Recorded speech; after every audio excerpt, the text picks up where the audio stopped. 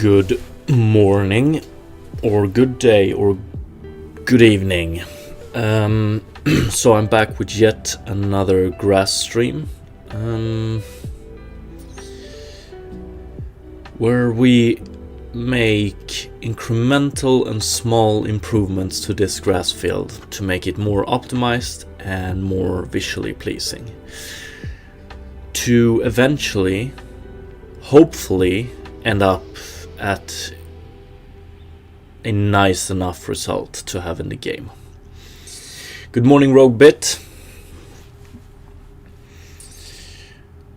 So, before we jump into today's tasks, which, if I'm going to be totally honest, I'm not entirely sure about. I'm just going to summarize what we did yesterday. Because we did do a few improvements yesterday.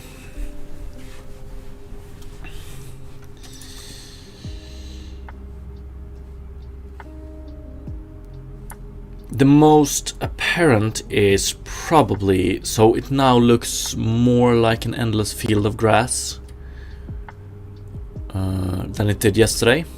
So that's one thing we did, and we did it with some normal magic. The popping is still here, but it's less visible. It's still, it still needs to be taken care of.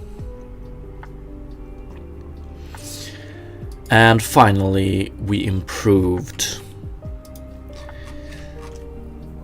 or we decreased the banding artifact we had on short grass. So if we had short grass like this, previously we had a banding artifact that looked a little bit like this. So you can see the grass straws being banded here.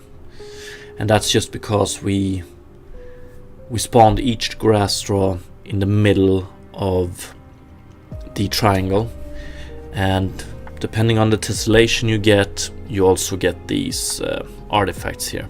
But this is now fixed by introducing a offset, like so. So that's very nice that we can now support short grass.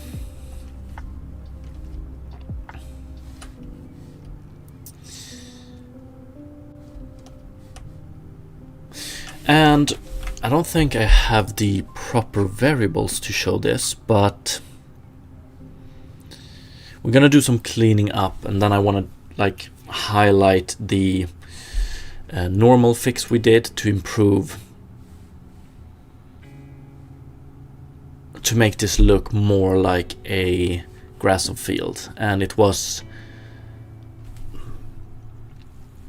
you pretty much altered the normals of the plane underneath depending on relative to the character.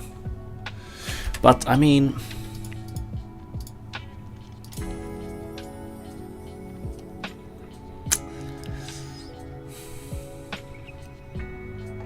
it's still not good enough.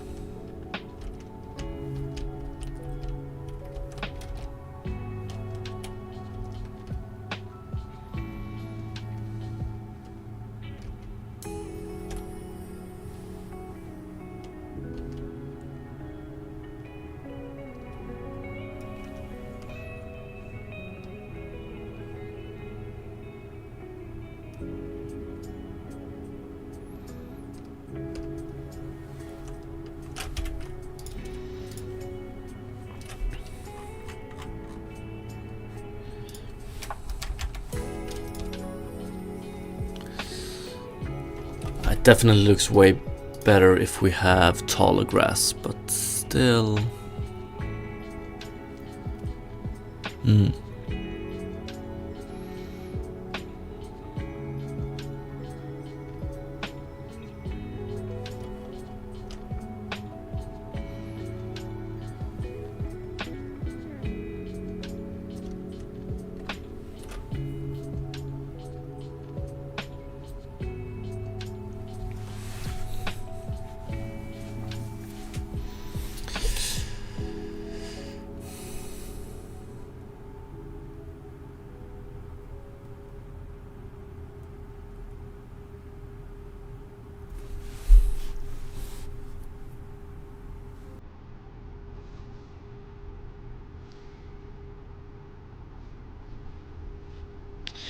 I'm just trying to figure out what can actually be done to improve the visuals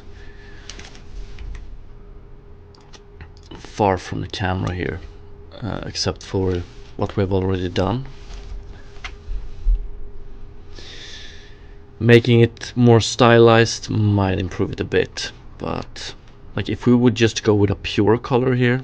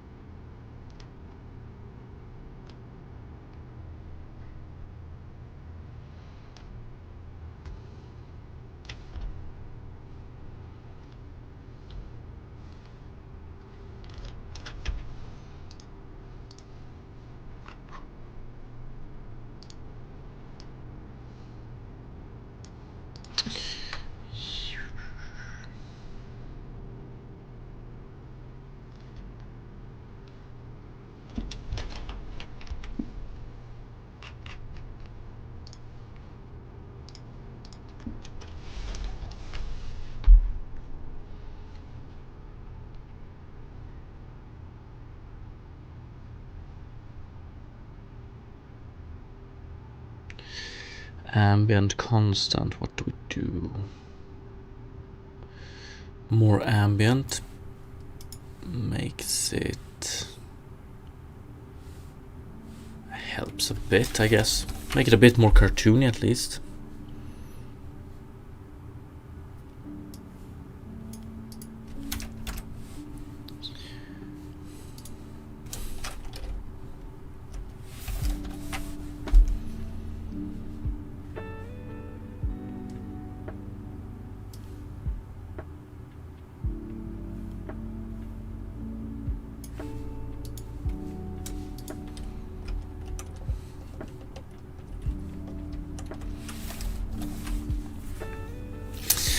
Yeah, at this stage the idea is we want to develop this grass shader in such a way that it is universal enough and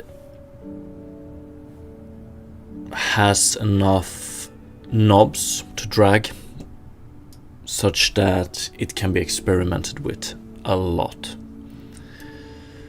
What did we have? We had a value of 0.2 here. So the smaller ambient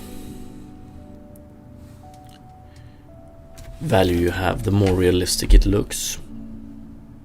Like, well, we don't want to have, I would say at least.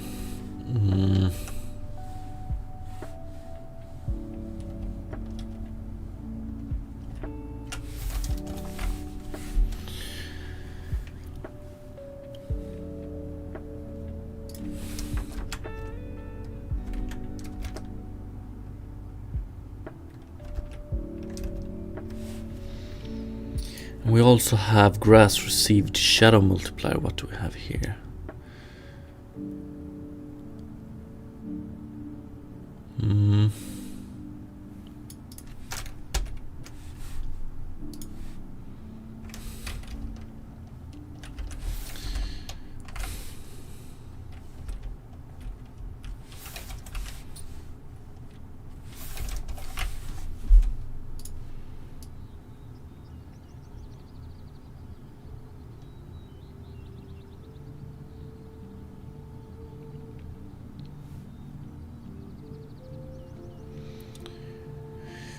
Can't you use a simplified version of your cell shader? We probably can, but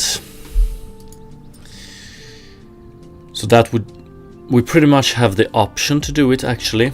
Let me show you. But we don't want it to be, or I don't want it to be cell shaded. What's up, Cooler SK? back in the grass kingdom indeed. So I do want my grass to look drawn, you know,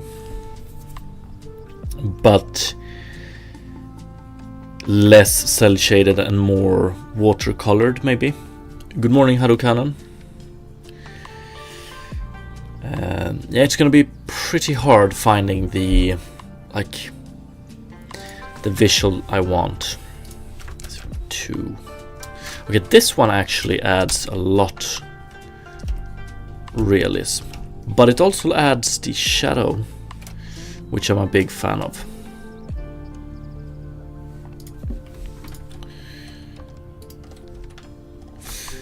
I opened the voxel project yesterday. Ooh, nice.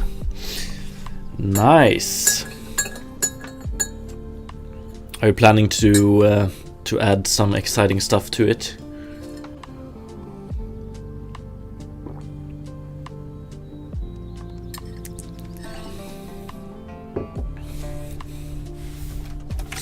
So I think we implemented cell shading here, so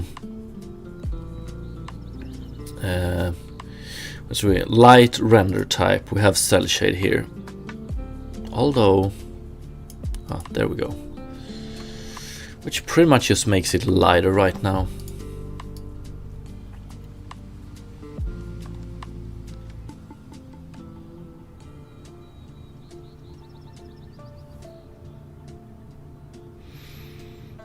I added tessellation to it. Ooh.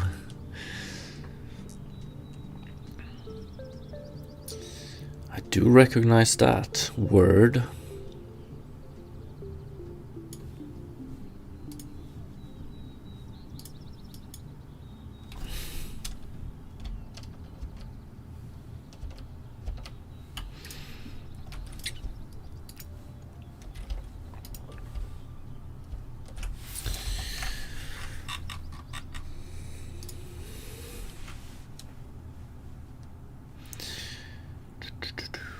Let's see.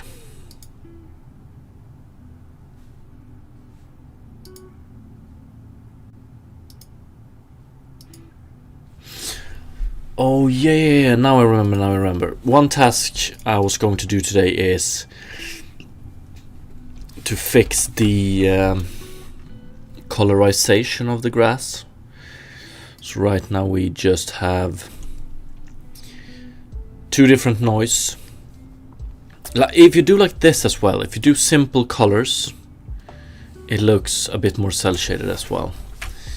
I'm not entirely sure about this color pattern here, but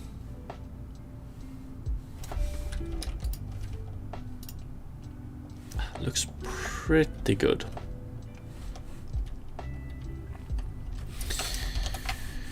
But I think I want to fix. So right now we have a macro noise scale, a micro noise scale. Depending on this slider here, we use either the macro or the micro to color the grass, and the smaller it is,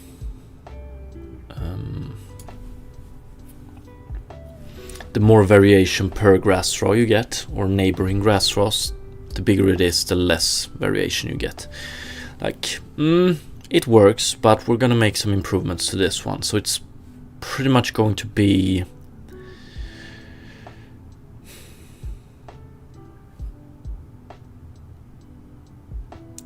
I think I want to do a macro noise scale. So we're gonna pull the color out of the macro noise scale, and then we're gonna have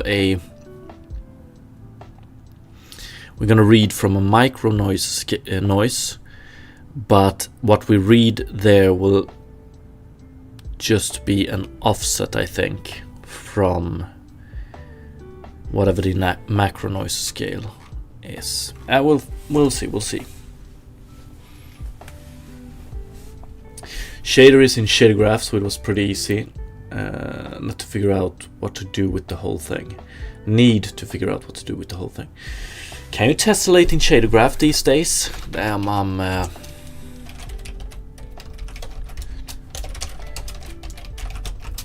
some versions back.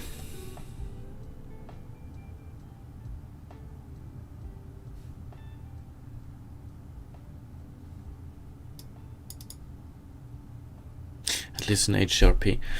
Okay, as of Unity 221.2a, that's what I have.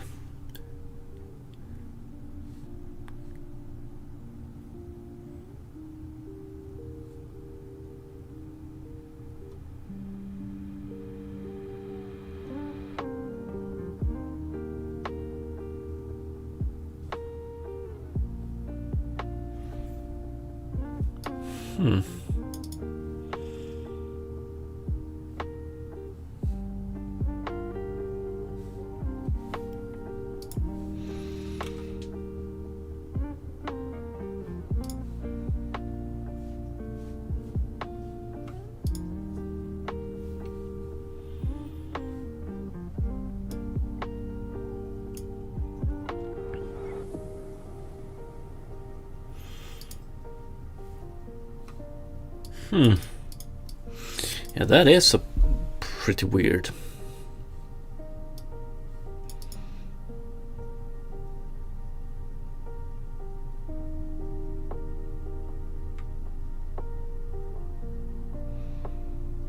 Okay, but still pretty cool that it's available in HDRP. I do love shader graph.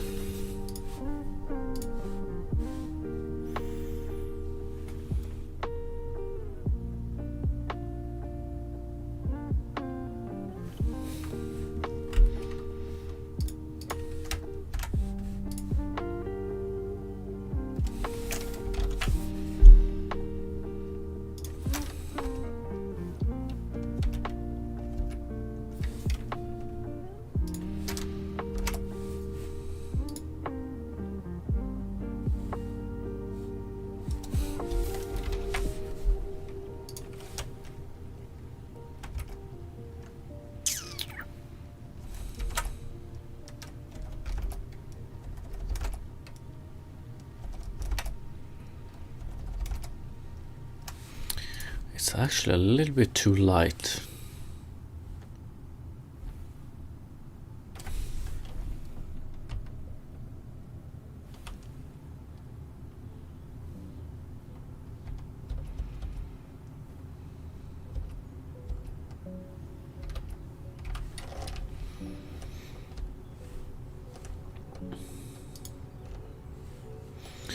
But it becomes a mess after a while. Yeah, that is definitely true. Some things are a pain to do in shader graph, but thankfully you can use custom nodes, right? Can be used to clean up some stuff.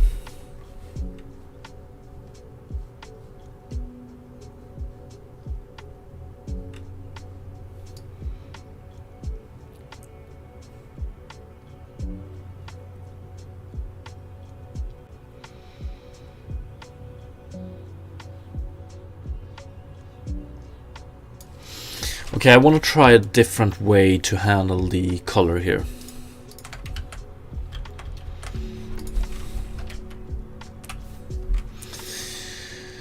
And it's going to be...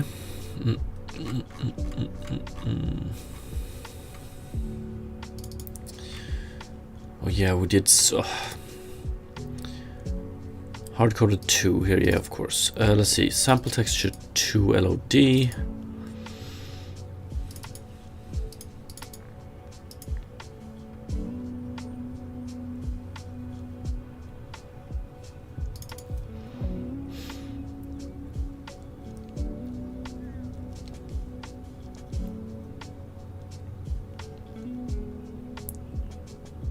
Oh yeah, the reason we didn't go with this color was because, like, if we go with this color, each triangle in the terrain get its own color, and it just looked a bit weird. But I wonder if...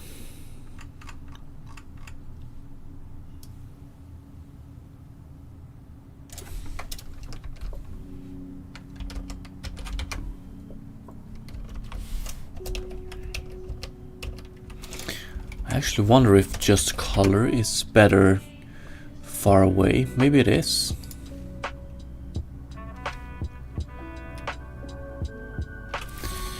By using color 2, you get, let's see here.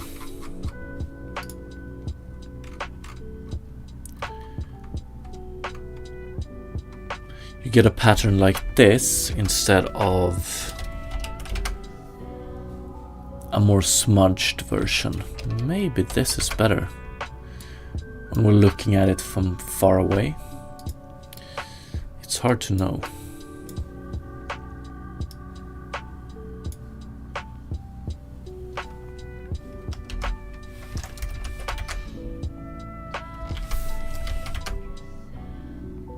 I think so. This is preferable to this. I'm pretty sure.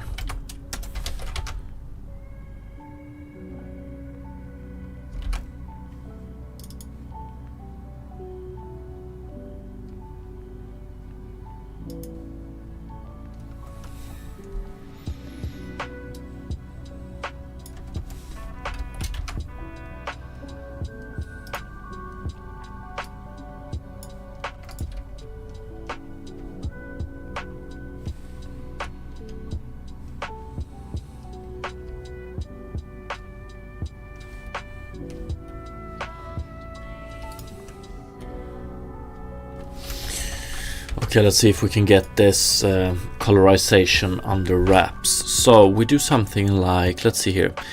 We calculate a scale, grass color macro noise scale, grass color micro noise scale, and so we lerp between those two given this variable, and then we sample a texture using this scale here. I guess it works. My question is, can I improve it? Can we make it look more beautiful? So basically I want to keep... So basically what we get when we read from... or we use this scale to generate a gradient noise value, Perlin noise. And we do it by a scale, and then we have a position, like said. So this gives a value between 0 and 1.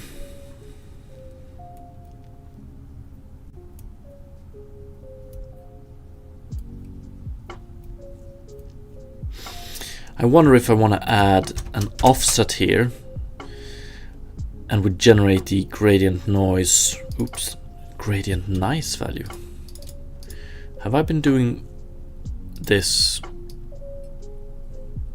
with a misspelled function?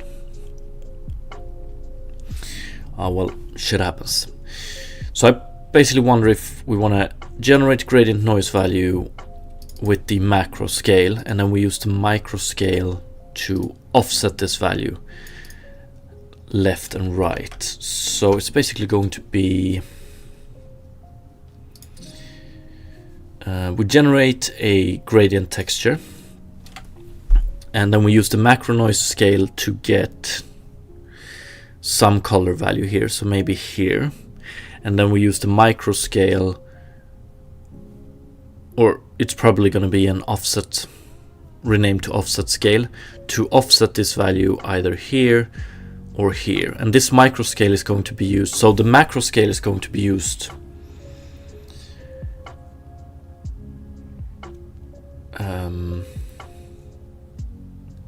as an overarching colorization of the grass, while the micro scale is going to be specific grass blades.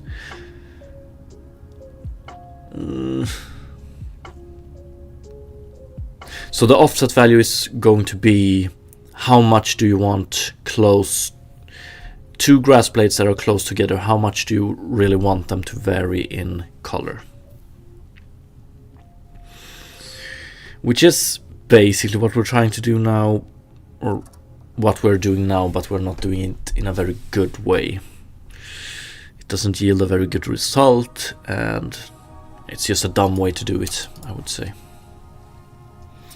What's up, Ari? Looking so pretty. Thank you, appreciate it.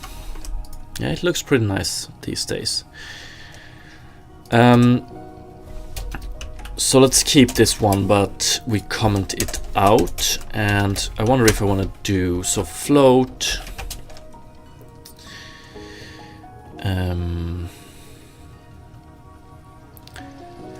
UV color is equal to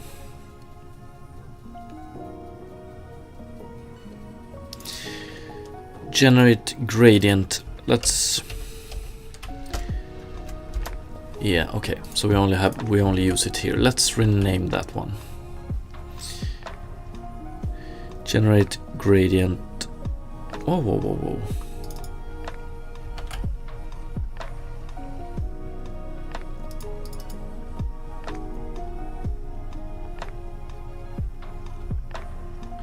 Am I not getting any error for this?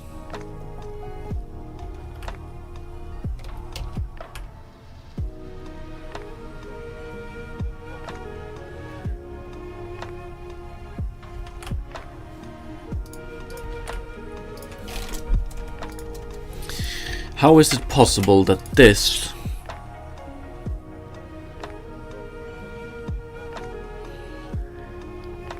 compiles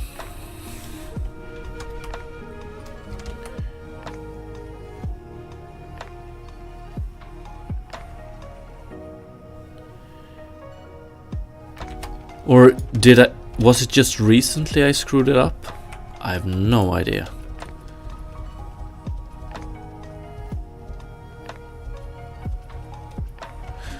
It must be, yeah. Okay, there we go. Beautiful. Great start this Wednesday morning. Okay, let's see. Float to UV color is equal to generate gradient noise position world space dot xz grass color macro noise scale.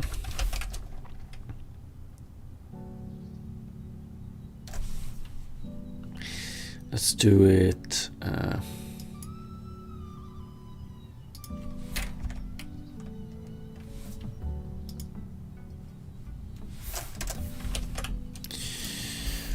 Let's do it like this, and then we add an offset, which is going to be generate gradient noise value position vs dot xz as well, but here we do grass micro noise scale.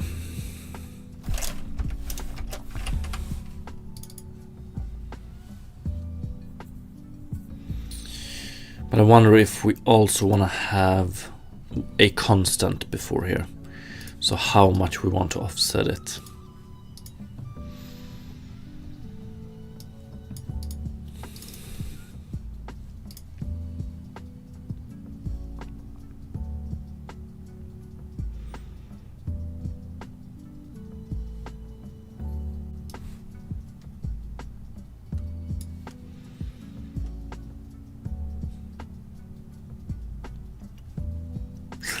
We can probably use this one.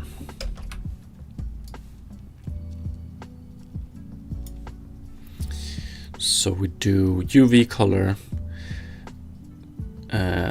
macro noise scale plus this one multiplied by this one.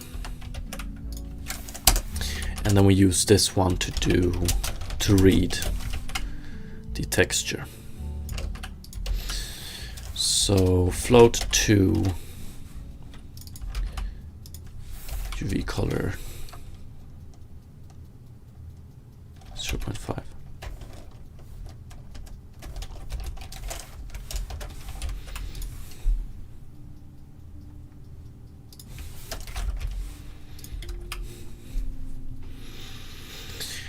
So yes, doing it with this approach, we add, what do we have? One extra call to generate gradient noise value, but one less lerp. Should be insignificant anyway.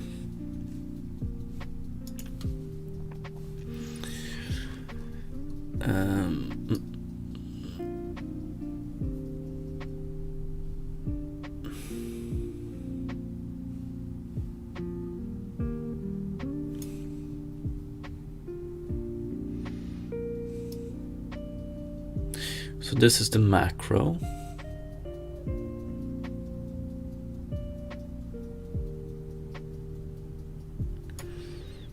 Ooh, that is true. The micro noise, like the offset right now, is only positive, which means that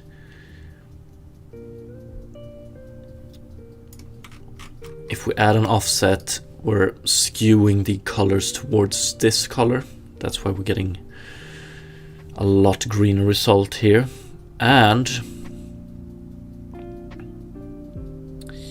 I think this texture is... Ooh. We use a texture wrap mode of clamp here, which is unfortunate.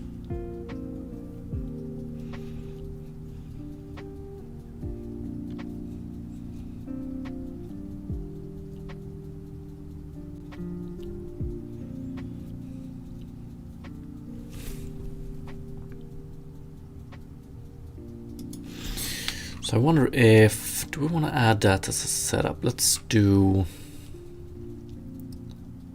yeah, let's do, it looks pretty good.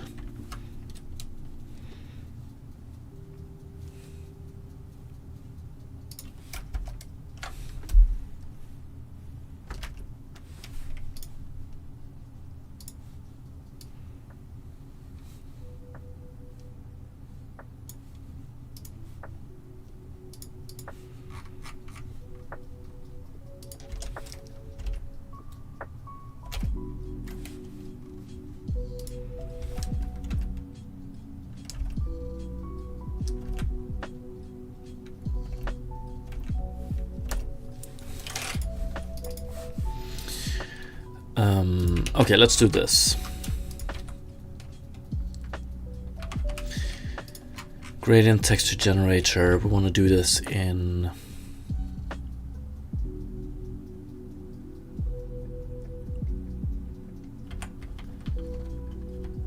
Pearly noise texture generator as well. Texture properties. Oh, we have wrap mode for this one. Okay, and it's wrap mode clamp.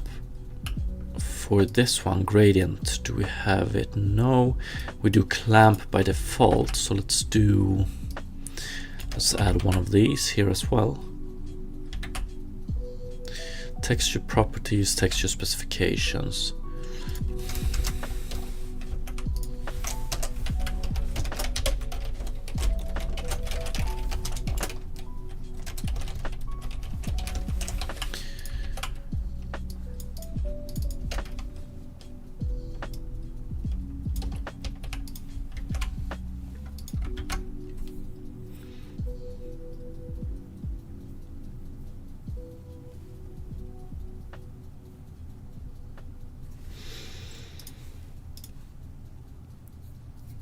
Then we do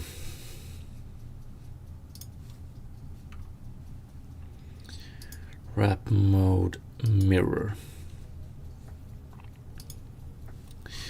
Now it should be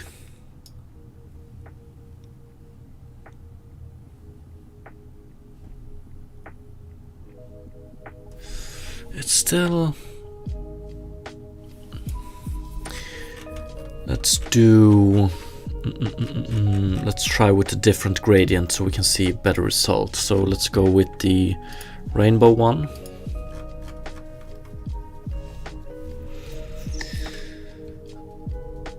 Okay, so this is just selecting the color based on macro noise scale, and now we add more micro, and what do we get? We get something like this. It's still a bit skewed, isn't it, towards the right side? Yeah, because we just add. Does that make sense?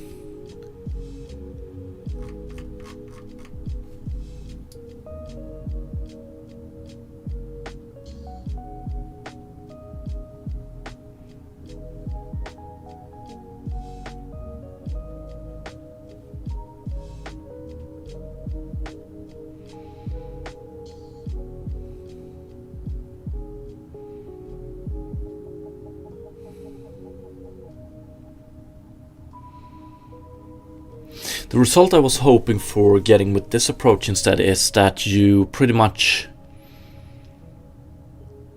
you add noise to these borders here. So this blue grass is starting to infringe on this green one, and this green one is starting to infringe on this blue one. And it's maybe something of that sort we're seeing, but just not good enough.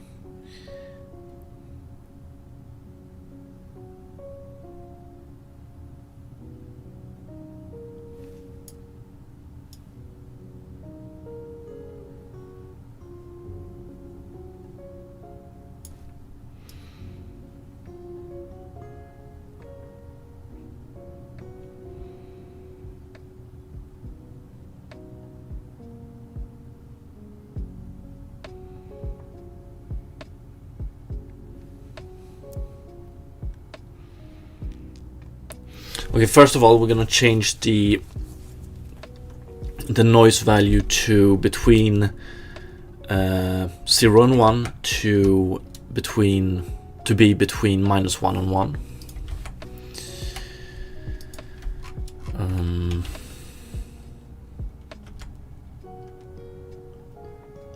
And actually, now when I think about it, let's see here.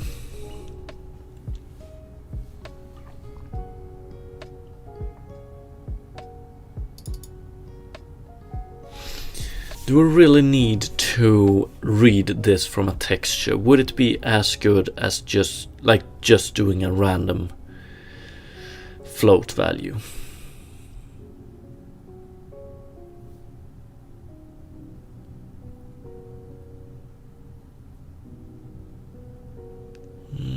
Maybe. Let's take this one first of all and do ×2 - 1.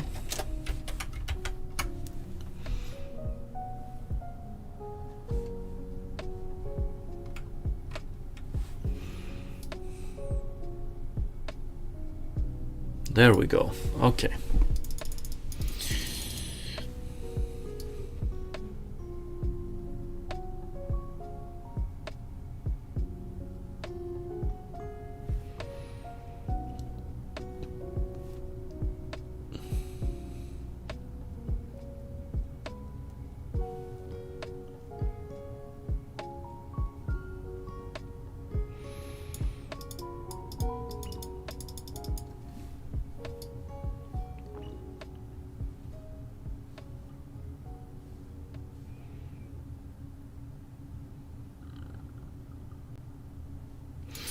And how does this look with a proper grass gradient? So we have this one.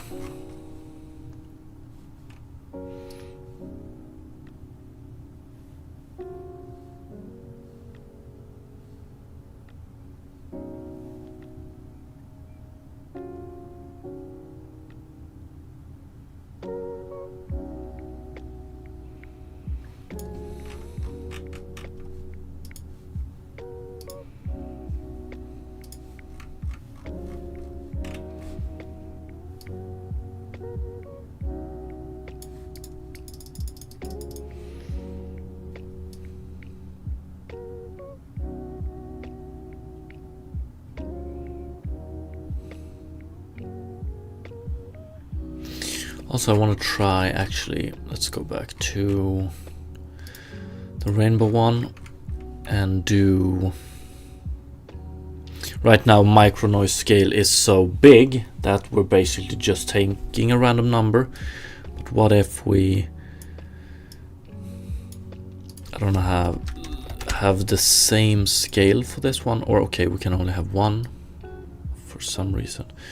Okay, then we add noise like this. This might be interesting, actually, to be able to do it like this.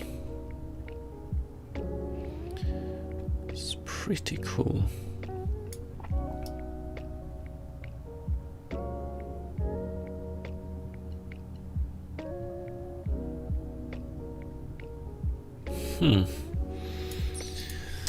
Okay.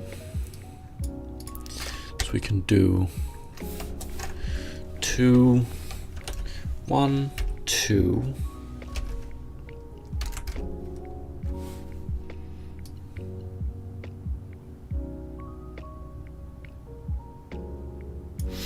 Okay, I think this is the setup I want to go with. This is pretty nice actually. So we could make it random by just scaling this one.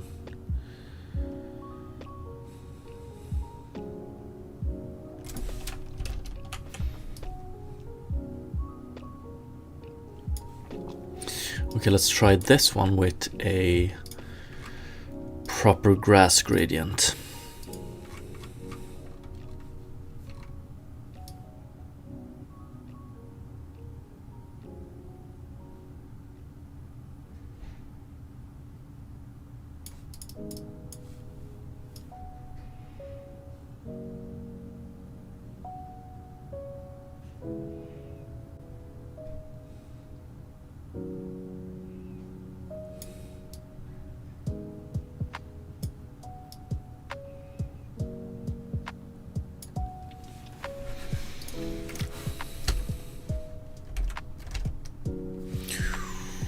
Okay.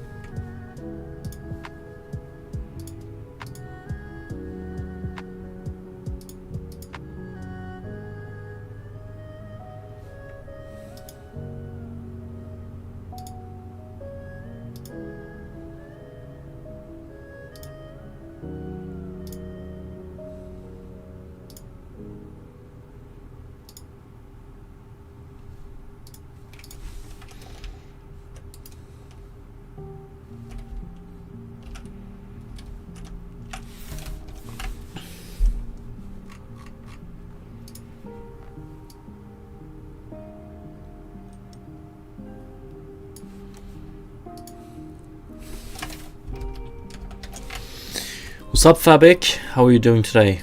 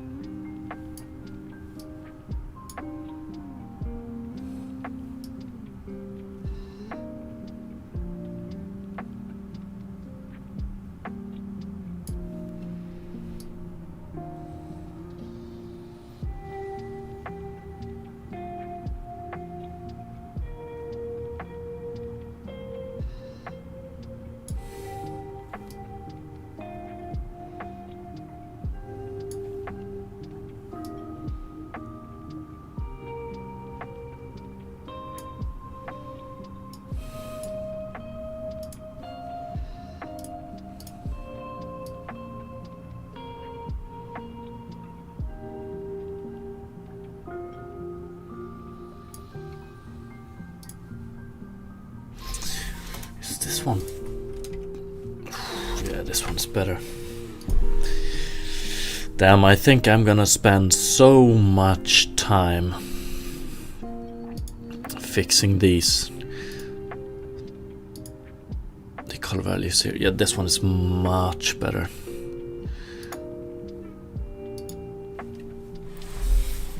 Good, nice to hear, nice to hear. Same here, same here. Slowly but surely starting to wake up.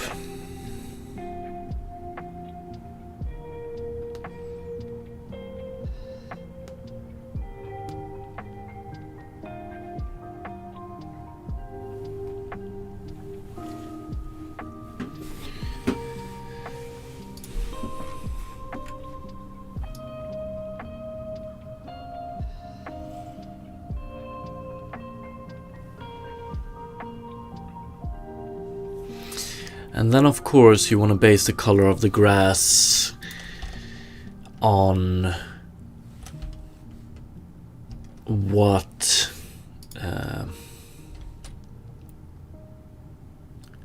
season you have.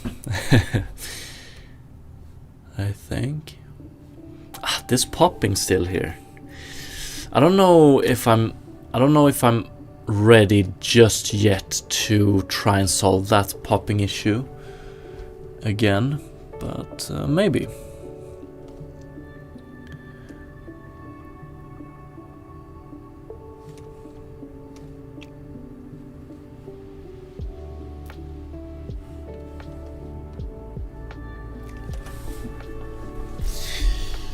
Doing some custom solution on the CPU so we can just see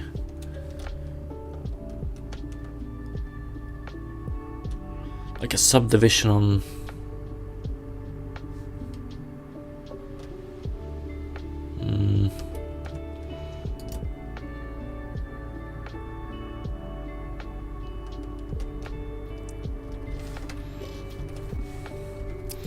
Okay, this looks good. I think we can make it a bit more cartoony by going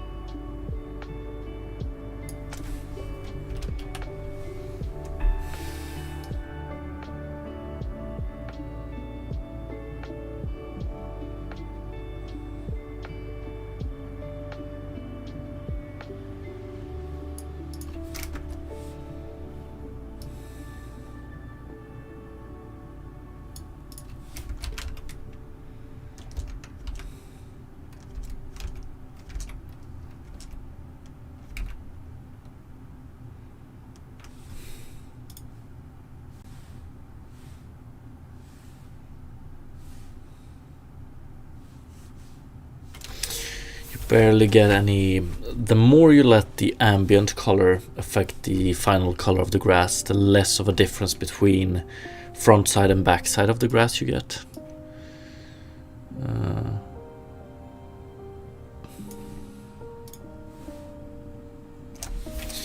That also has to do 0.4 seems to be a pretty good value. 0.5 maybe.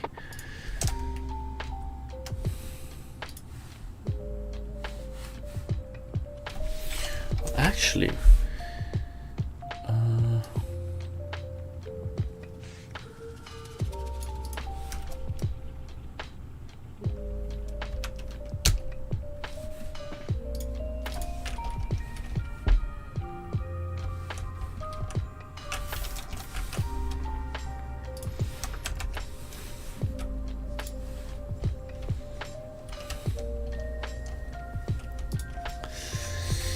starting to look a bit more cartoony, I would say.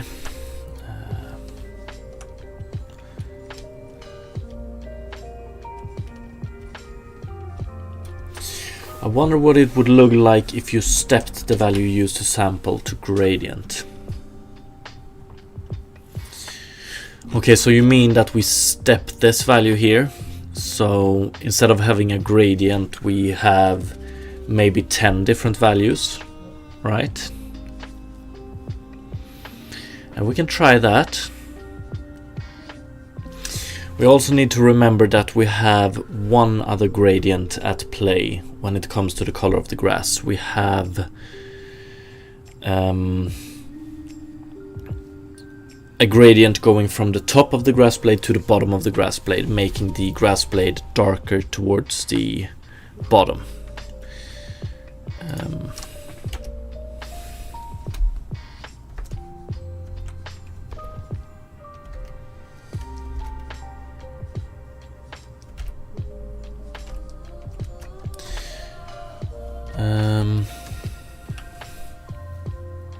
Now, like, if you don't have the gradient going from the top to the bottom, you get extremely ugly grass. You get something looking like this.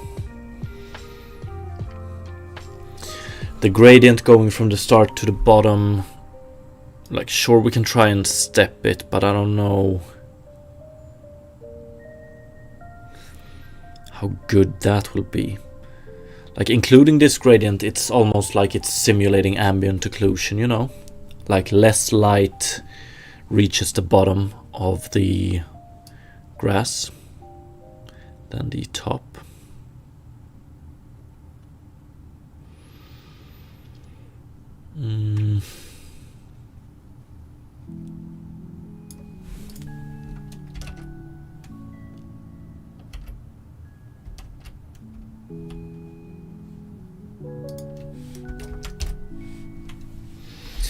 But let's step this color. Let's see what we have.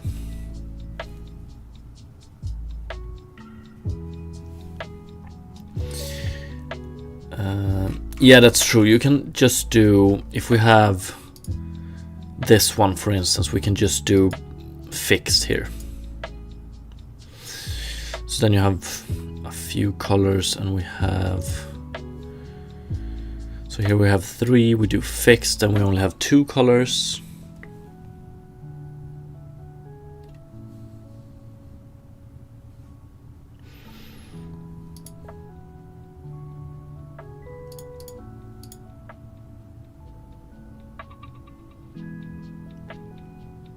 If you do fixed with just 2 colors though, I think we only get 1 color.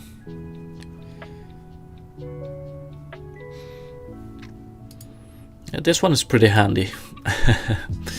I think the best result so far is this one. This one looks...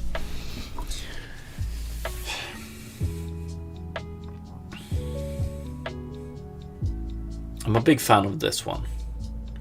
Both the colors and the current shading. Although I wonder, is it poppy enough? This looks pretty damn good.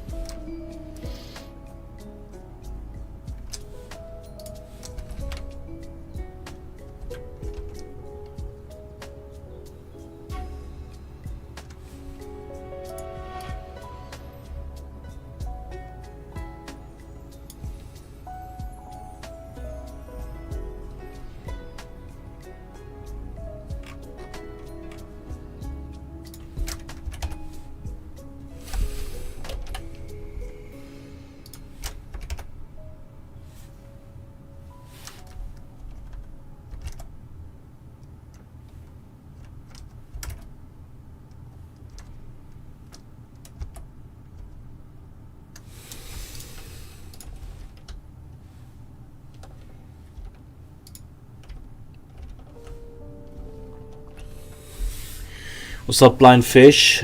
Hi, this looks amazing. How do you make all this grass run smooth?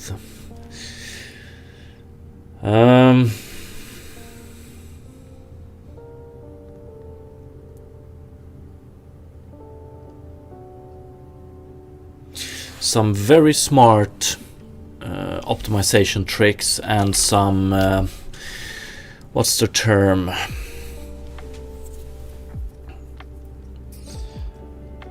Like, you want to obscure that we don't really have that much grass over here.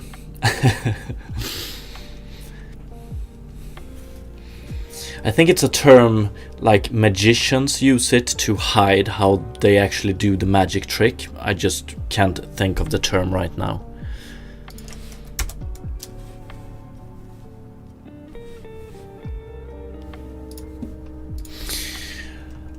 First of all, like, all this grass is like generated on the GPU. This, what we have here, is actually just a simple plane like this.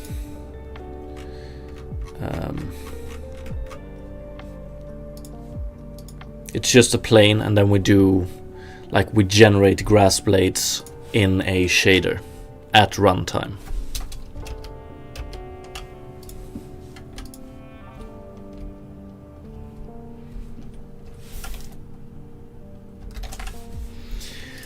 If I want to do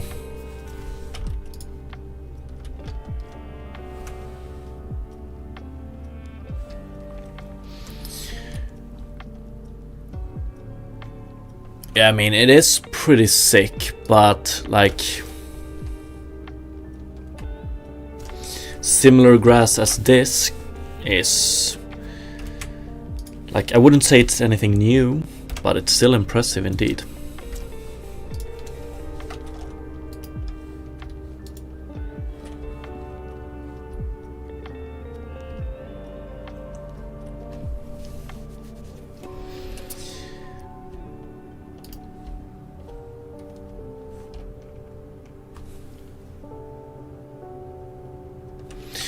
Be right back real quick. Need to grab some tea.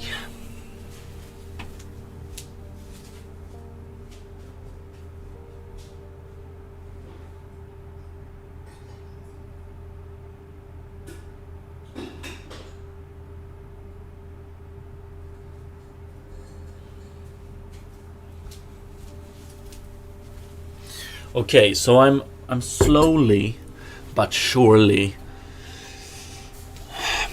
liking this result more and more. But I would say there's still a few things, like there's still a lot to do before I'm entirely happy with this. But I'm starting to get to a point where I think like this is good enough for now, both performance and visuals. So I might move on to the next task, which is probably going to be terrain generation. After I've cleaned this up, then of course.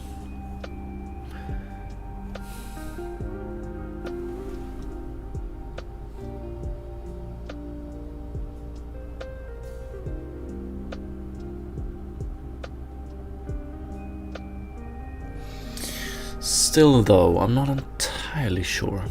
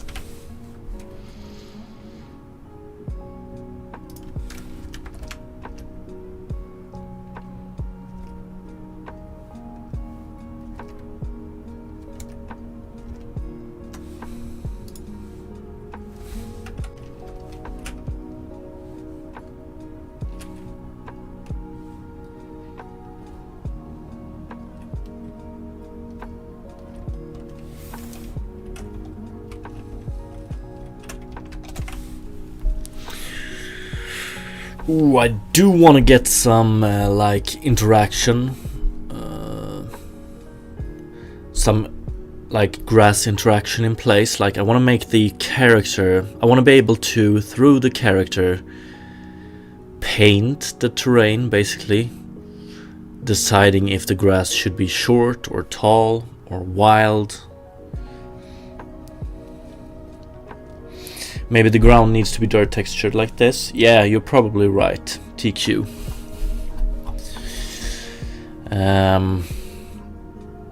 So you probably want, if you would have something like this, you do want the ground to be greenish here, even though it will look like shit like if you watch it from above. And you want it to be brownish here. Let's see. So it would look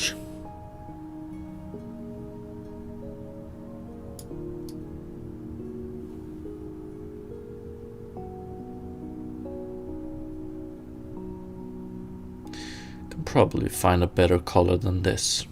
So if you would have brown here and here, but you have green here, it would look pretty sick.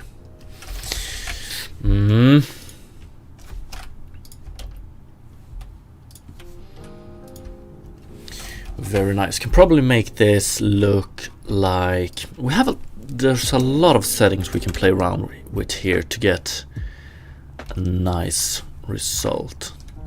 Although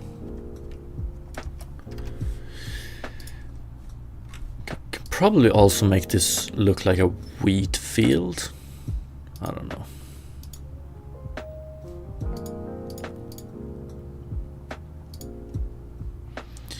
Probably want to go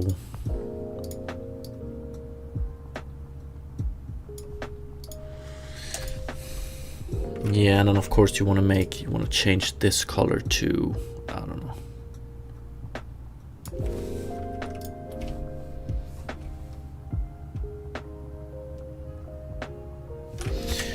It can be improved quite a lot.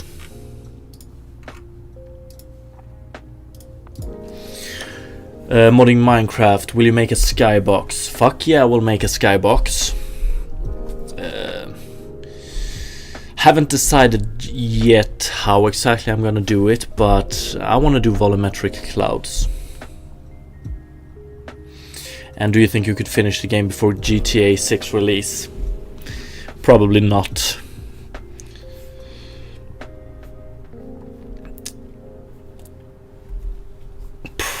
Probably even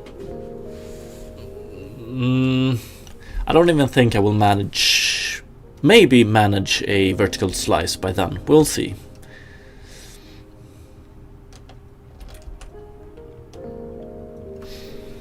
We still have the issue of the popping. The popping is, the taller the grass, the less apparent the popping is. It's there, but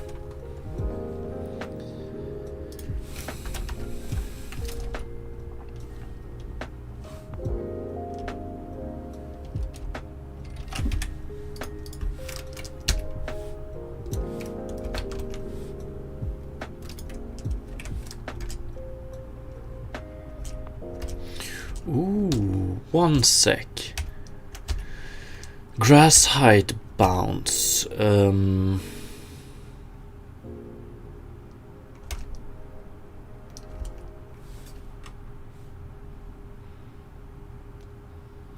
Oh yeah, Okay, so when we look at the grass, we have both random numbers affecting how each grass blade look, but we also have an underlying texture which decides, it's pretty much just a Perlin noise texture right now, which also affects the height and width and stuff like that. So just need to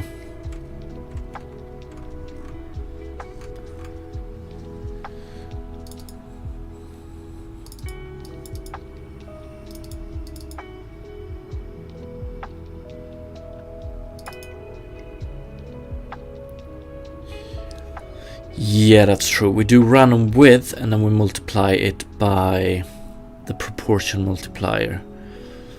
So proportion, okay.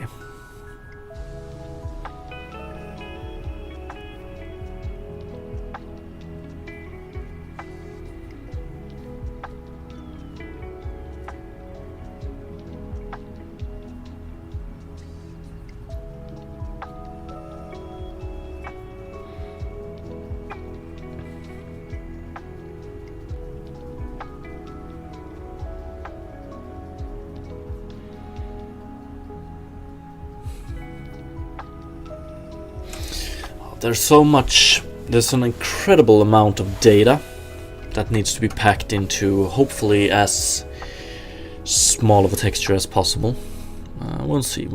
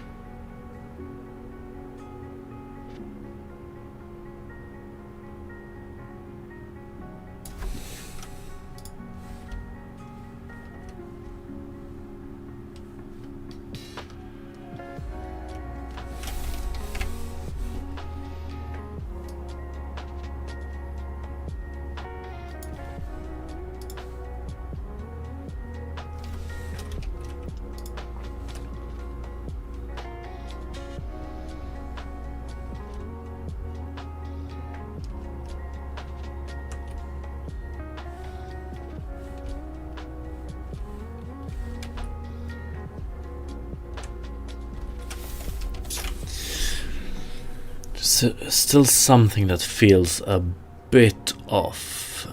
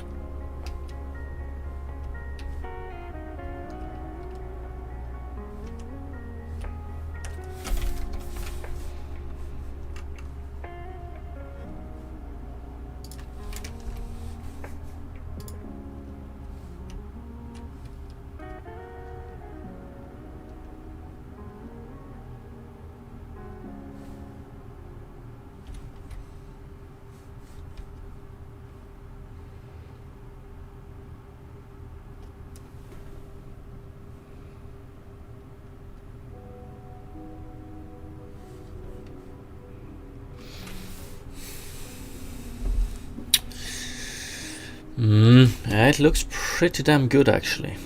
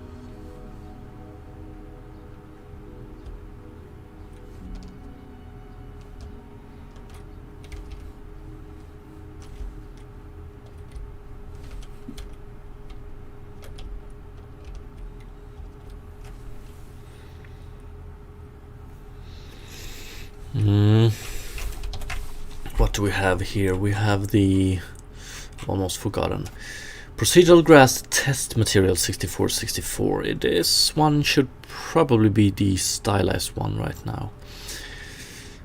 Need to remember these gradient setups as well. That's very important.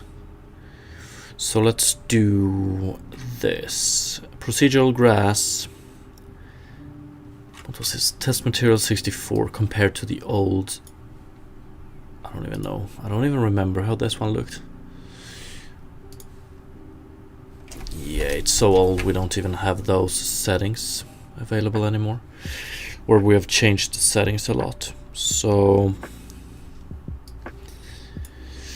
let's take this test material 128. Delete.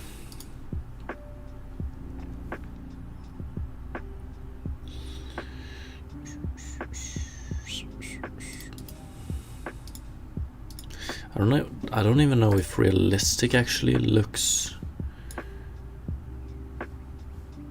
good.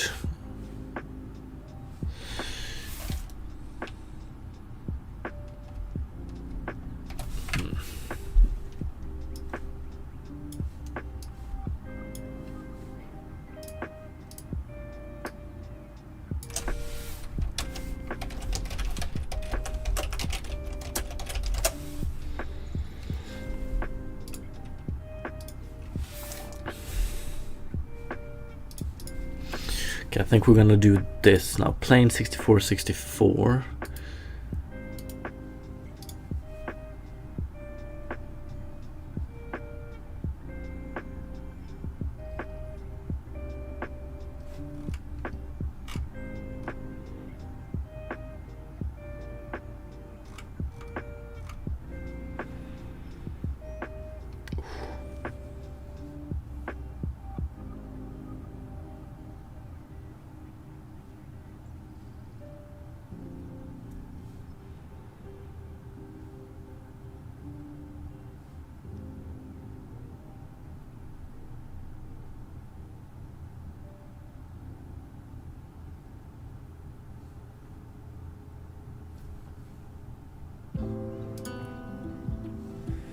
In fact, do I want to keep these? No, I don't.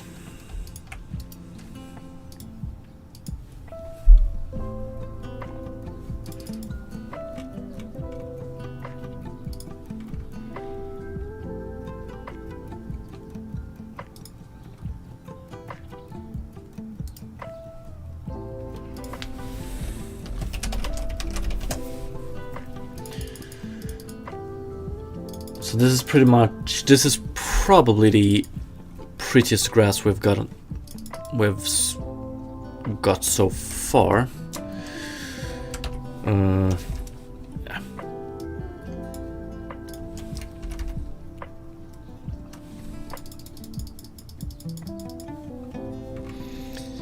I think.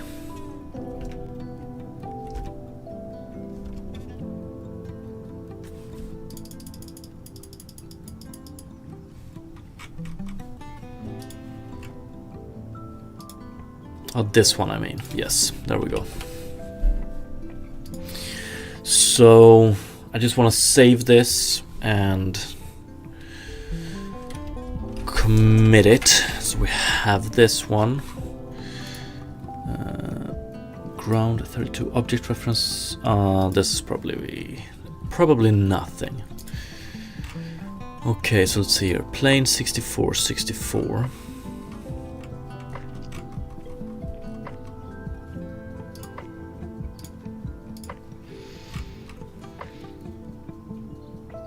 So the idea is that, okay, let's see here. So the ground component currently has a grass color texture generator, a grass proportion texture generator, and a wind texture generator.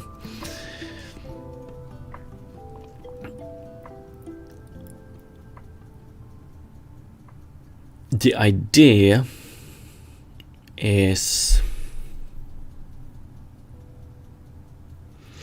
I might want to rewrite the grass shader to better work with this idea, but like the wind texture generator is going to be replaced by an actual weather system. So we're gonna have a weather system that,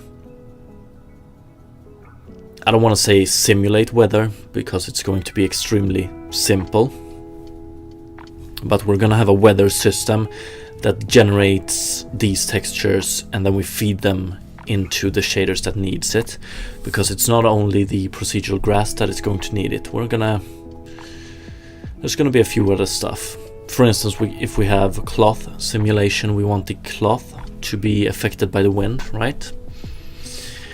And then we have grass proportion texture generator. So this is pretty much going to be replaced by a player generated texture. So the player is going to decide how tall the grass is and how wide it is, and maybe even how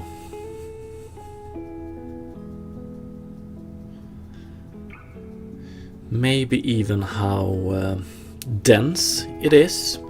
Like, that's not something we've been exploring that much, the density of the grass, except for less dense further away from the camera, more dense closer to the camera.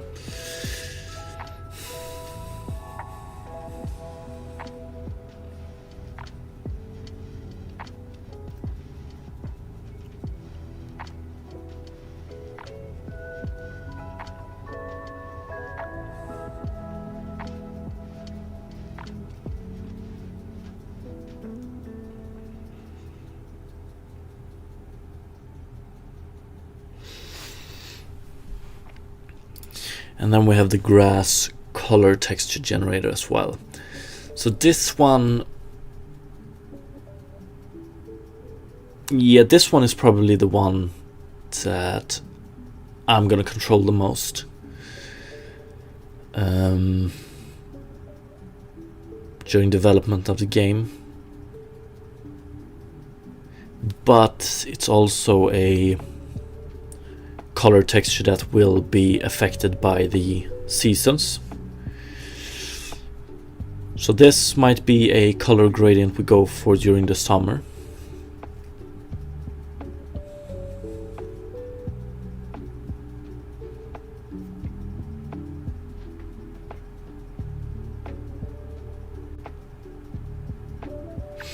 And it's hard to see right now. I wonder if I'm gonna have to stylize the grass a tiny bit more. I guess it will be easier to see when we have some stylized stones and maybe even trees in place, and then we can decide.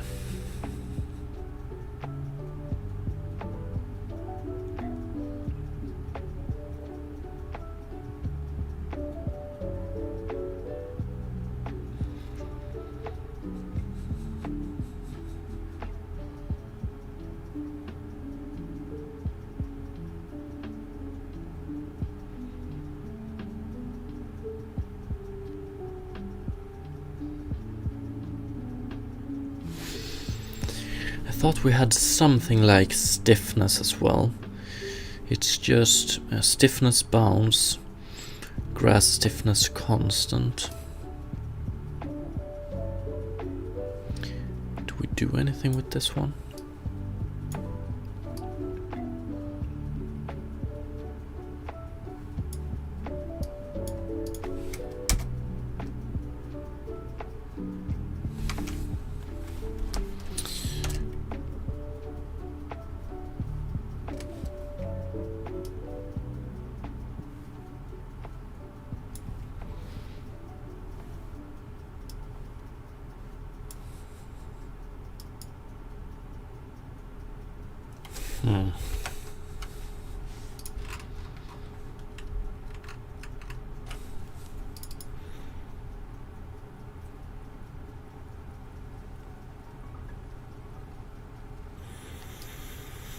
So random seed between grass stiffness bounds, so 0 or 1. So this is 0 or 1 right now, and then we multiply it by 0.5 times this one. And so the wider it is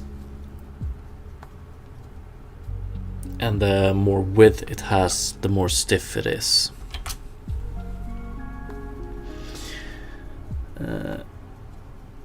So doing, like, we should have a stiffness of 0 if we have it like this.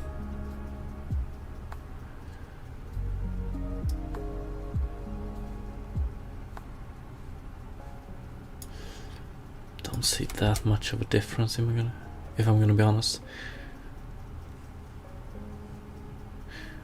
So here, every grass straw has a stiffness of 0, which means that they bend extremely well with the wind. If we have a grass stiffness of 0 and 1, some of the grass straws are more stiff. It's just... okay. And if we have 0 and 0 here, we have no stiffness as well. If we do this, we only base the stiffness on the height, so the taller the grass, the more stiff it is. Or the wider, no. The smaller it is, the more stiff it is. Okay, so that's why we're not seeing. Also, the small grasses are basically not affected at all. Teen U, thank you so much for the follow, appreciate it. Okay, I'm okay with that implementation of stiffness.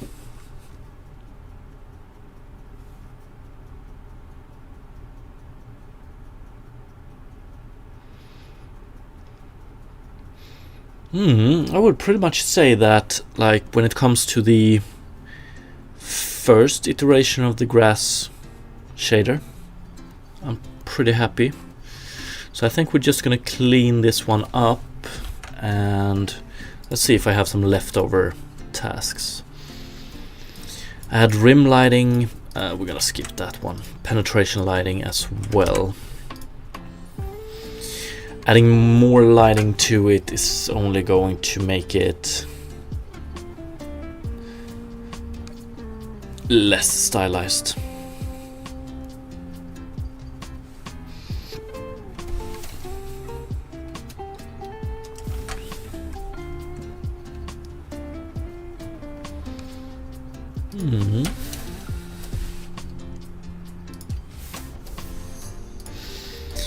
Decrease bottom color further from camera. That's done.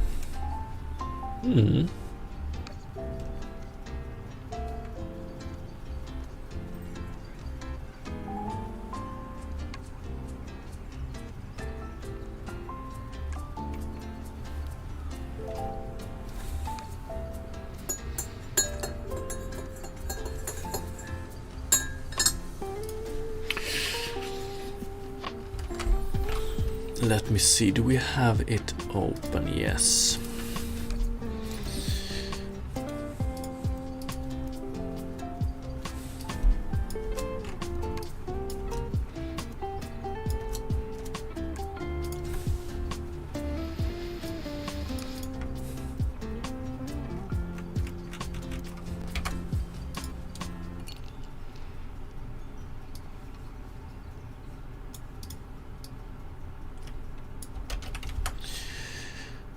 Notes.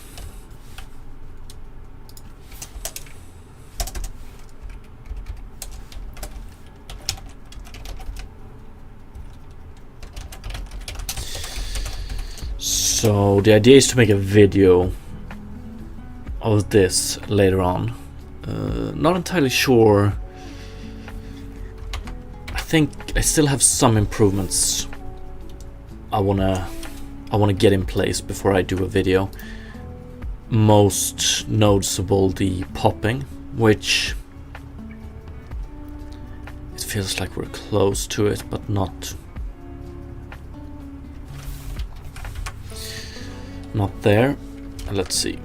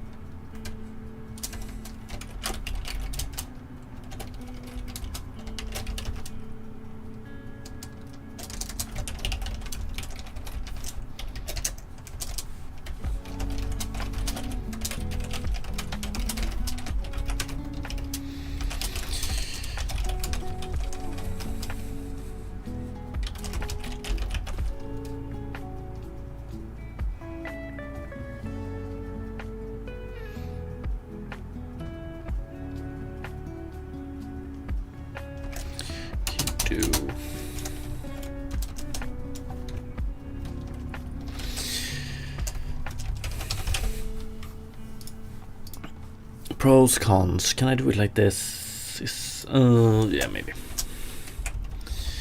So, like using the center of the triangle as a spawn point for a grass blade is, I would say, the only backside of doing it is some additional calculations, but the pros are extreme.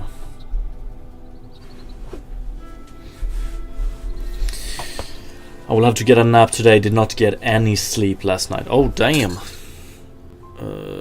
Nothing too bad, I hope. Taking a nap during the day is both like the best and the worst thing, to be honest. It's extremely cozy, but it's a 50-50 bet if you're gonna wake up feeling refreshed or if you're gonna wake up feeling like death itself.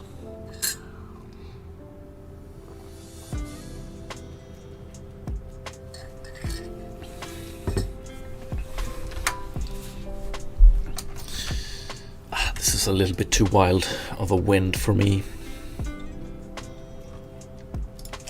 0.5, 8, 7.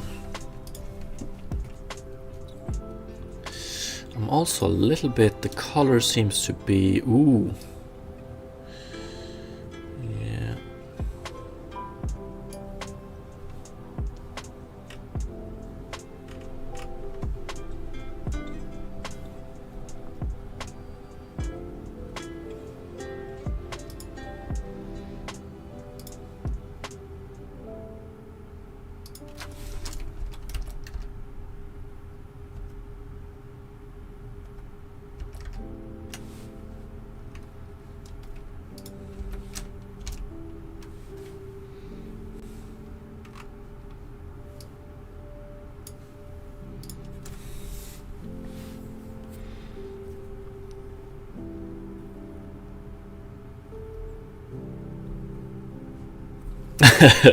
Yeah, that's probably true.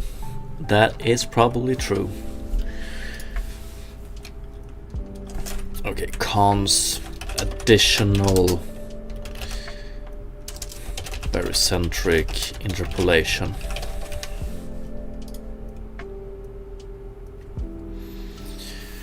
Pros, reduced banding.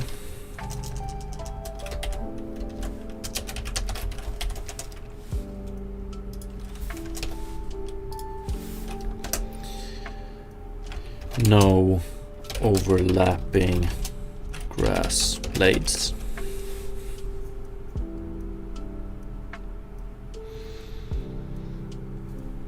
I think that was about it. Notes, implementation ideas.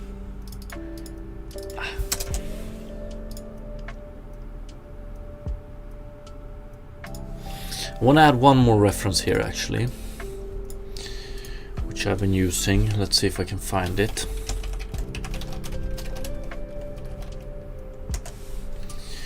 Yes.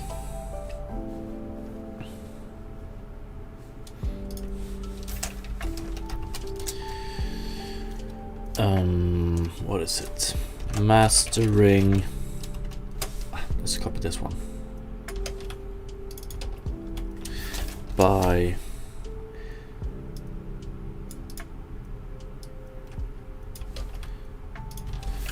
oops.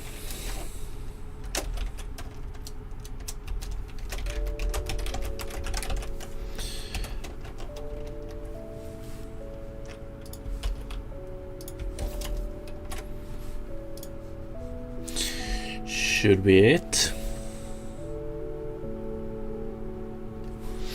Been laying in bed watching YouTube all night, did not get tired at all for some reason. Oh dude, I hate when that happens. I feel you, man. I feel you.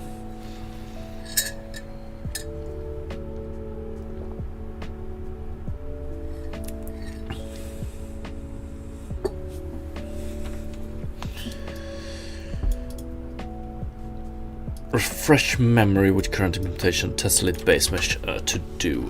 Let's update this to do to this one and clean it up a bit. So when I'm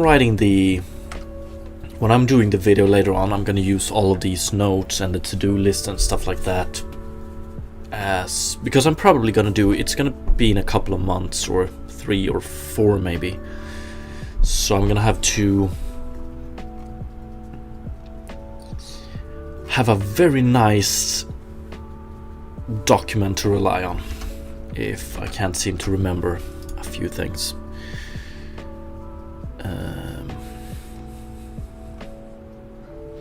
Let's delete these notes because I've already copied those over. But let's see here, to-do list.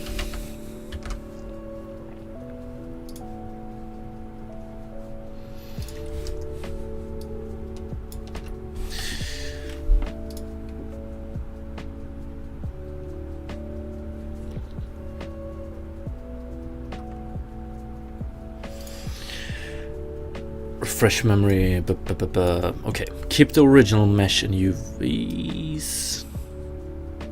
What the fuck?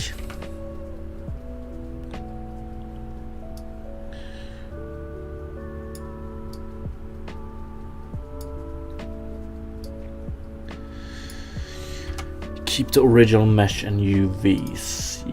Yes. this to-do list, like, these tasks don't tell me that much. Implement color generation, yeah. I'm gonna have to clean it up.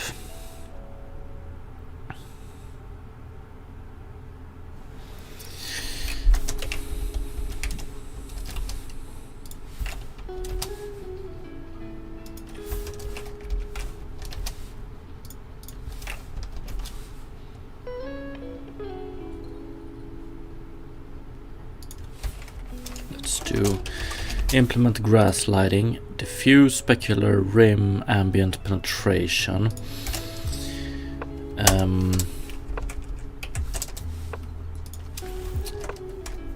Implement grass, shadow, and shadow casting, shadow receiving, improve shadow coloring.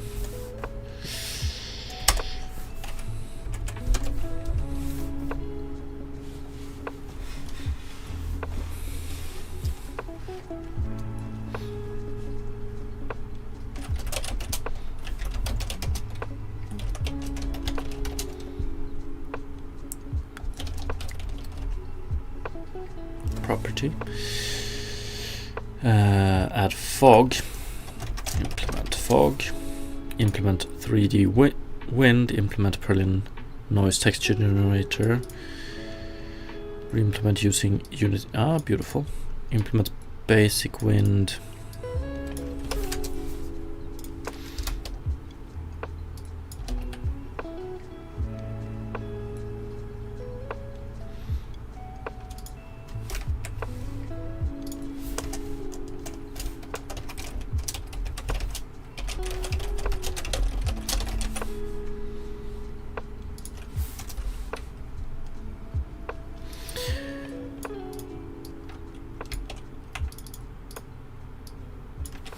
Tessellate based. Tessellate based on distance from camera. Base grass blade resolution on distance from camera.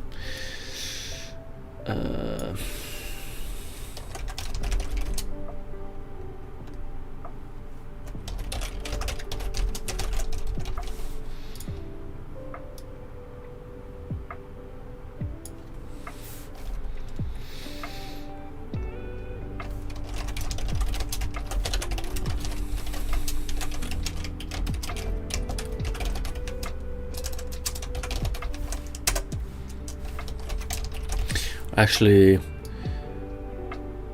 let's call it implement pre-tessellation frustum culling. And implement pre-tessellation backface culling.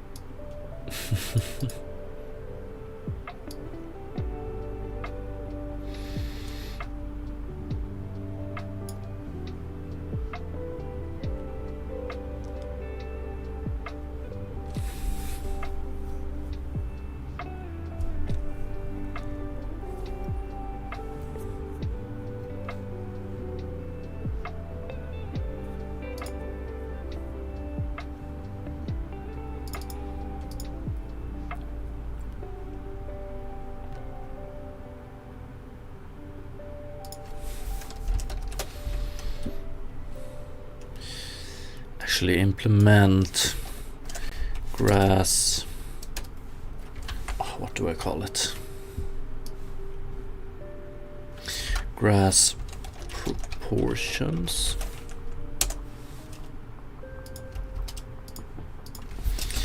Add height, width, add stiffness.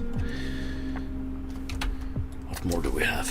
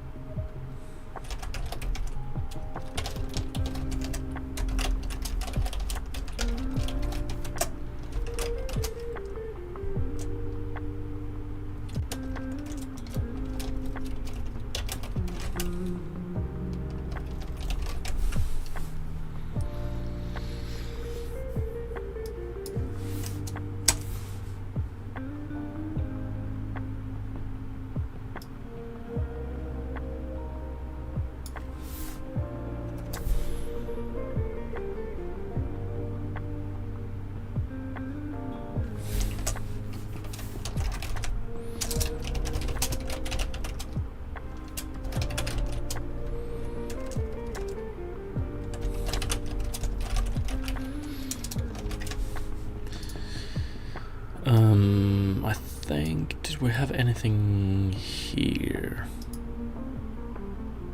Oh, there was one more thing I wanted to write down here.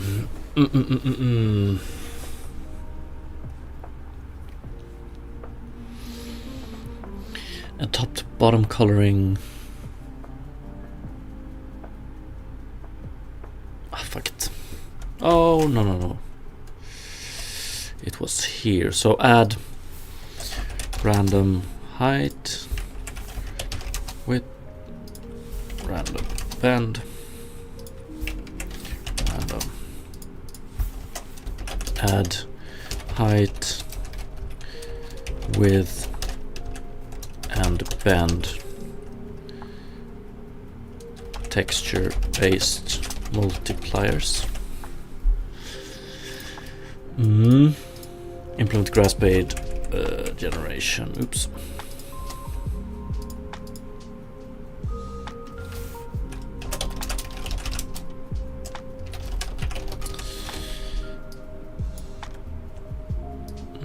This one didn't work that well. Do I want to? Yeah, let's see.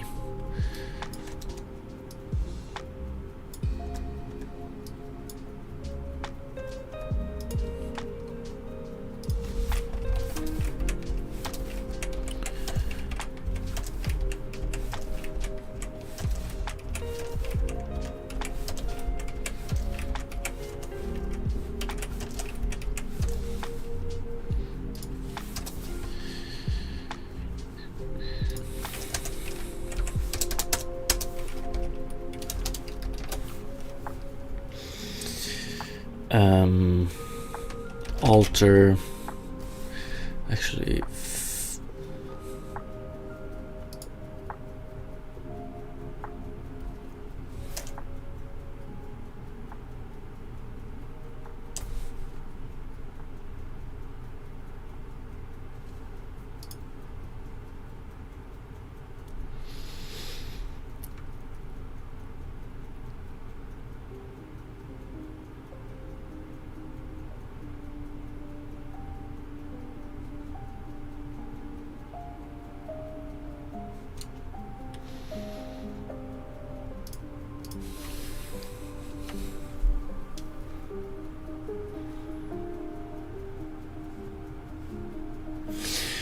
I tried some things that didn't work out at all, and I don't know if I will mention it. I won't spend that much time on it, but I want to put it down here in notes for future me. So we did something like, actually, let's add it to notes later on. Let's do, I need to structure these. Fix errors, artifacts, fix banding artifact. Let's see here, let's default banding art or non-center banding of artifact, fix center banding artifact. So if you decide to spawn the grass blades at the first vertex of each triangle, you're not only going to get duplicated grasses of blades on, like occupying the same space, you're also going to get a sort of banding artifact is going to be seen much clearer. Like the grass is not going to look, there's going to be a pattern to where the grass blades are emitted from. And while this one is the one I mentioned at the start of today's stream, so when you have short grass and you spawn the grass blades at the center of each triangle, you're gonna get a banding artifact at certain places because of how the tessellation is done, basically.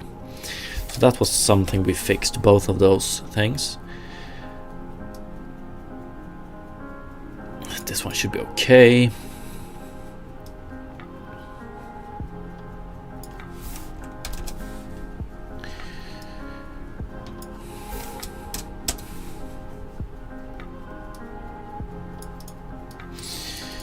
Yeah, then I want to have a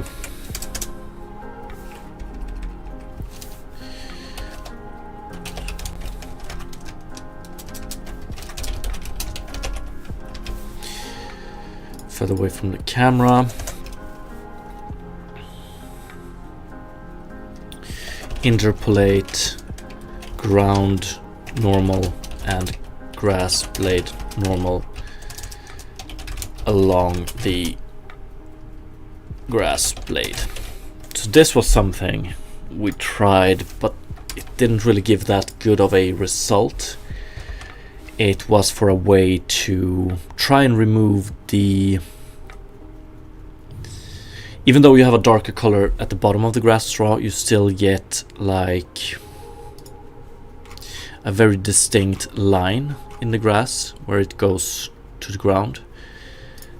So this one right here.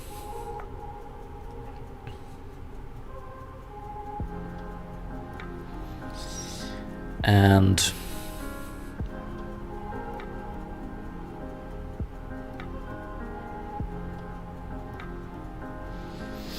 if you interpolate the ground normal and the grass blade normal along the grass blade, you can actually get rid of this one, although the final result wasn't that much better. And I see something here. So I don't know how visible it is in game, but we can see that the ground actually has a triangle pattern to it. So let's do 0 here. So we can see this pattern here. And at the start of the stream, we went from this pattern to gradient. But that screwed it up when we were further away, so it didn't look as good. I don't think this is barely visible.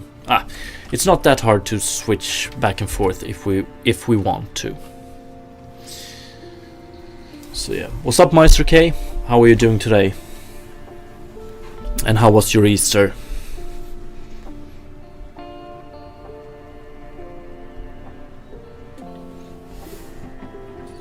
Still gardening indeed. We're converging towards an acceptable result and performance.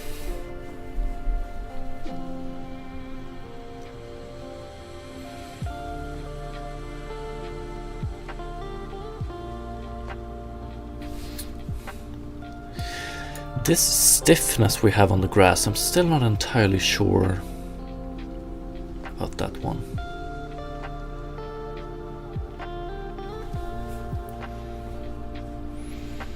Thank you. Yeah, I think it looks acceptable.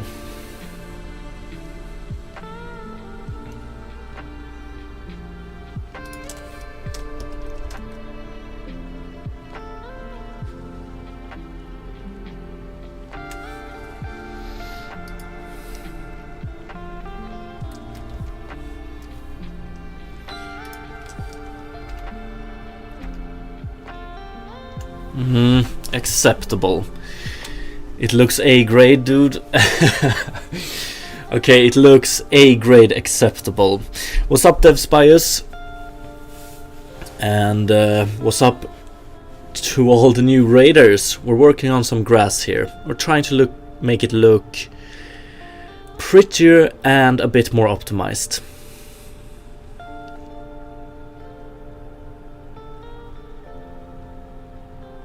Hopefully eventually converging to an acceptable or more than acceptable result.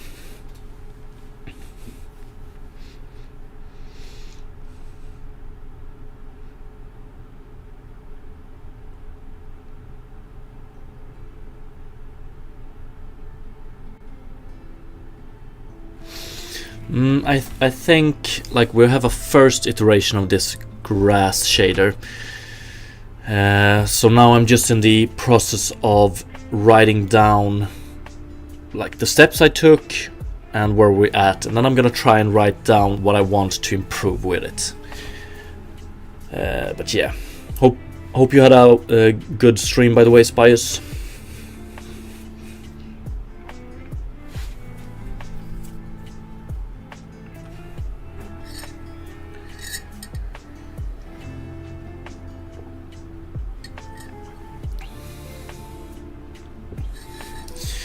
There's one thing that we still haven't gotten to the bottom of, and this problem is way too a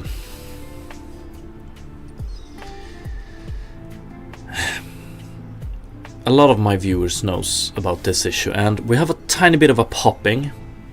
So we tessellate the ground the closer we are to the ground, basically. It's a way to optimize it. But this means that we have, so when we go from less tessellated to more tessellated, you have a set of new grass straws popping in. And this is quite visible here.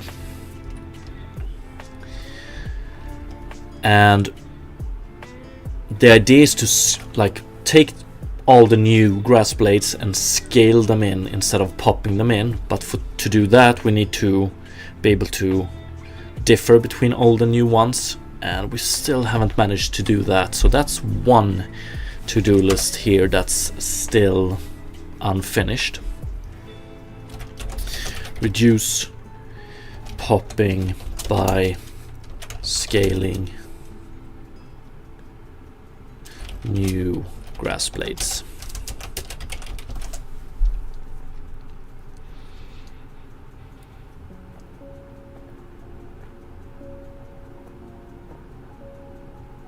Shouldn't be that hard of an issue to solve.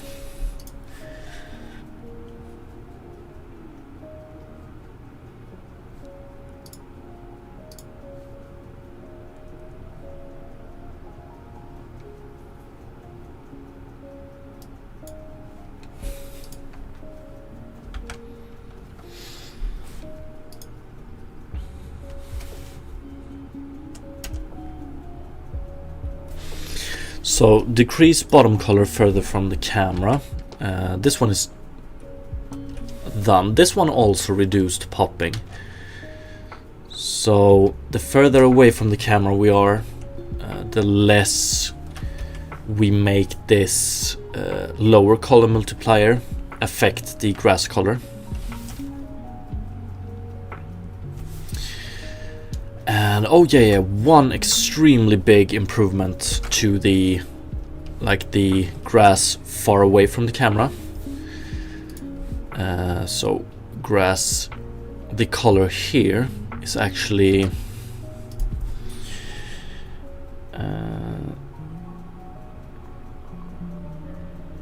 so we interpolate. This one is, I almost want to show this one, but the idea is that the underlying plane has a normal that points. When we work with a plane, you have a normal that is pointing up, so world up. And we altered that normal in such a way that it simulates us looking at the front of the grass blades when we look in this direction, and at the back of the grass blades when we look in this direction. So you get, so you have the same color here as you have here, roughly. And that was actually one of the biggest improvements, I would say, to the things far away here. Let me just write that down, and I can actually re-implement a property value, and we can show how it would look without it. So interpolate ground normal between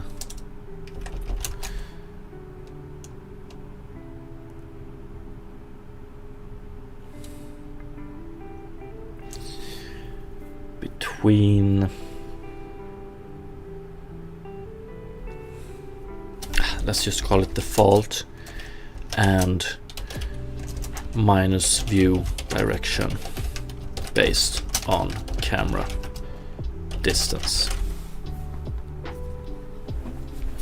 Are you still hoping to scale the grass blades based on the barocentric coordinates? Yes, I am. Yes, I am.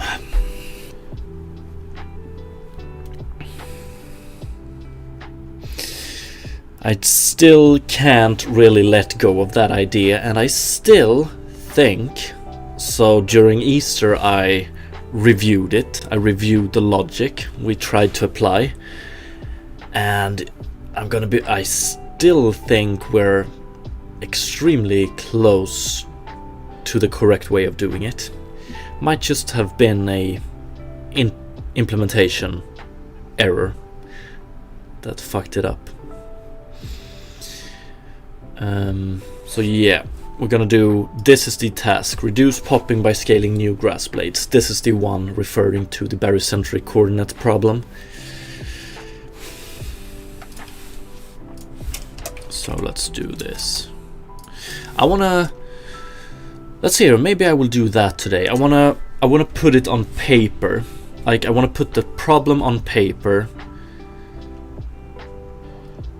and ask some smarter people to, if it's like solvable, and if we're close. Let's see. Format the problem and possible solution.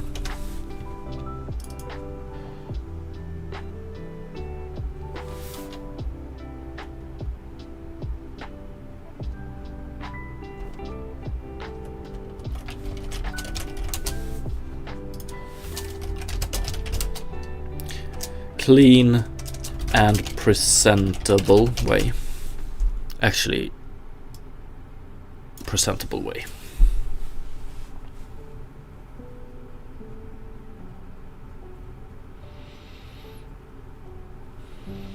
Could you not scale the blades based on the distance from the camera, just like the tessellation?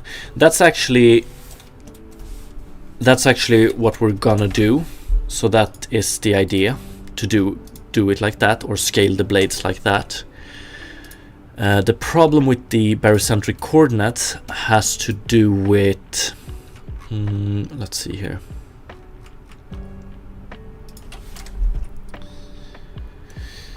Like figuring out which grass blade is new and which one is old. So we don't want to scale all of them, only the new ones. So when we tessellate it more, we don't want to scale this one from 0 to 1 based on distance to camera. We only want to scale this, this, and this one.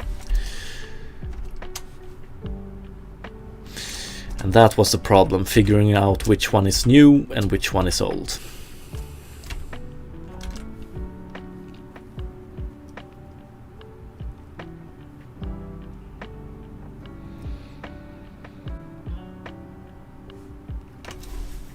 Yeah, the idea was to, like, if we could figure out which grass blade is new and which one is old, so if we have figured out that this one is a new grass blade that needs to be scaled, then we scale it based on the distance from the camera. That was like always the plan. We just got held up by the problem of figuring out which grass blade is new and which one is old.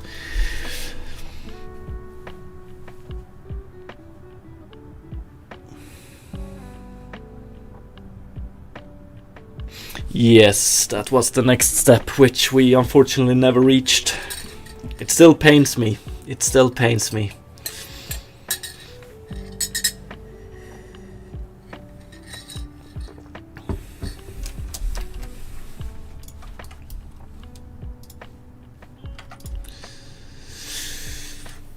It will improve the popping so damn much.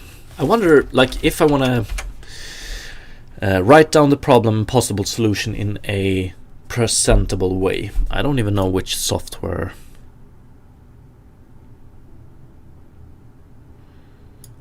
LaTeX, maybe.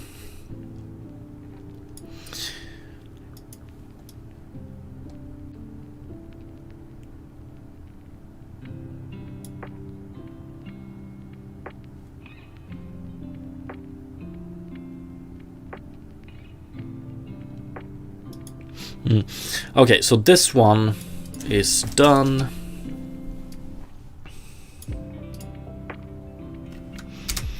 What else? visual improvements. Unfortunately, I forgot to add a few of these as tasks. Oh, do we use this one?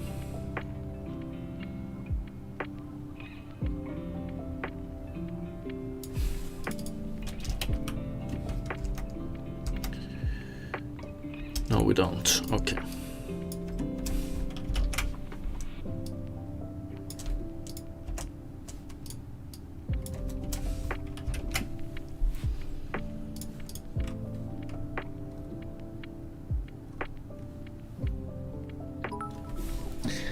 Thank you, Meister, for dropping by. Have a good one.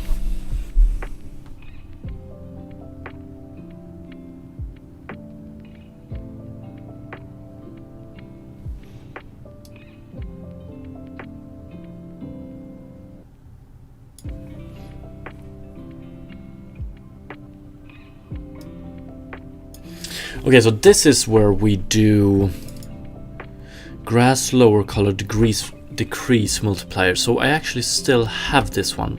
Great. So now we can show real quick how it looks far away from the camera. So if we look over here and we go to, where do we have it? Grass lower color decrease multiplier. So if we take a value of 0, then we get 0 here, and then we get the input normal. So if we just render the plane with the default plane normal, we get a result like this.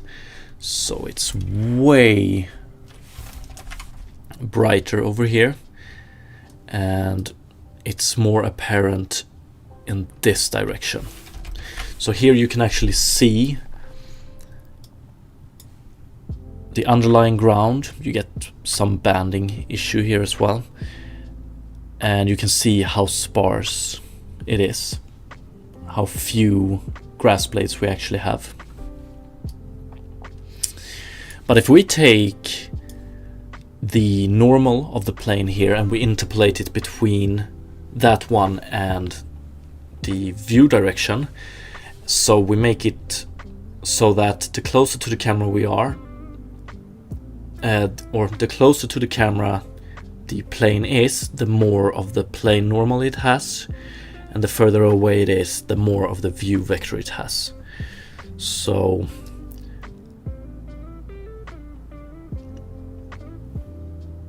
we can bring this up to about 1, and I mean, it's not perfect, but it's way better.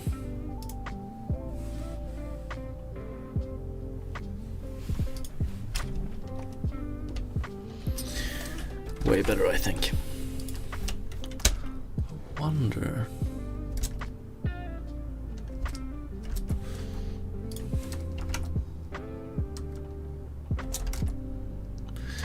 Ooh, maybe we want to do 50. Maybe we want to. Yeah, maybe we want to do it like that. Let's see. Maybe we want this one to be 2. Yeah, that's for sure. And we do.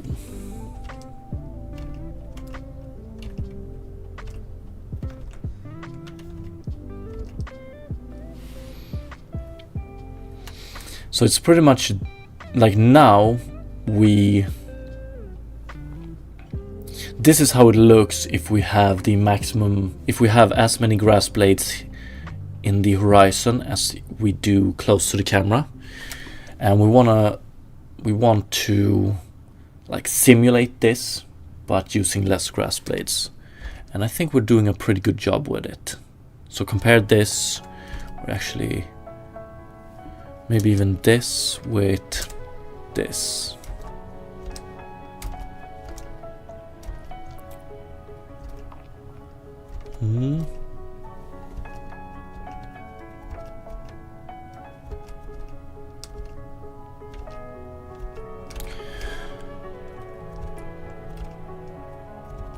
I think we still need to make it a little bit brighter, maybe.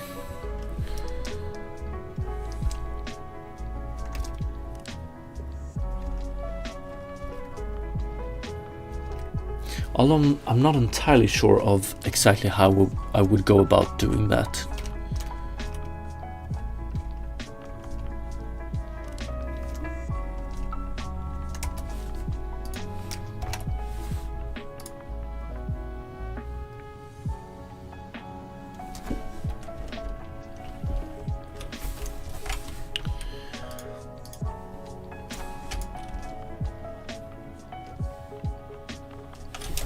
It's way too visible when we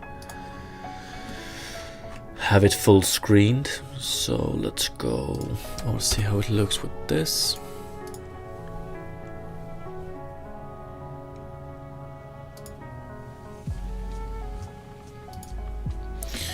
Okay.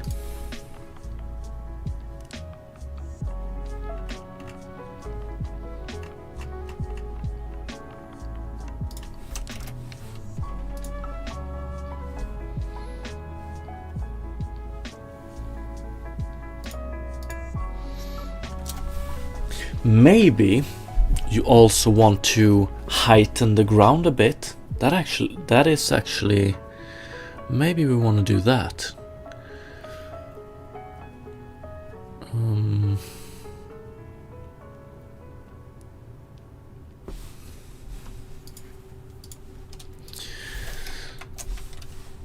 So we want a way to simulate, we want it to look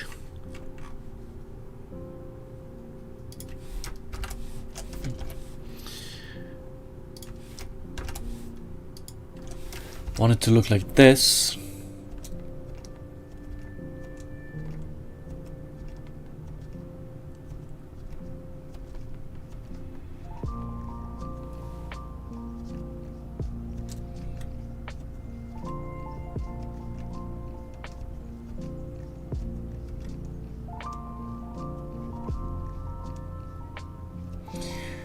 I don't know how much of a difference heightening the ground will do. Maybe it will help.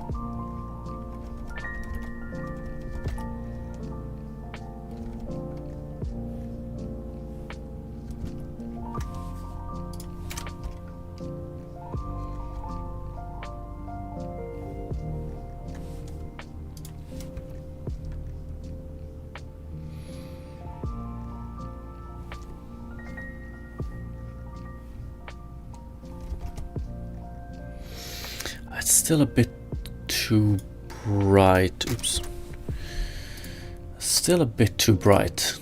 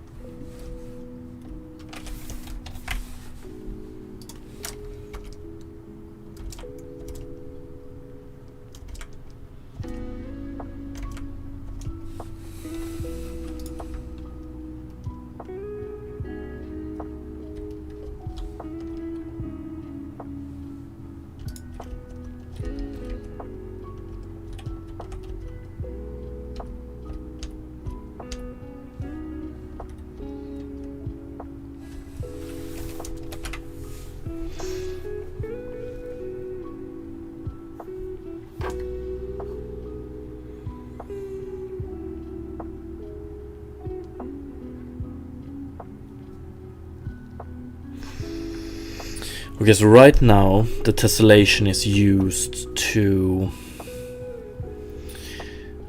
We basically rely on the tessellation to decide for us how many grass blades we're gonna render, or how many grass blades the ground is going to have. I wonder if there's a solution you can rely on where you don't tessellate the ground.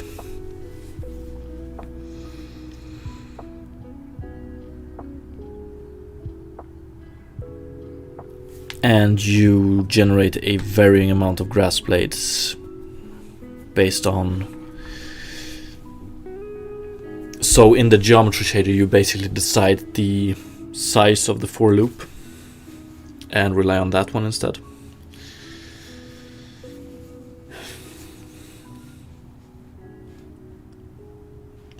So closer to the camera you do more iterations in the for loop. Further away from the camera you do less iterations in the for loop, which means that the underlying mesh, the resolution of that one stays the same independent on the camera position. I don't know if you could call it chunks or not. That's 808. Thank you so much for the follow, appreciate it. So it would be...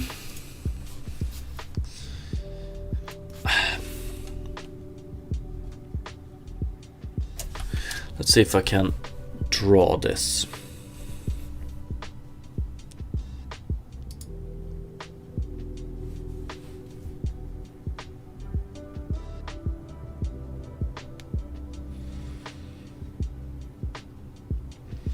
But it's still a question of... Thank you, Ludik, for the follow and the kind words. Appreciate it.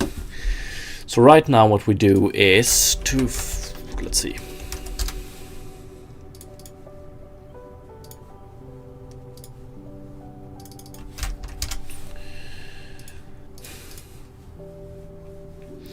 We have a mesh, or this is going to be the terrain, but right now it's just a plane. So we have a plane that consists of quads. So let's just multiple quads like this. In our geometry shader, our geometry shader gets fed triangles, and for each triangle we generate a grass of blade, or blade of grass in the middle of it. So one here and one here. If we get closer to a quad, we have optimized it in such a way that we tessellate it more the closer we are to it. So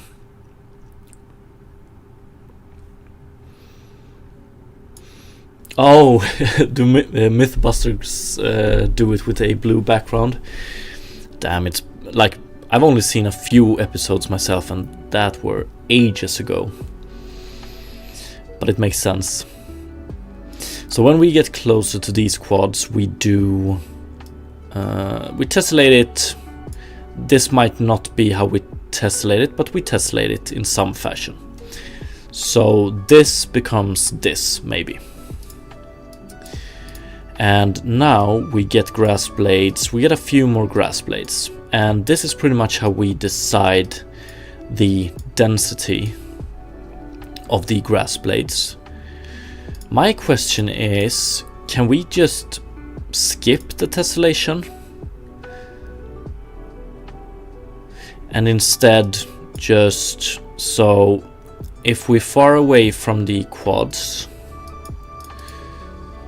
okay, I'm gonna mention something else. So if we're far away from the quad, we draw it like this, but if we get close to the quad, we don't tessellate it, but instead we generate, by the for loop, we generate more grass blades. So we do, instead of doing it just in the middle, we also do it like,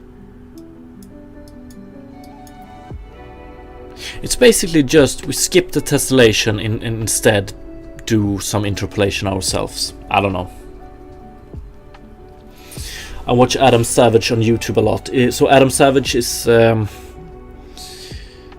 I'm not well versed with Mythbusters, to be honest, but it's one of the hosts, right?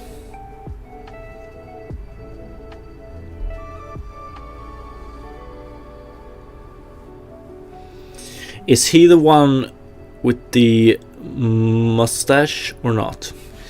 Let's see, Ludwig, maybe you generate maximum from start and factor it down. Yes, right now we terrain extremely close to us, it is tessellated a lot, so we have a high resolution, a lot of polygons, and thereby a lot of grass straws. Far away from the camera we have few polygons, or we have no tessellation, i.e. few polygons, i.e. few grass blades. That 808, before you do the coding, do you have to buy the game animation?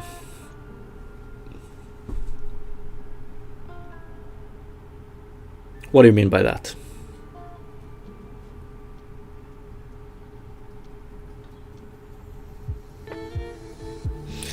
Okay, they both have mustaches. Okay.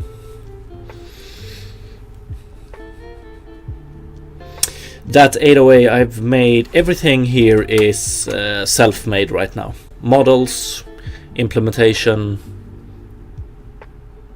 everything.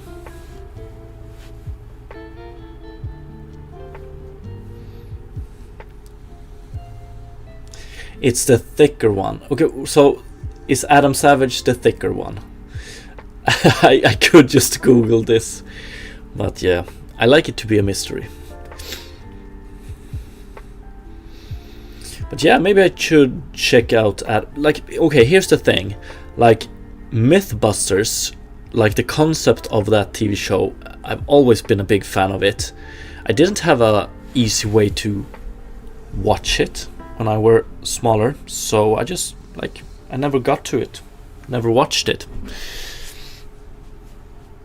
Maybe I should. I've heard so many good things about it, and there exist a few episodes I really want to watch.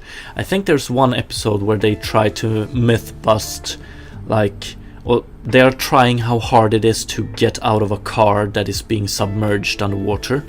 And that sounds extremely interesting.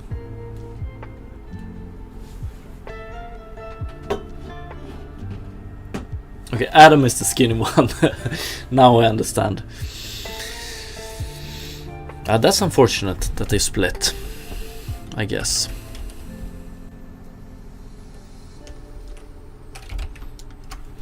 So I would like to try this, but tessellation is probably,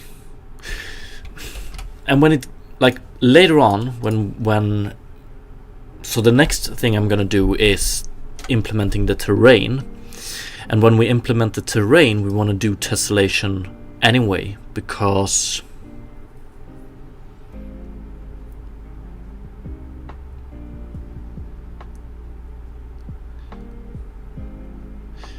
we want to have cleaner silhouettes or higher resolution silhouettes closer to the camera.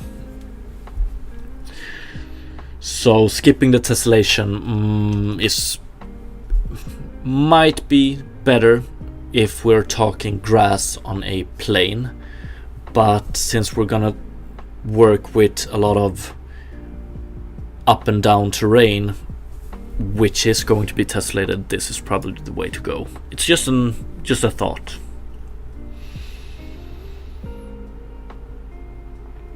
Apparently Adam Savage almost drowned during the filming of that car underwater episode. Yeah, I've heard he has a lot of anxiety from it, right?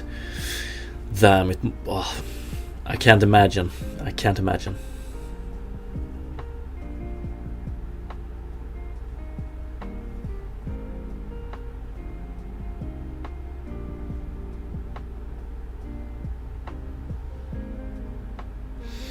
If HTML is used for web pages, what is used to make this game?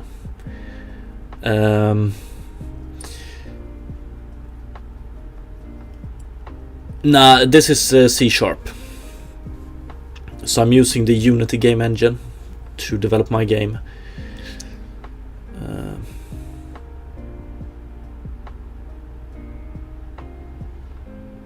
Yes, C# indeed.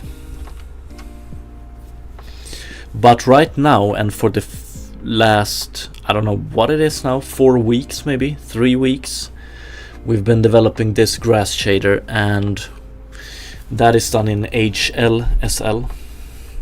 So high language, what is it? High level shader language.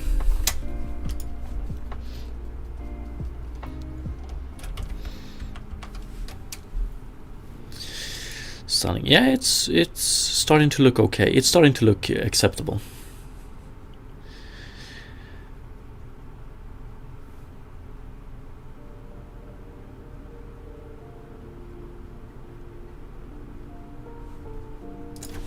HLSL. High level shading language, I think it is.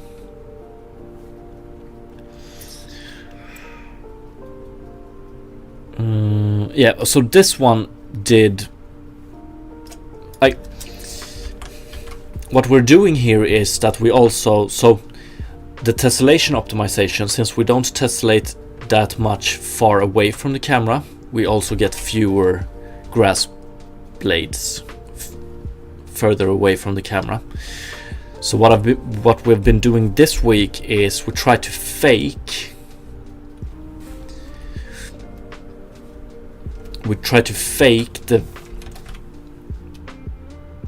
the existence of grass far away from the camera.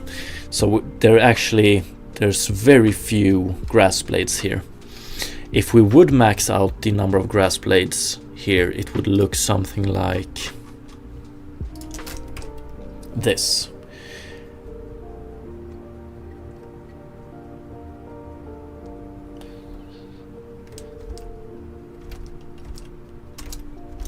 And I think we have succeeded partly in making this render as if there was a lot of grass blades there.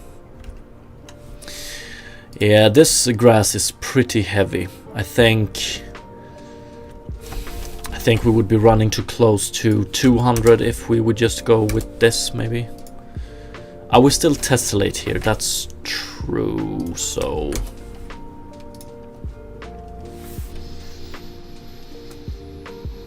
Yeah, it's pretty damn heavy actually.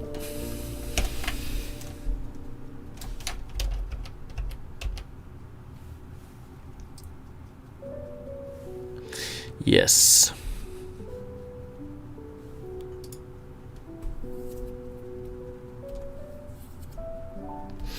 It's pretty crazy indeed. Probably need to optimize it even more.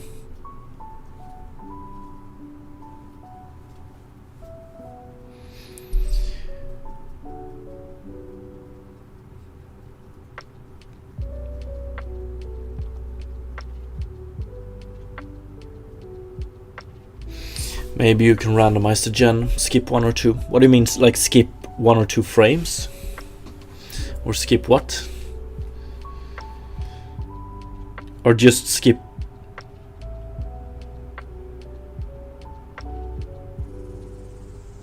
So skip 1 or 2 grass blades?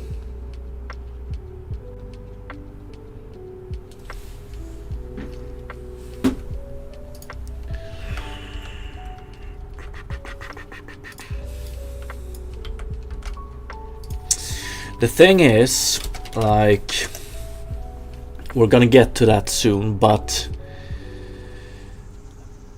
the grass is going to be highly customizable by the player.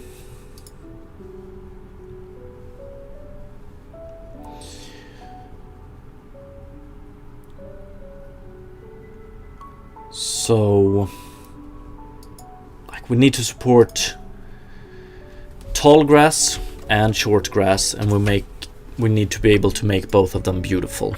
And yeah, that's gonna be like, it's gonna be costly, but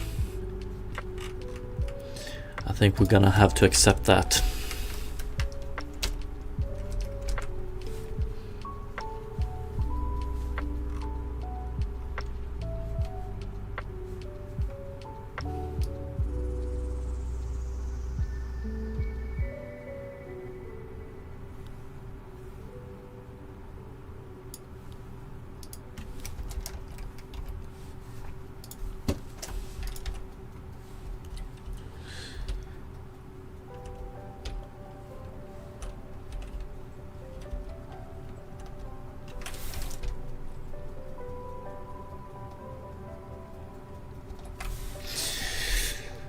Yeah, we have it at a pretty good stage.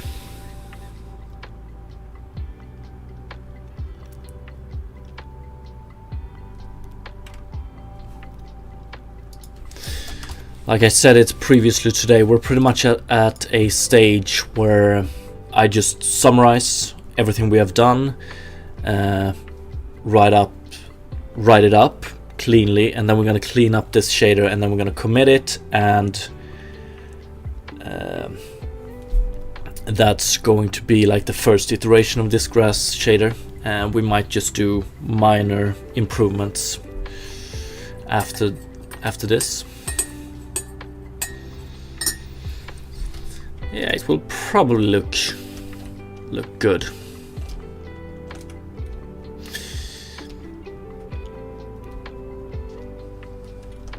Like, imagine this game being like a Tamagotchi game, but not only do you take care of creatures, you also take care of the garden itself. So when we have like the garden logic in place, we can hopefully use that to improve this one even more. So for instance, if we have big stones or big buildings or stuff like that on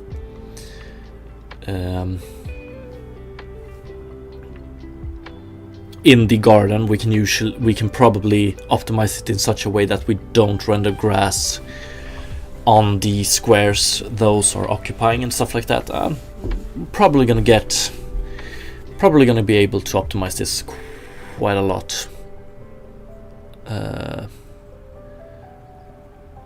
Quite a lot more, I would say.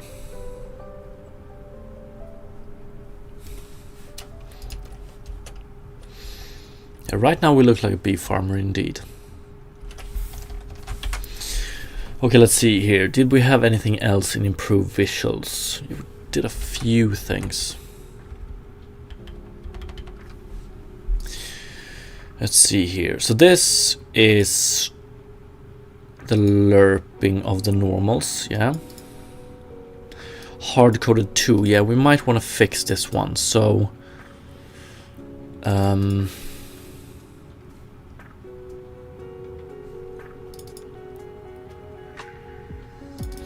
grass lower color decrease multiplier. Yeah, this is probably, yeah, we want to rename this one.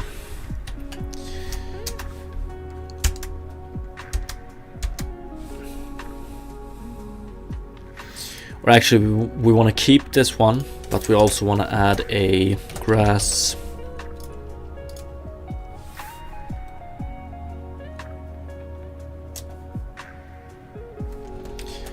plain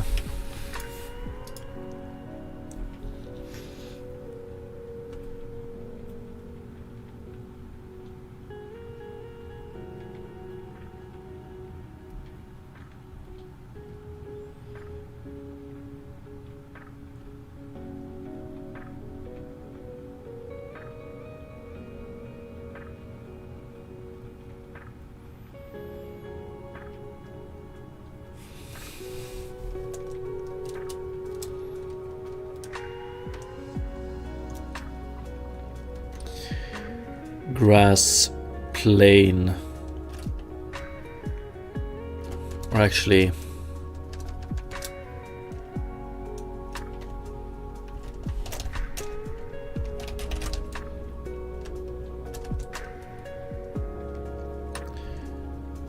plain normal decrease multiplier. I don't know if that's the best name for it, but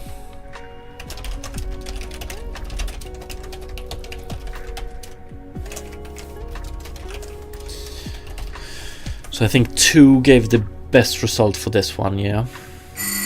Oops, one sec, be right back.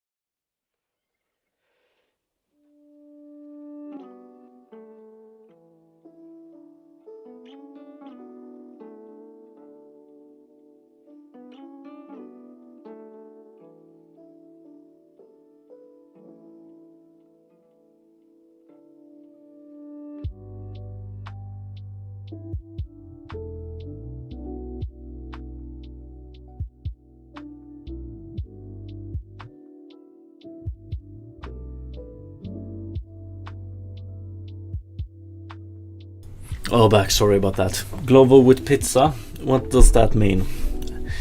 What's up, Pseudo, by the way? Where were we? There. Plain normal decrease multiplier float. Let's take this one and put it down here as well.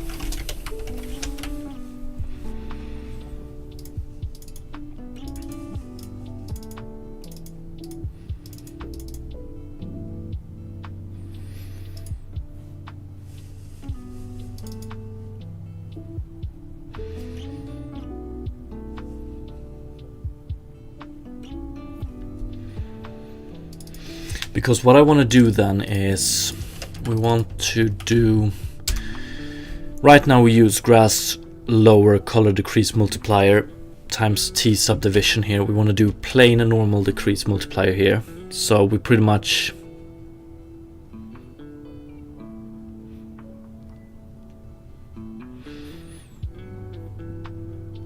the higher this one is, the quicker we move towards this one. Yeah. And then I want to use there's a lot of variables right now. Then I want to use this, no, grass lower color decrease multiplier. And I want to use this one. Let's see, where do we have it? Hard coded 2. So it's this one, I think.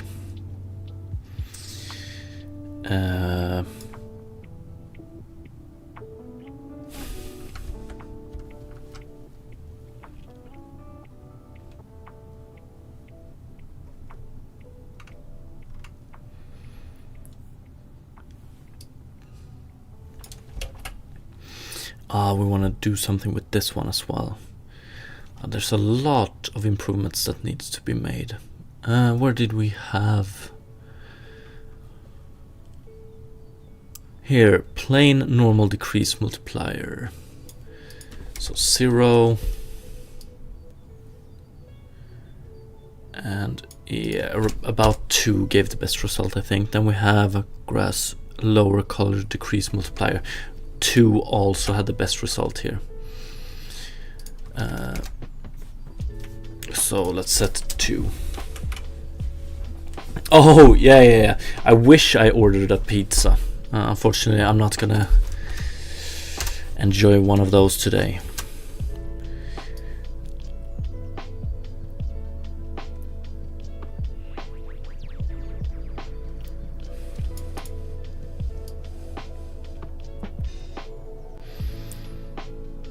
Okay, where did we have it? We have it.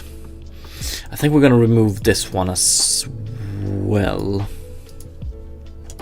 but let's do it later on. Hard-coded 2, so grass lower color multiplier, yeah. It's this one we want to set. Grass lower color decrease multiplier. Beautiful. And we have that one. Okay, beautiful. And we have something here as well. Then we do that. Okay, nice. Yeah, I want to continue cleaning this one up because yeah, there's a few things we can clean up, but before I do that I need to run AFK for around 5 minutes. Sorry about that, but be right back.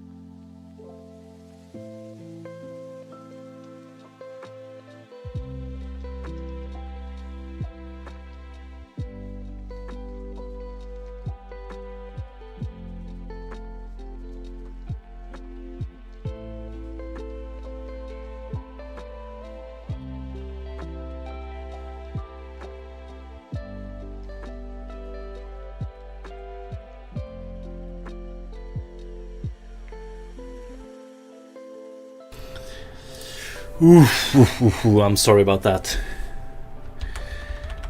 Yeah,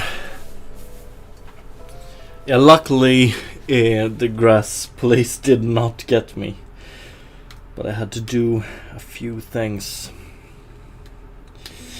Let's see.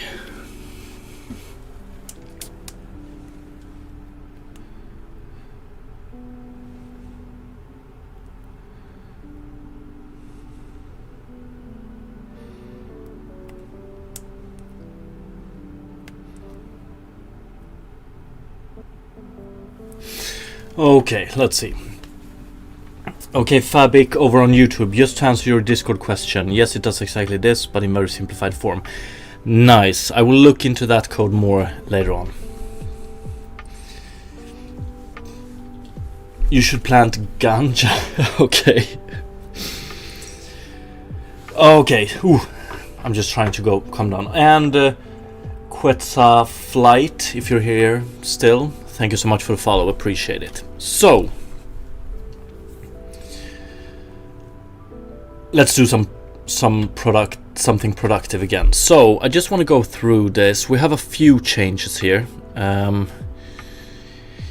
All of them are relevant to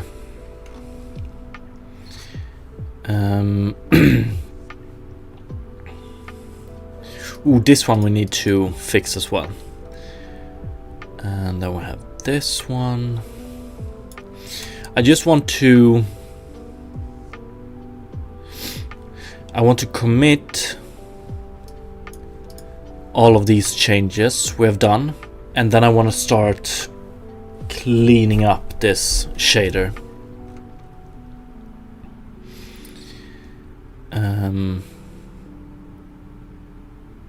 What do we have? T quads per grass blade, T subdivision. Ah, beautiful. Yeah, I think we can clean this up a lot.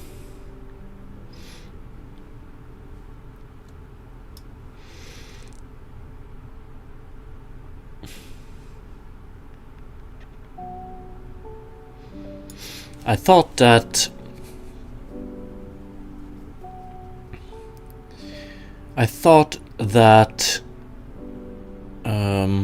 removing the specular color would improve the performance a bit, but this one had pretty much no difference on the end result. Sudo, I appreciate that I enjoy programming 2D games. Sometimes I wish I dabbled in 2D games instead as well. Although, I don't know, it's probably not that much simpler, actually. Or what do I know? What do I know?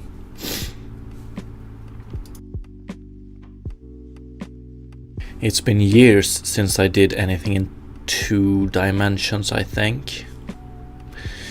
Specular color, worth it. So we don't use the specular color, so we can probably remove it, but we're gonna do that when we start cleaning up this shader. Because what we have right now, this is a shader that supports a lot of different variations. So this shader pretty much, you can represent semi-realistic grass with it, and you can represent stylized grass with it. I don't want to, like the end product, I don't want to be able to support realistic grass for the end product in my use case. I'm lost in the sauce. Can I ask a question? Oof. Shoot.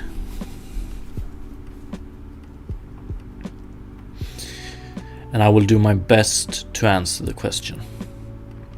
This grass, it's acceptable.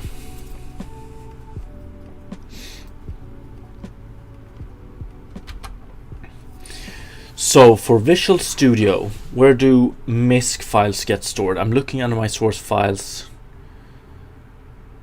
and there's no files showing.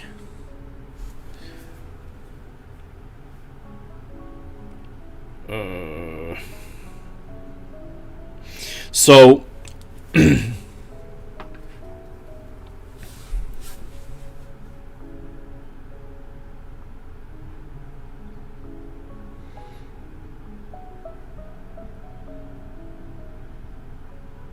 my memories, I have no idea actually.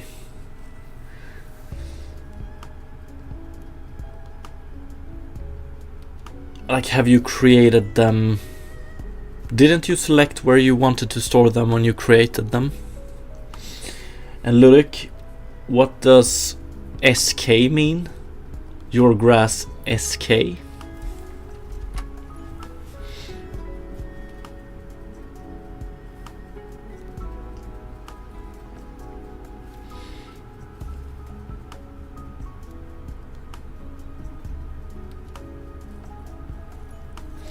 I don't even know what a gyazo is.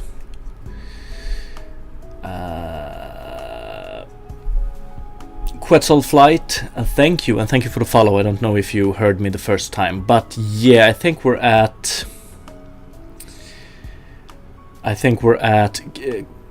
memories. Can you send it on with Imgur instead? I have no idea what gyazo is.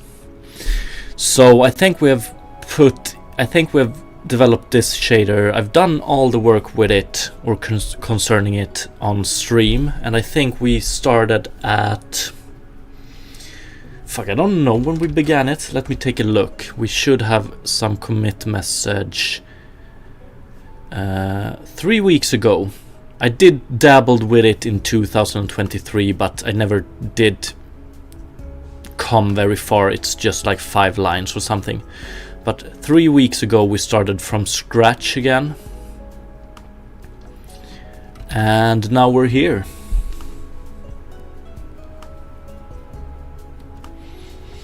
Yeah, volumetric clouds is going to be amazing. I've been dying to do it for a while.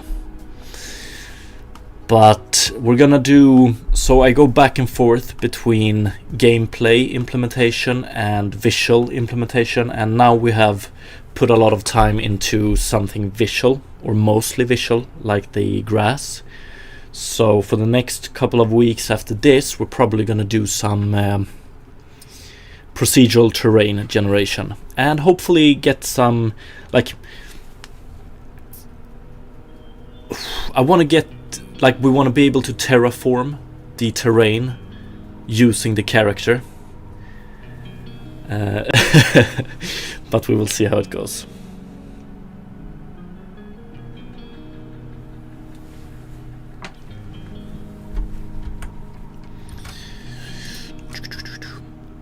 Okay, let's see.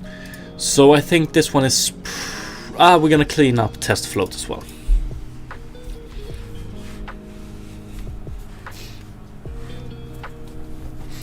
Well, I'm looking forward to your solution as well, Ludwig. Okay, so instead of using test float, where do we use this one? We use it down here. We do we offset the position world space of the grass blades by a random offset using and multiplied with test float, and this is to reduce banding, which is, I can show it again. So if we have short grass 0.4 and we don't have any offset, then we get some banding here. It's maybe not extremely visible right here, but with the help of the offset we can remove that banding. So that's a new variable we added as well. But I don't want to name it test float.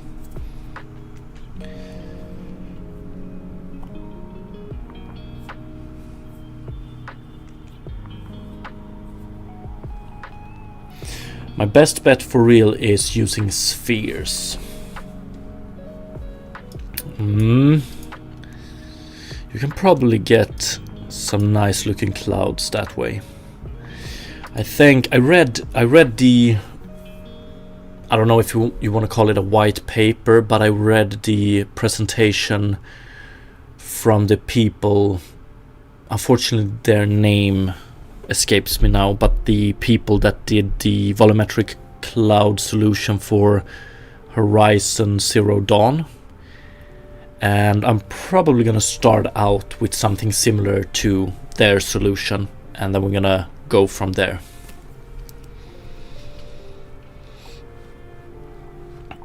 Quetzal Flight, I've never actually worked with HLSL, but want to understand it a little bit better. Any recommendations on where to start?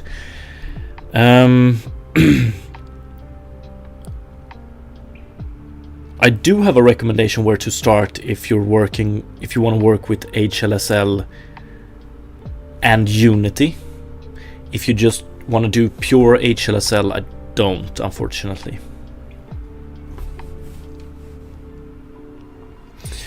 The smoke effect in Counter-Strike 2 is spheres.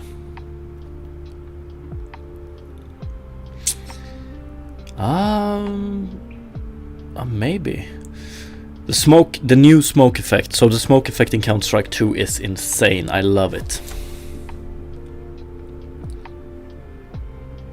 Yeah, I know. I love playing Counter-Strike. It's one of my favorite games. What's up, Minima? How are you doing today? Let's see if I can check this image. So, what do we do? What do we have? Memories. Let's see.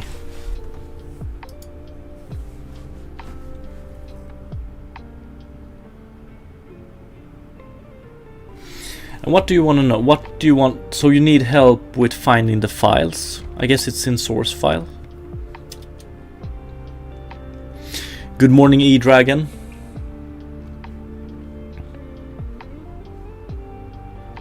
Yeah, the smoke in Counter-Strike 2 is amazing, and I think it would be an extremely fun project to remake it. It like auto-saved as MISC or something. I don't know, you have a source.cpp file. Oh, okay, you mean that you can't find your list item CPP file, or? Oh yeah, it's saved in MISC files. Yes, it is. Yeah, I have no idea what happened there. If you find it, report your findings. What's up, Mechasonis? I'm good. How about you? Unfortunately, I can't promise any barycentric chords today either, I don't think.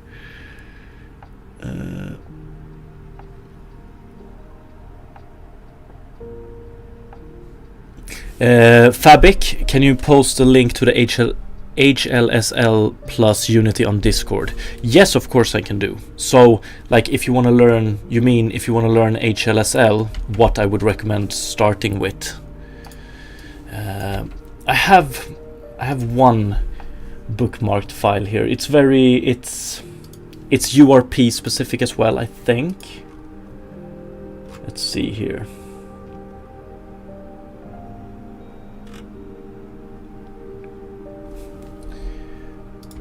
I think it's this one. I'm gonna link it to you, Fabic.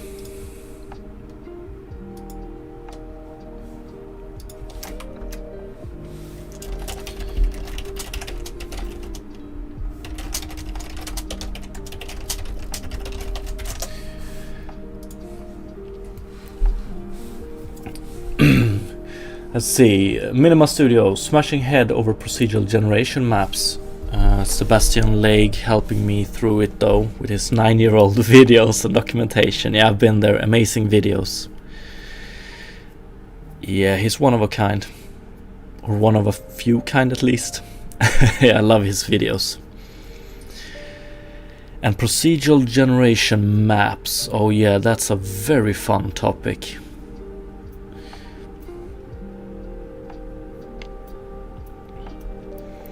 Counter-Strike Rockadoodle remake. Would love to do it.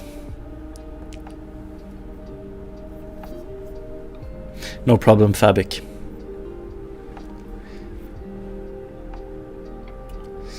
Ah, nice, Mechasonis. Nice to hear.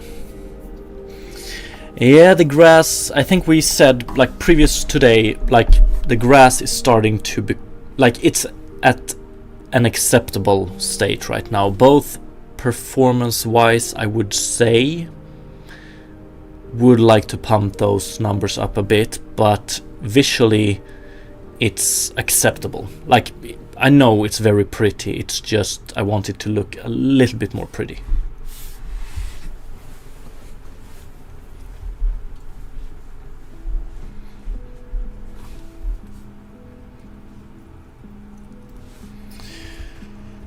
Are you also working on procedural stuff, Quetzal?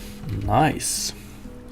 Feel free to share your procedural work if you want later on. But what is WFC?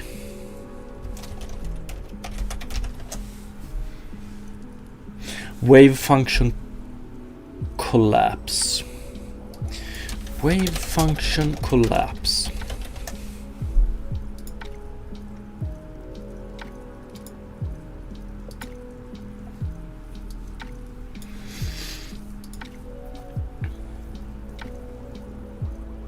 Is it?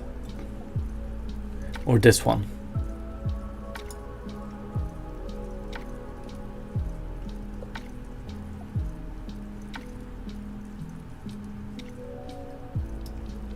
Love Townscaper.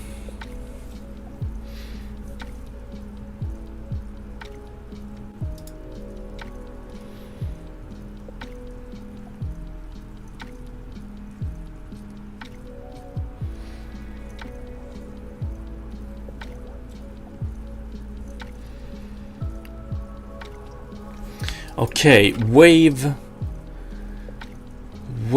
function collapse. Definitely want to look into this one later on when I don't have anything else to do. Maybe read up on it.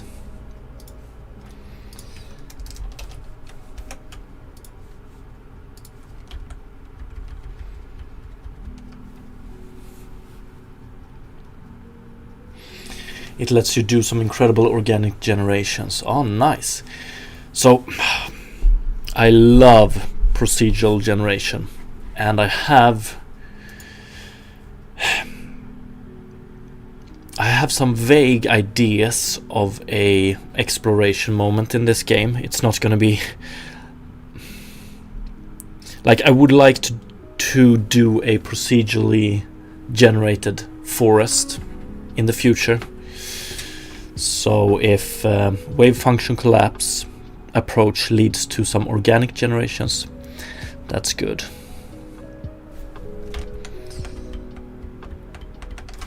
Okay, let's see here. Test float. I just want to rename this one, and so it's offset instead. Where could we have this one? Grass proportions, grass general properties, color properties, lighting. Fuck. Mesh and optimization properties, no.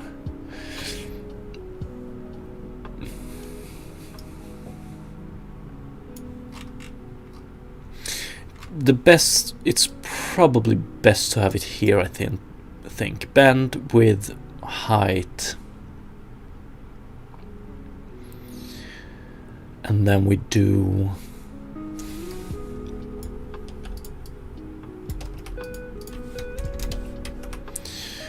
and instead of naming it test float,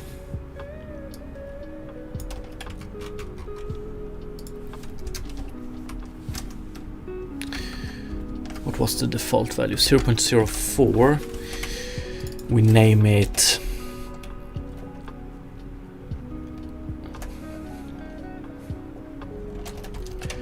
offset distance, or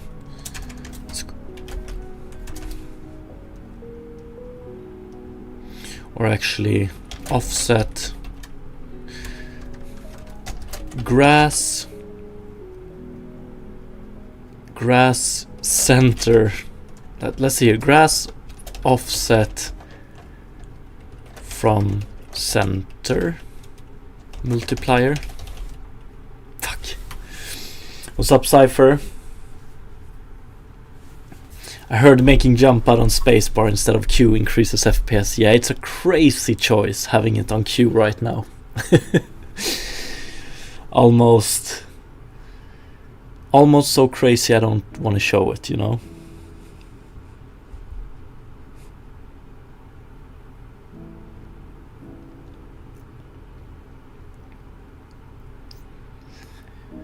I think it starts to become too complex in 3D. It definitely can work, but the generation would have to be handled by chunks and some presets for them. Is wave function collapse,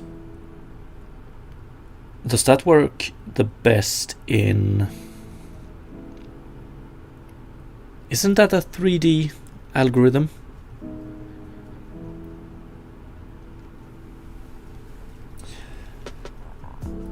Lil Pharmacy, what different languages are you using? I'm using C# for game logic, HLSL for shaders, and yeah, that's about it for my game, that is. I have been developing some small tools for Blender as well, which is Python.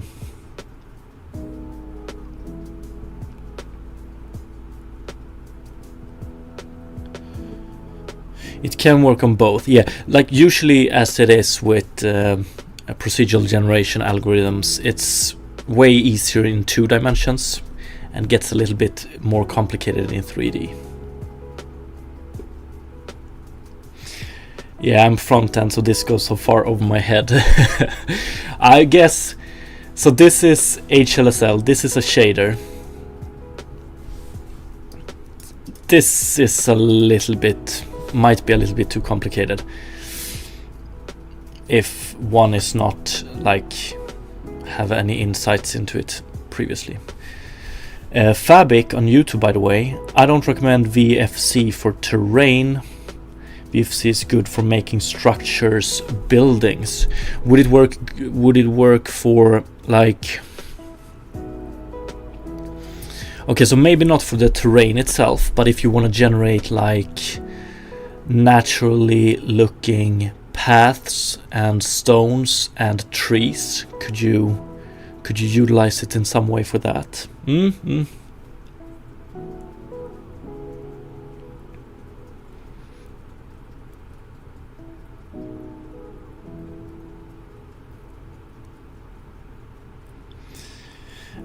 HLSL is high-level shader language, I think. I've said it so many times today, I need to check up if that is actually what it is. So if you want to program like graphical stuff on the GPU.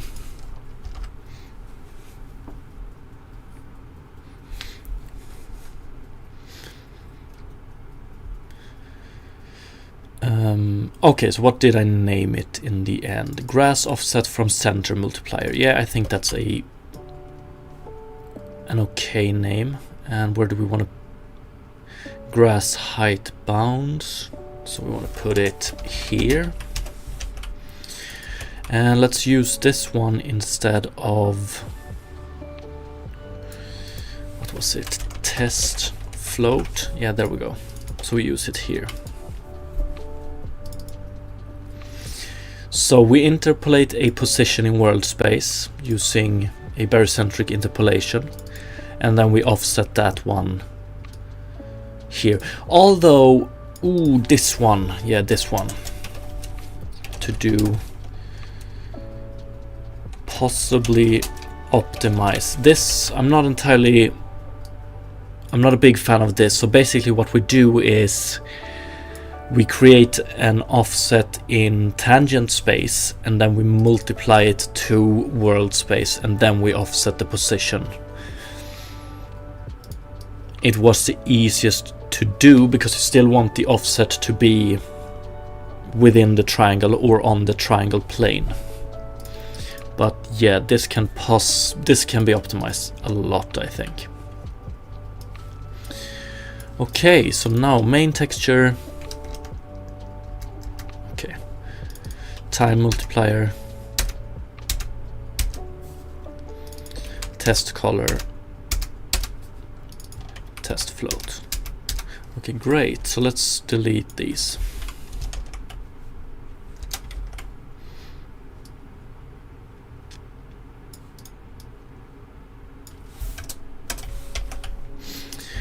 Okay, so if this works, I think we can commit it and start cleaning it up, hopefully.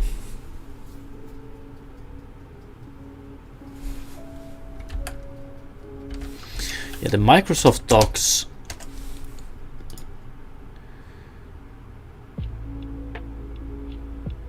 I mostly have good things to say about this, actually. So these past 3 weeks we've been working on this grass shader. I've been in here a lot, and some of these documentations, like the content, is extremely good, but it's also visually pleasing, if you ask me.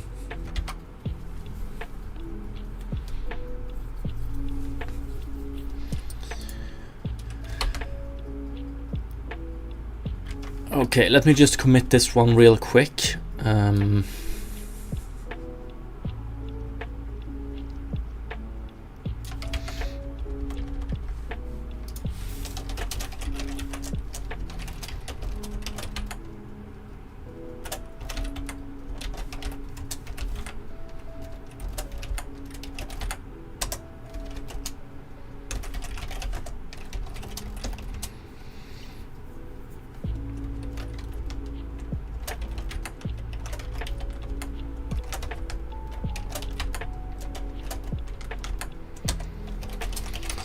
Okay, so improve procedural. I just want to see what kind of changes we have been doing this last couple of days. So, oh no, this I hate though with VS Code Git integration. I don't know, but as soon as you add it, you no longer have it. So when you so now when I'm trying to write the commit message, I don't have these I don't have the diff available anymore in VS Code. That sucks. It's still marked as changed, but okay.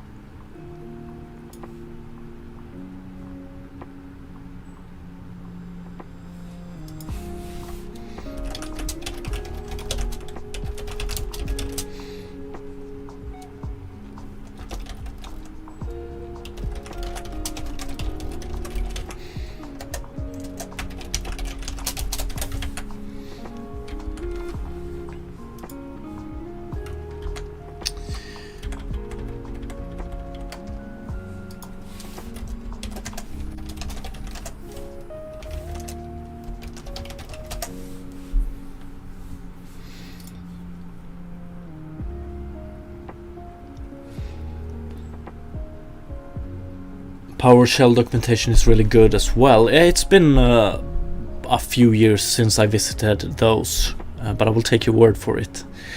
Mozilla docs are a nightmare, I can imagine. So yeah, I'm unfortunately sitting on a I'm sitting on a Windows computer, so I've downloaded, I don't know what it's called, but it's basically a terminal that mimics the terminal you would see on a Unix operating system. So I use Git in like a console or prompt way.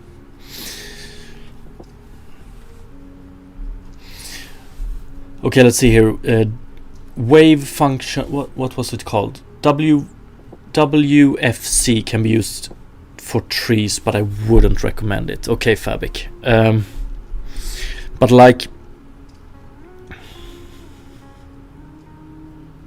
oh fuck, I do want to do a procedurally generated like forest, but yeah, I'm gonna have to look into it.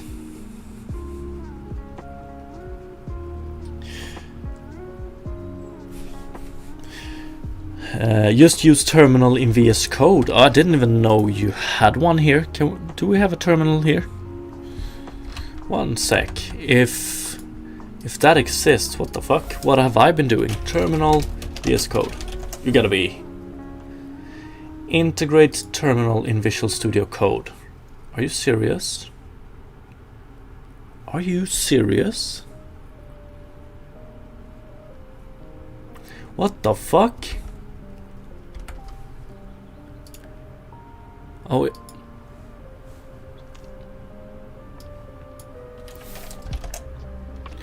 dude, what have I been doing? Okay.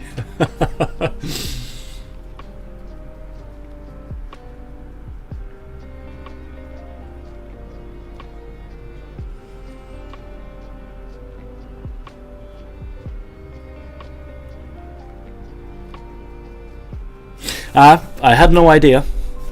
I had no idea. I'm pretty new to VS Code.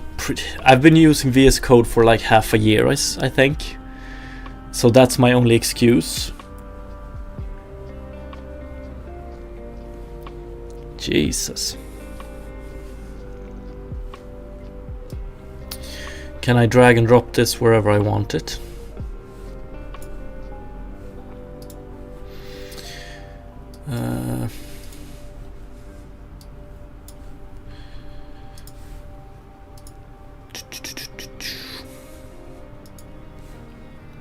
Like, why can't I put it like half of this window? I would like to be a terminal. That would be great.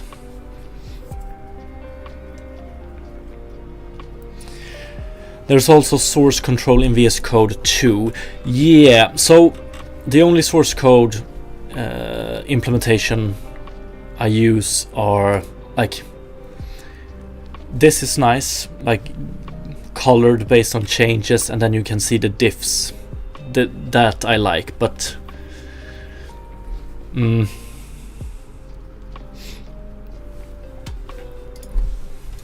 yeah, but that's insane. I seriously didn't know this. But the question is, okay, new terminal.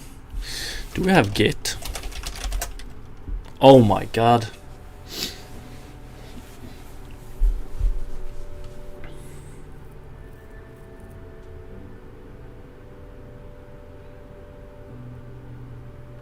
Oh yeah, we do have changes. Like, I have some interaction with Git. So let's change this to 1.0. So then you get these little lines here. I love this. So you can see the diff.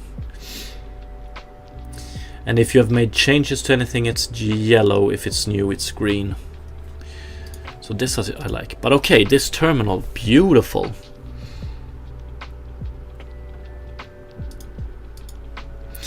This is great. VS Code is seriously the best. I don't know what you want to call it. Editor I've used. But yeah, it should be able. I should be able to. Okay, I can have it here, but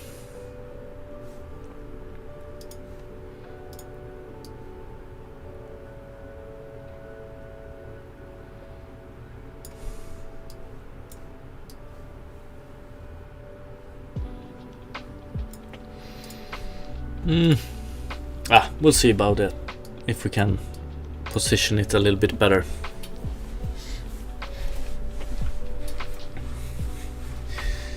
Helix. That's something I've never heard before.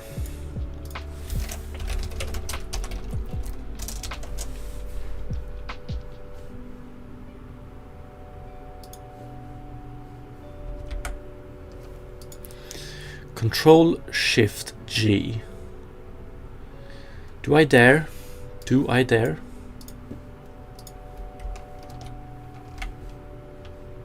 Oh.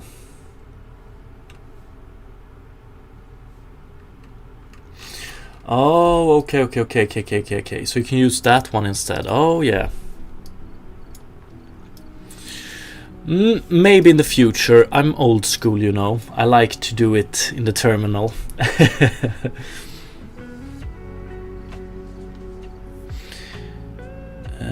You can change for Git Bash from the menu on the right where you have the plus.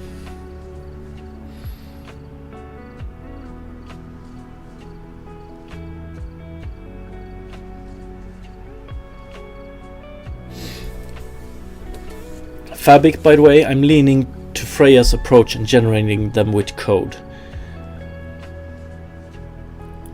What is Freya's approach? I'm intrigued. Like Vim, but a little different. Okay, yeah, that's old school as well, isn't it? But yeah, I used to do... What did I did Atom for a while, and then I moved on to... What was it called? Visual Studio, not VS Code, but the clunky one. And now I'm in VS Code. And damn, this terminal... you learn something new every day.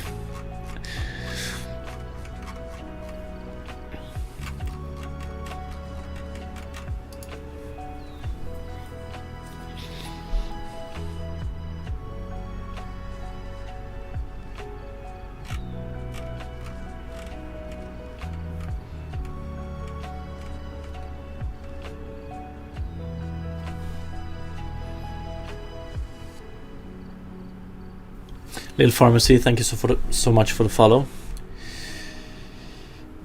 I'm not a big terminal Git boy. To be honest, I'm not a big terminal Git boy either. I just like how it makes me feel, you know, like a hacker. Using L systems. So L systems Fabric, is that a another L system procedural generation department? Don't we have any Wikipedia here? Very simple example for generating trees. Okay.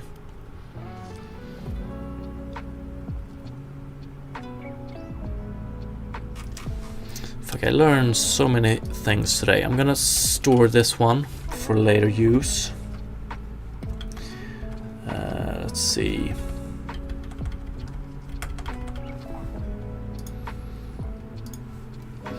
So wave function collapse and L system. L systems for trees.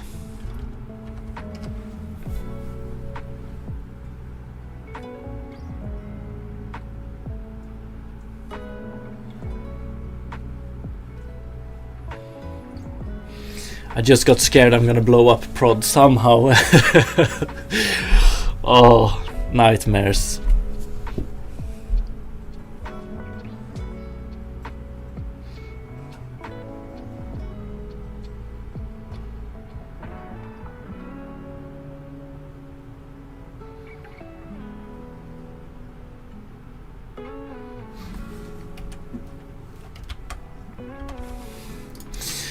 Okay, so let's see if we can simplify this one. We should be...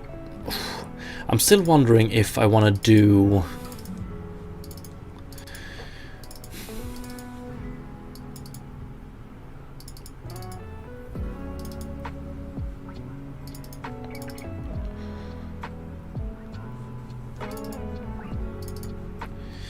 I might want to scale this down a lot.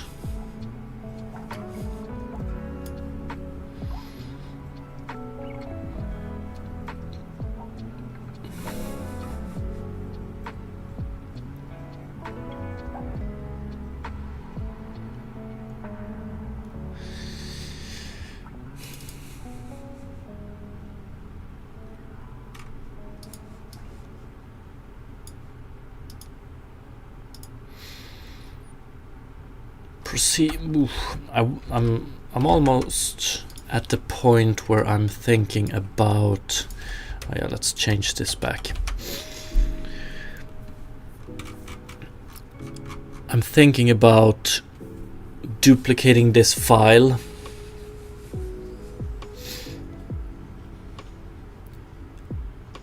and creating a procedural grass light, just so I can go crazy thinning it out, because right now, like,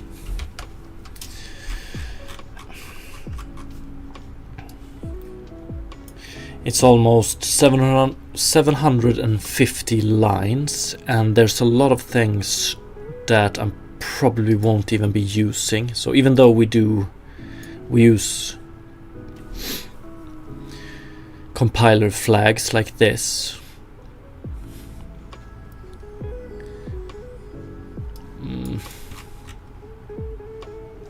yeah, let's do it. Procedural grass.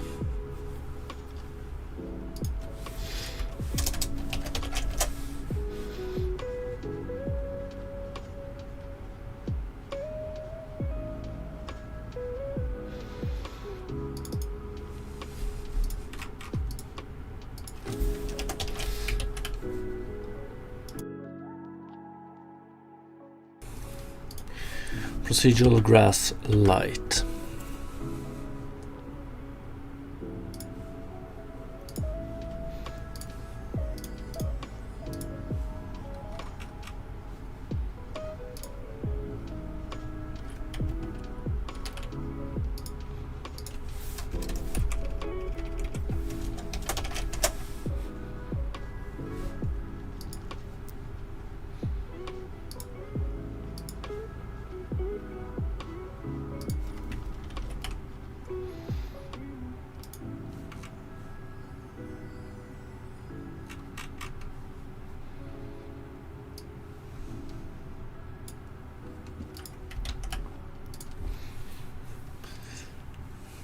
Hopefully, like, best case scenario, some of this, like thinning this one out, will lead to some performance gains, but it's probably mostly going to be just making it cleaner to work with, to be honest. A lot of this is a mess. So this is the light one, right? Okay, so bend type. Let's start there.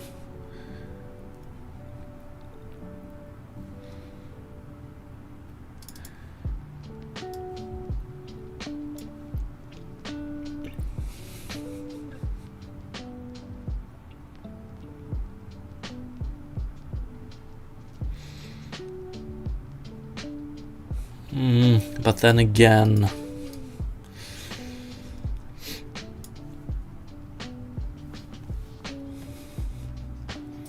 like, it's a choice. So right now we have a bend type flag for how we want to calculate the bending of the grass blades, if we want to do it by position or rotation or none.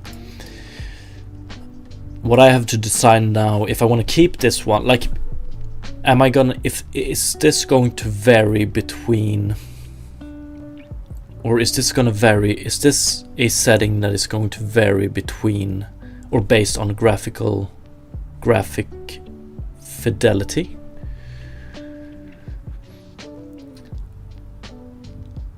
Like, if you have graphics setting at high, will we apply bend type rotation? If you have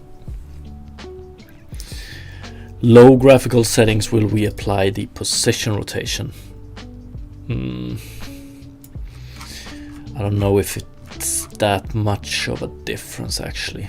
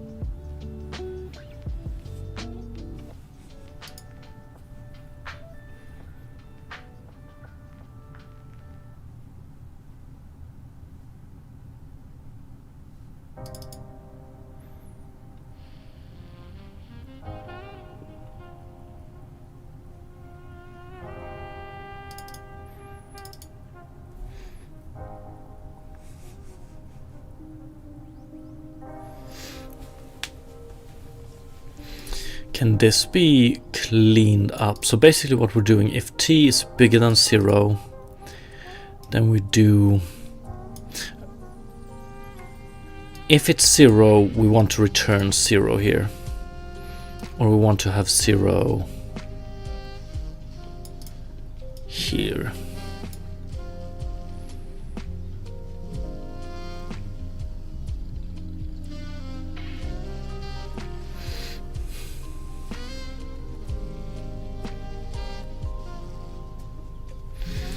Can you do, let's see, seal HLSL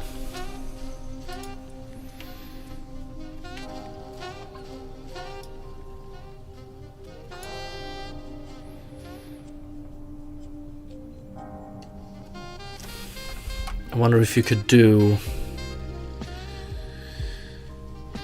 instead of having this, we should be able to do seal t multiplied by 1.0 divided by subdivision multiplied by height.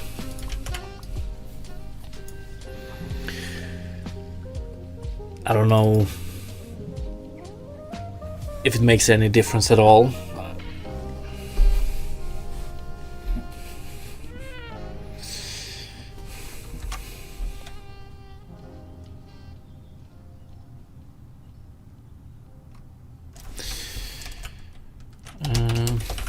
What is best, seal or branch?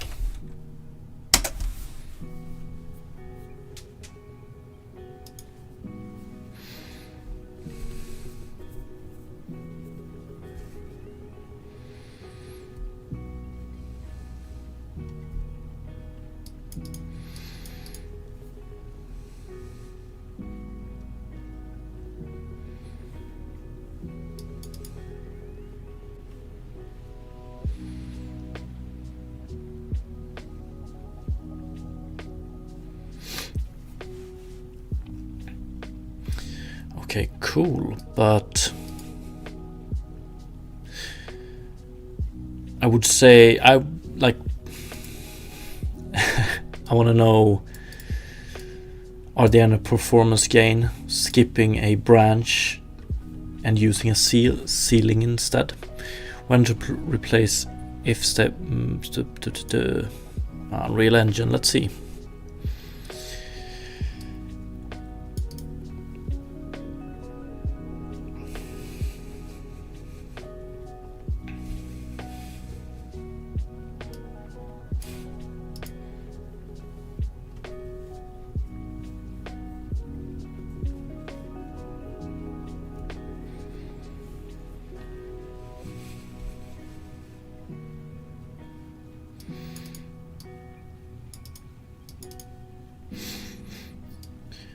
Yeah, okay, this, I want to know the answer to this as well.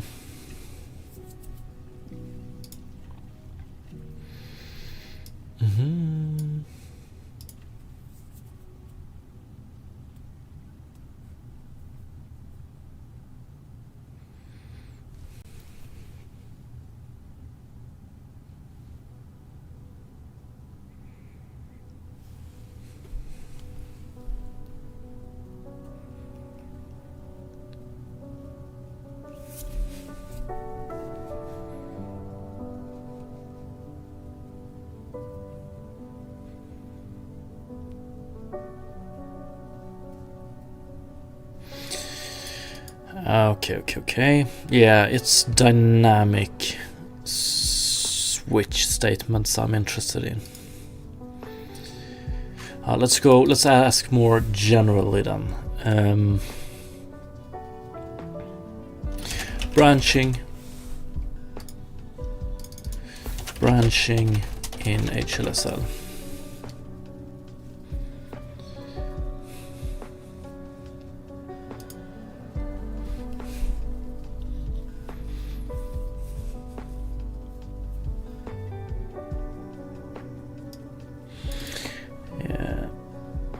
Dynamic branching.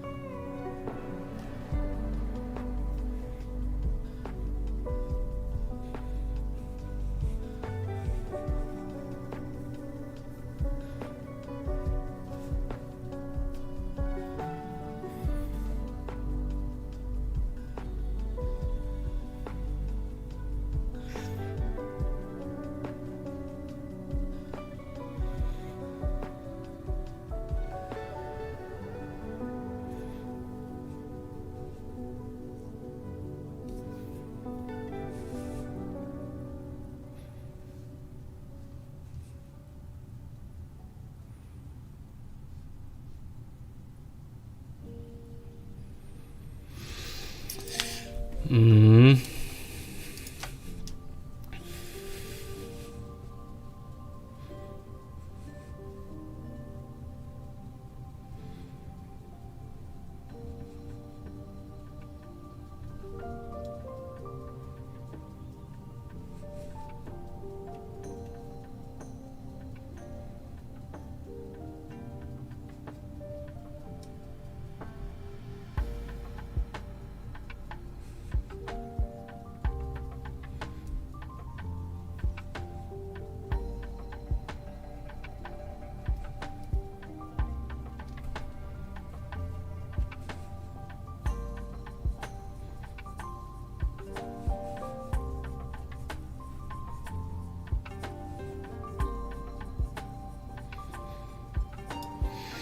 Mm.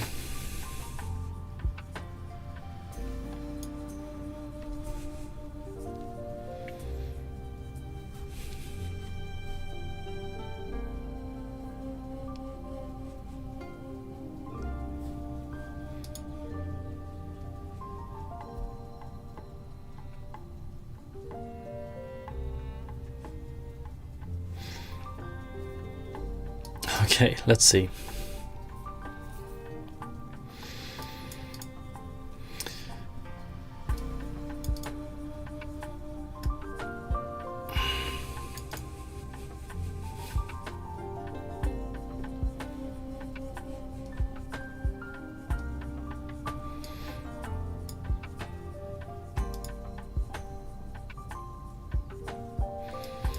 Okay.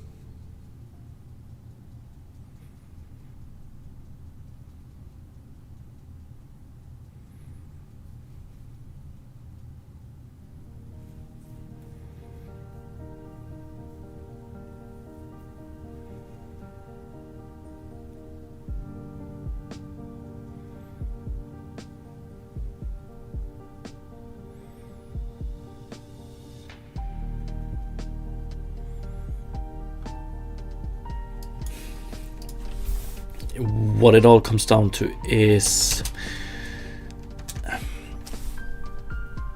seal implemented by branch? No, I don't think by branch in HLSL.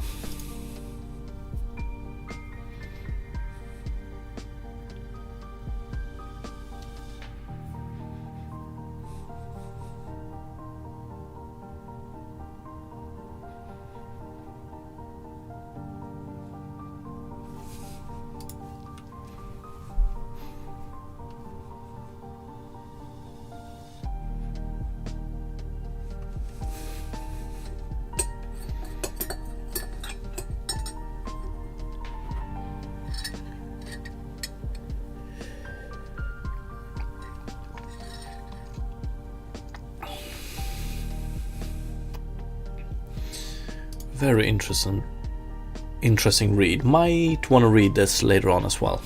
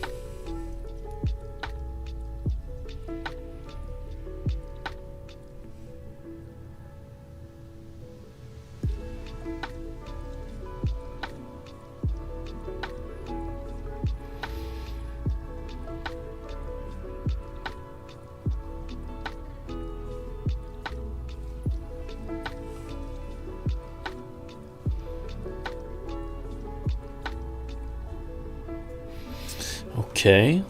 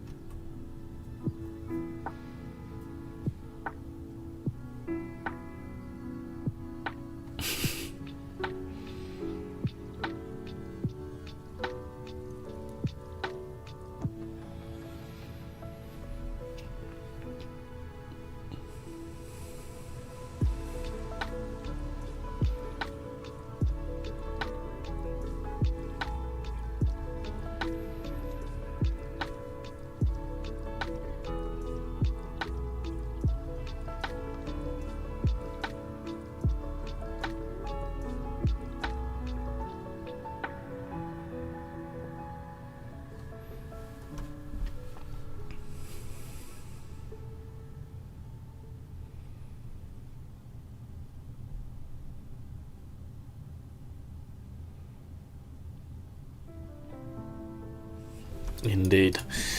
Okay, so it doesn't really matter that much, I would say, this one. Going...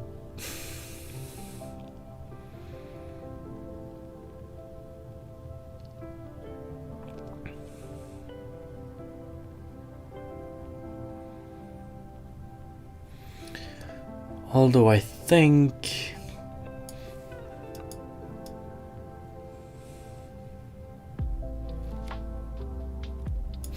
Do I prefer this anyway?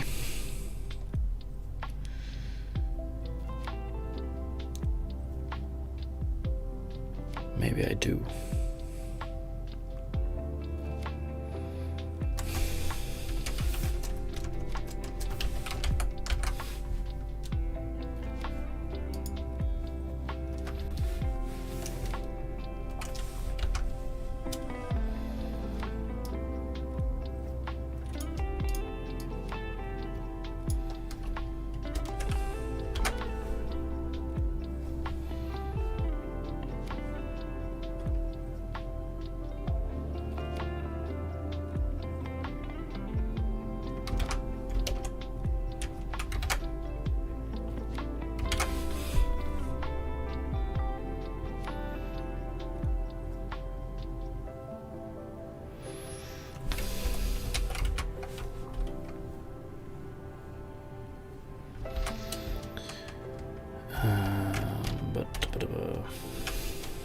I think I'm gonna go with this one.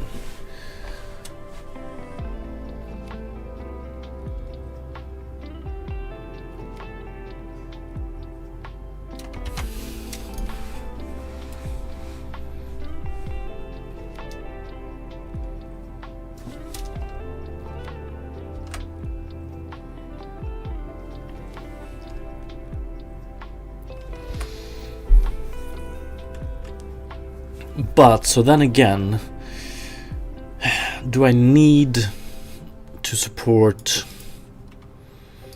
all of these different bend types? I don't think so. Instead, just go with, let's see. First of all, we can remove the things I'm entirely sure we don't need anymore. So, we have, is it grass color? No. Grass normal interpolation. Grass root normal interpolation ratio flag. So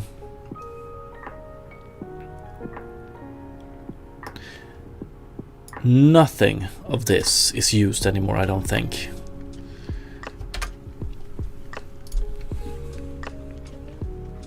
And won't be independent on graphical settings. So this was, I don't even know if it still works, to be honest. Let's enable it and see what we get.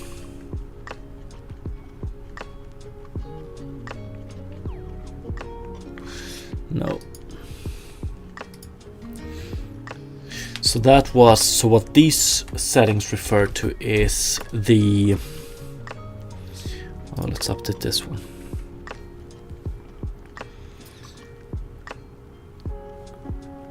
Is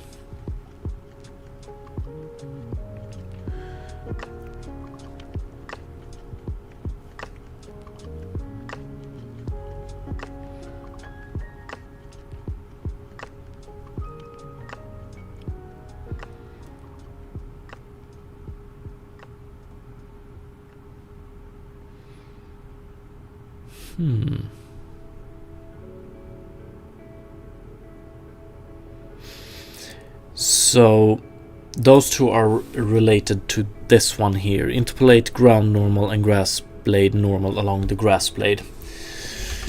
It was just a way to reduce the contrast you would be getting of the lighting between a grass blade and the ground here. But like, it doesn't really matter. The result wasn't that great, and it's like solving a problem that doesn't even need to be solved, because it's not. It was more apparent when we didn't make the grass blades darker, closer to the ground. Then it could maybe be used for a better result. But now when we have the darker color, the further down we are, the artifact is minimized and we don't need it. So what is it? Grassroot.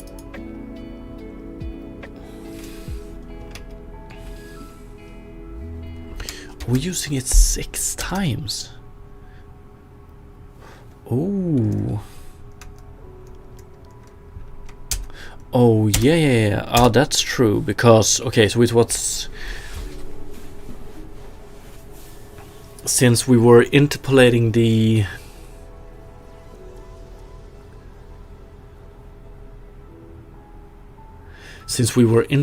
grass blades, the normal along the grass blades, we also needed to do a little bit of a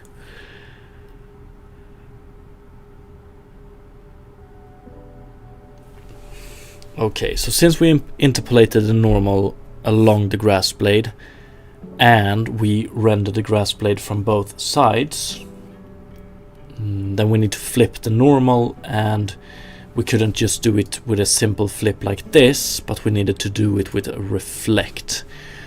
So all in all, this was an experiment that didn't pay off at all.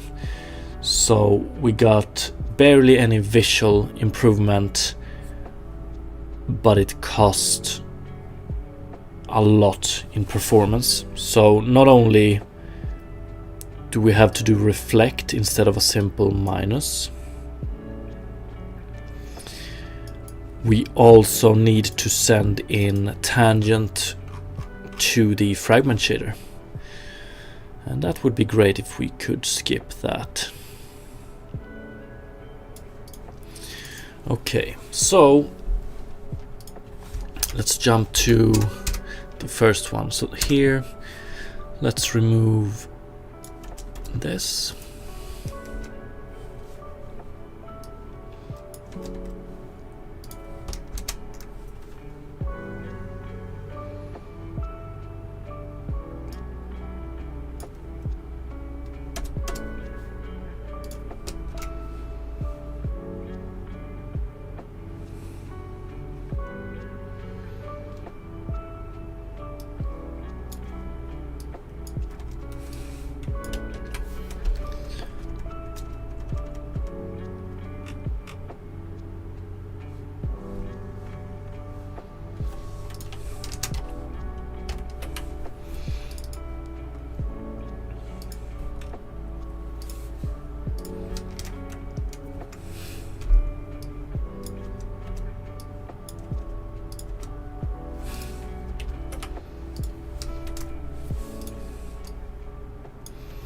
Okay, hopefully we don't use this one anymore. No, oh, we do actually use this one. Oh, here, yeah, that's true.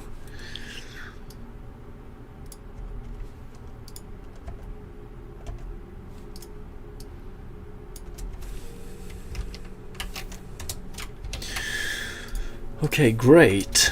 Does it still work?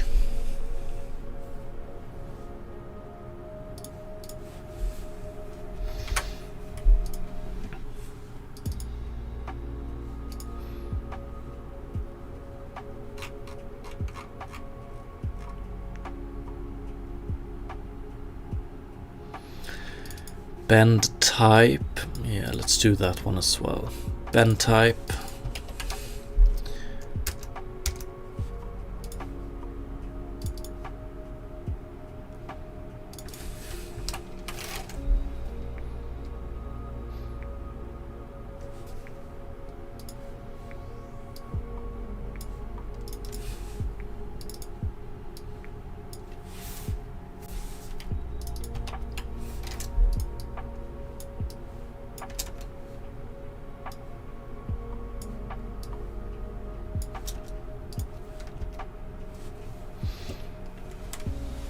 So let's see, can we simplify this even more? With multiplier, we use it once here, once here, once here. Bend multiplier, okay, we use it here.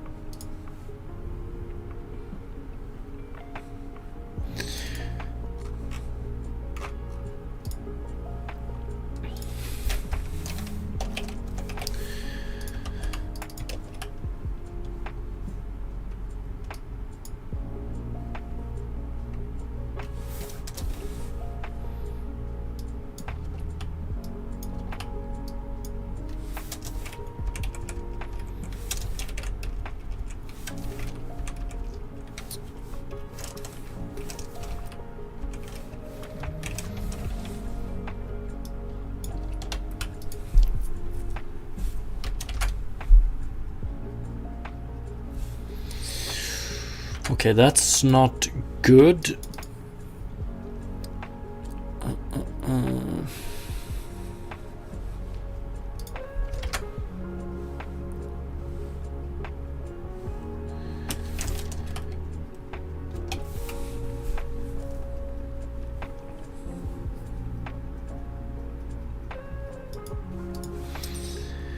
Okay, so what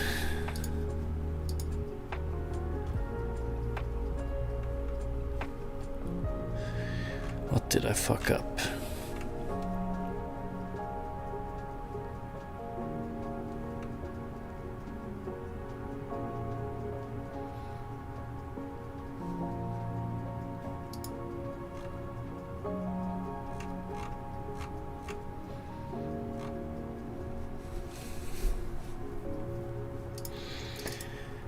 Bend type, oh yeah, bend type rotation.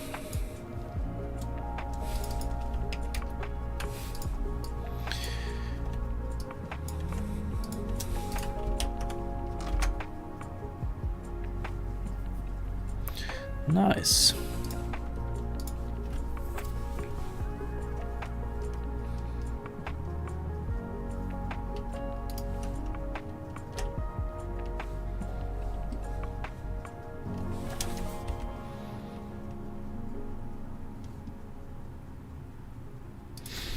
A little bit worried about this one though. 34.25.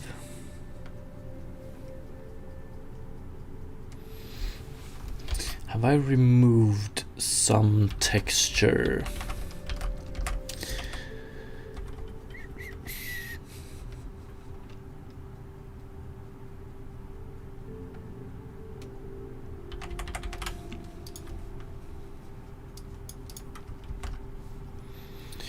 $34.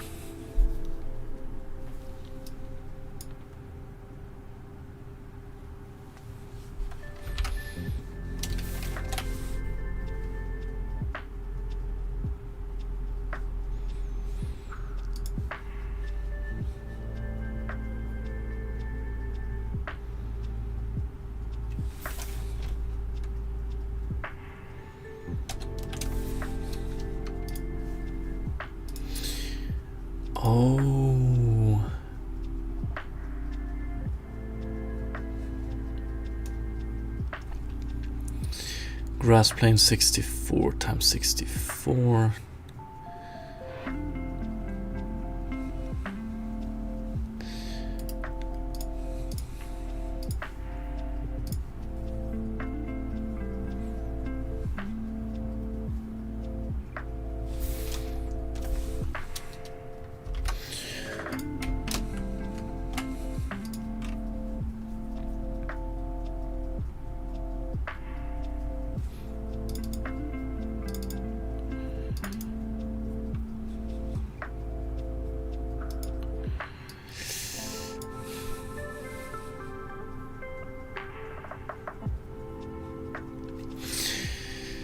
Should just be able to do previous position left world space plus 0.5 times previous position right. The question is, I don't even know if it's that big of a difference. Should be able to do this, right? Okay, never mind.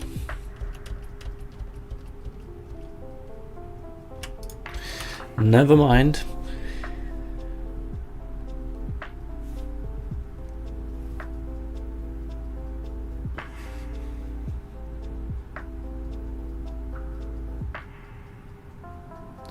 Now what is it? Previous position left world space plus 0.5 previous position left world space minus right.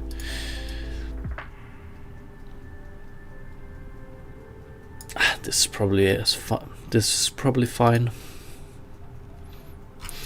I wonder, however, if can we in generate geometry shader output grass value and generate geometry shader output value, do we need all of these inputs nowadays? Let's see, normal T subdivision. Yes. We use the color here, that's true. Scale we don't need anymore, that's nice. I don't even know if we need it outside here. Let's see, scale.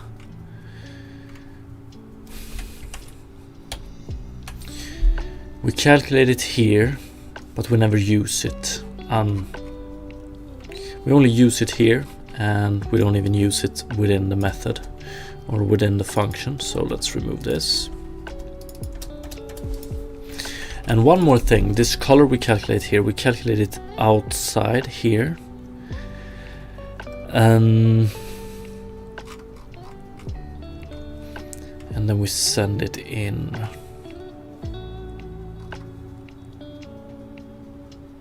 Yeah, okay, this is good.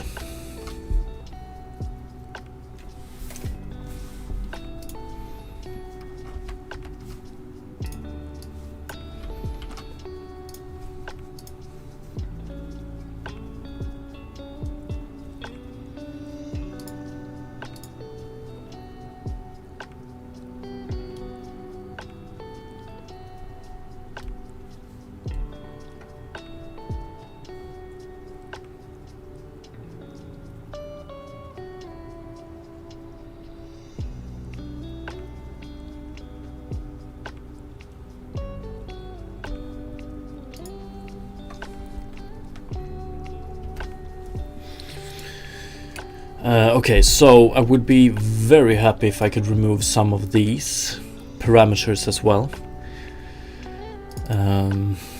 Transform. Okay, might want to rename this one. So this is actually, it has a rotation as well, I think. So this brings something from tangent space to world space, but it also rotates it around the y-axis. Actually, right now it rotates something around the, let's see, random rotation.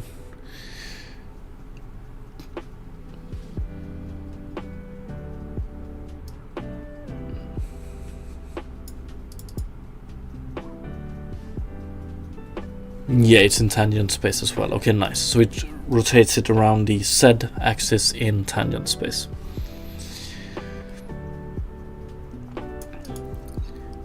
But so this one is actually, first it applies a rotation in tangent space around the Z axis, and then it transforms something from tangent space, or it transforms the result from tangent space to world space. T we use a lot. Origin, world space.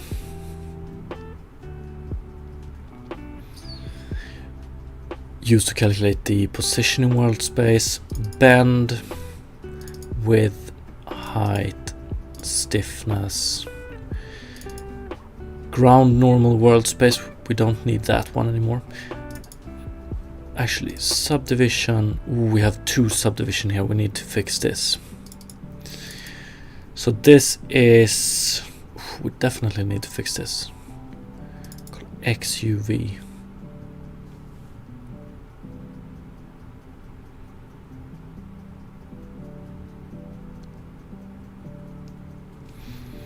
Oh yeah, XUV is only a -1 or 1.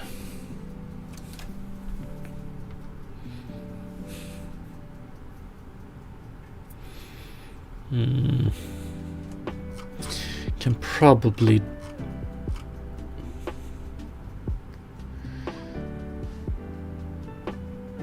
oh, it's 1 or 0. Sorry about that. But do we need, so UV here, that is probably something we can remove as well, because I don't think we use it in the fragment shader. Position in clip space. Yeah, the less thing we send, like the less data we need to communicate between the different shaders, the better. So if we don't use UV, let's just skip generating it. So fuck yeah, let's remove it. Let's start by removing it at, actually UV, we have it in vertex shader input, we send it to vertex shader output, and from there to hull shader control point output, and down it goes, and we do a lot of calculations with it. Actually, this is, first of all, we send it all the way from vertex shader input to fragment shader. That's costly. So here we just send it onwards. Here we just send it onwards. Here we actually barycentric interpolate it.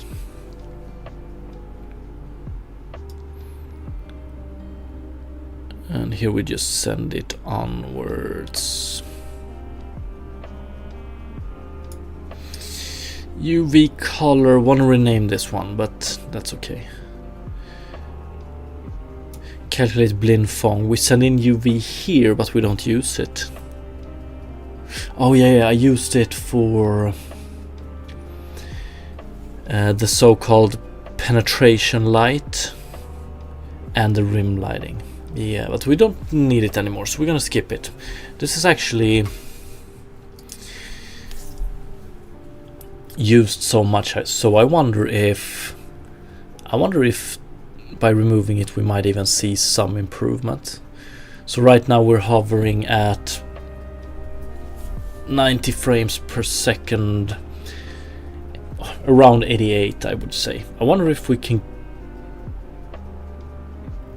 by removing everything UV related, we might, I don't know. Best case scenario, we gain a frame or 2 per second. That would be nice.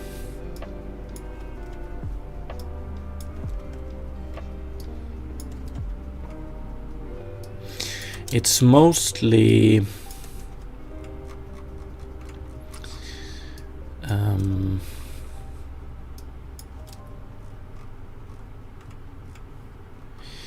this one I'm the most like. Interpolating barycentric, that's not free.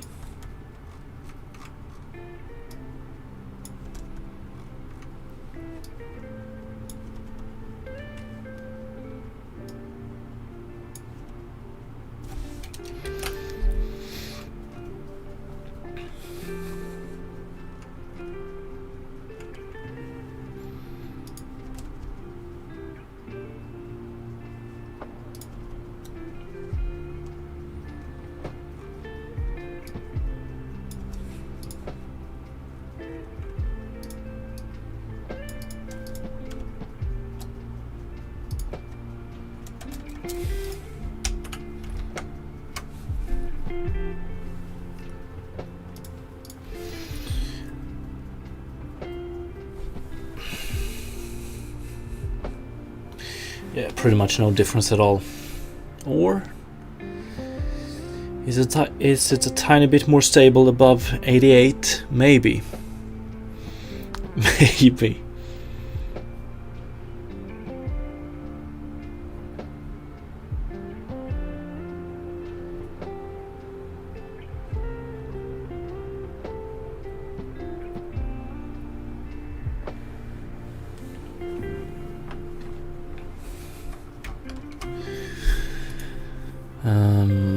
Okay, but that's one less thing to care about. That's nice.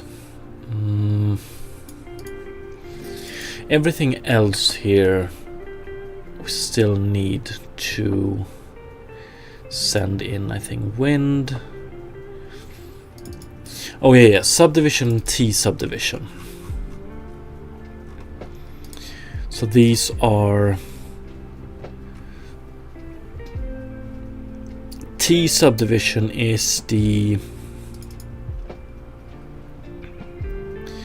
T quads per grass blade.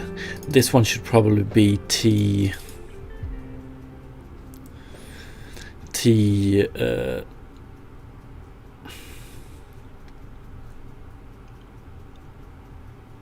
subdivision might be a good name. I would say T tessellation.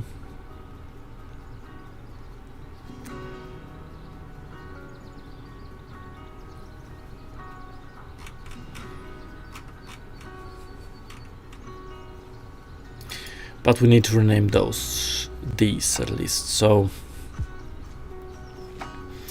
T subdivision here is not the same as T subdivision outside, I don't think. Where is it? What do we have? We have grass subdivision, T quads per grass blade.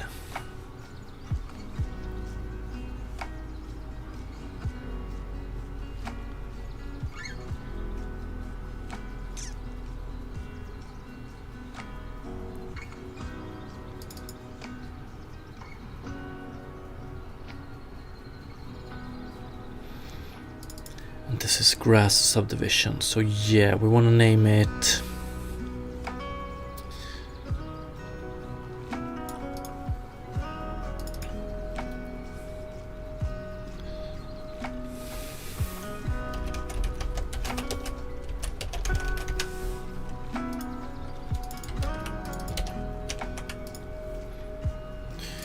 grass subdivision, I think, and T subdivision.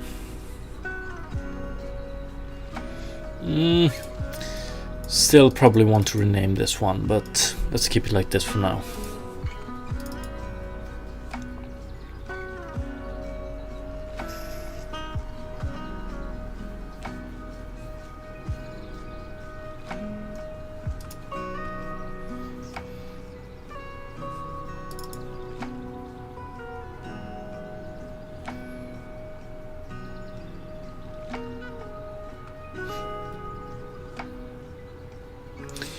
Whoa, whoa, whoa, whoa, whoa.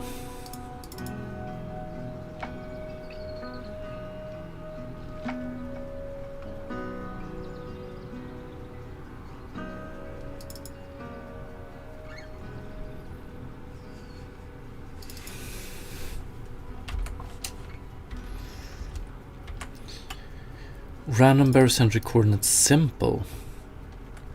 Are we actually...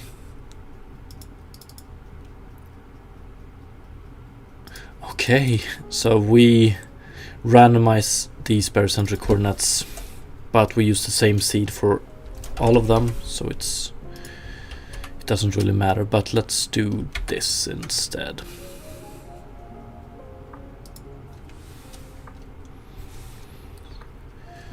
And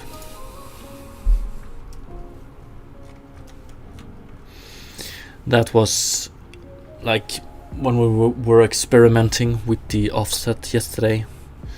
I unfortunately forgot to revert that one, but it didn't really matter that much. We should be having something called test float. I want to rename this one.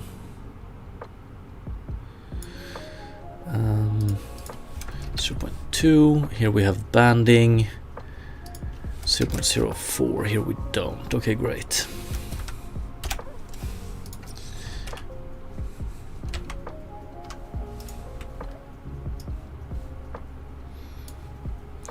So I renamed it in the shader, but not the actual name when you change the properties of the material. So grass offset from center. Plier.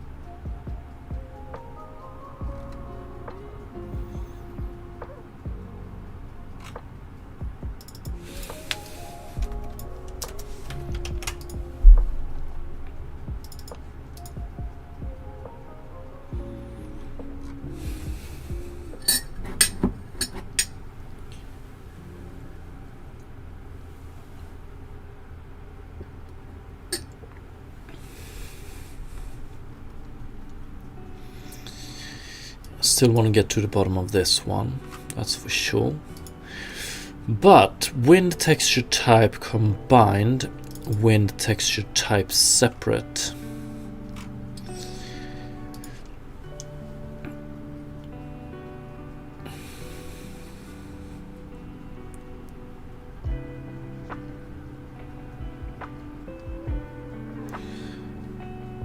So when we were implementing wind, this was just a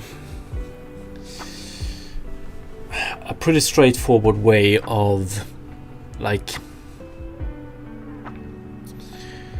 improving the visuals of the wind. So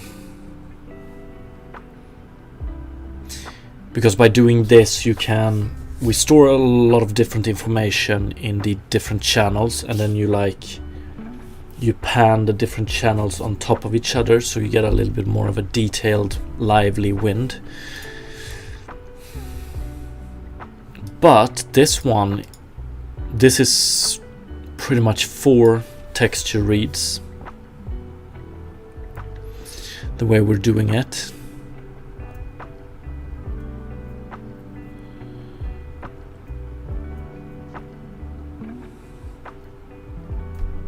Yeah, I'm pretty sure the wind can be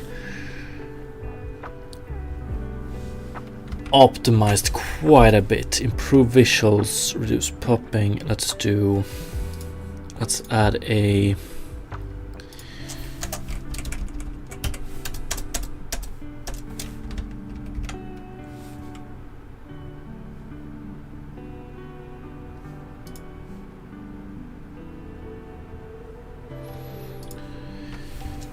possible optimizations.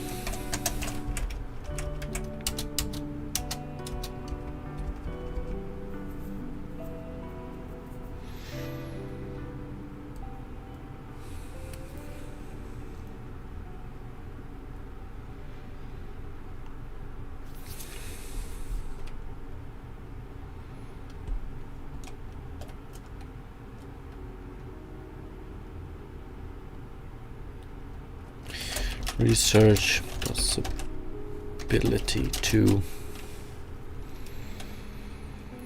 reduce wind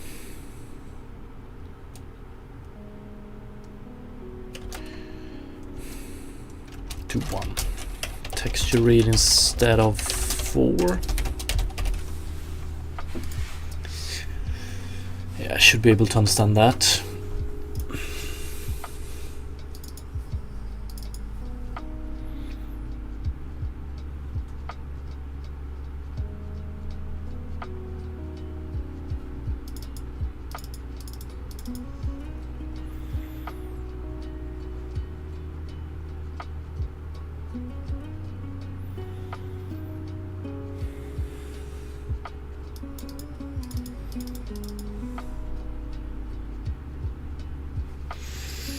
Mm.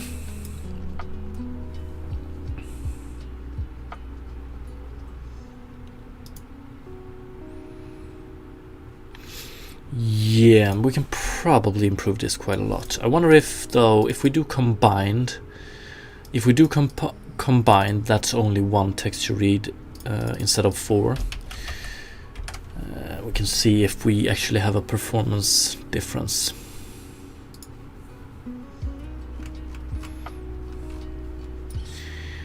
Alter grass proportions based on texture. No, oh, we want to hide this one as well, but okay. Weather properties, wind texture read types separate, combined.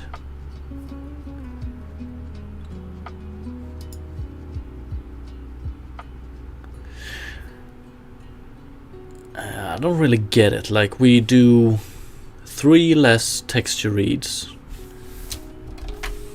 but just as bad of a performance.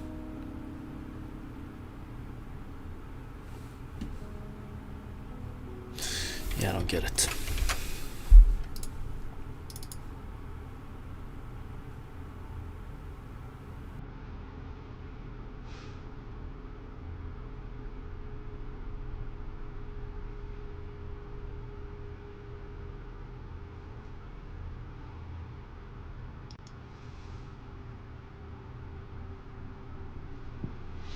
But in this procedural grass light, we're gonna do, let's see here, weather properties combined separate.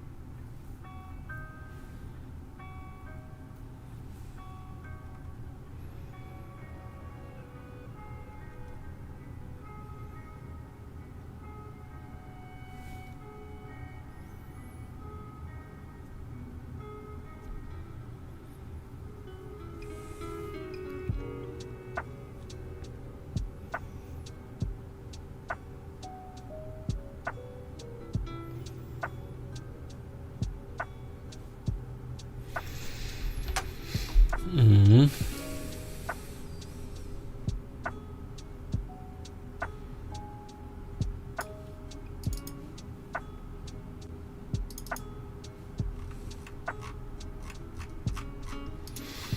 Also, I wonder if max grass subdivision +1, do we get any improvements if we 16? Okay, so if we have 16 here, let's see.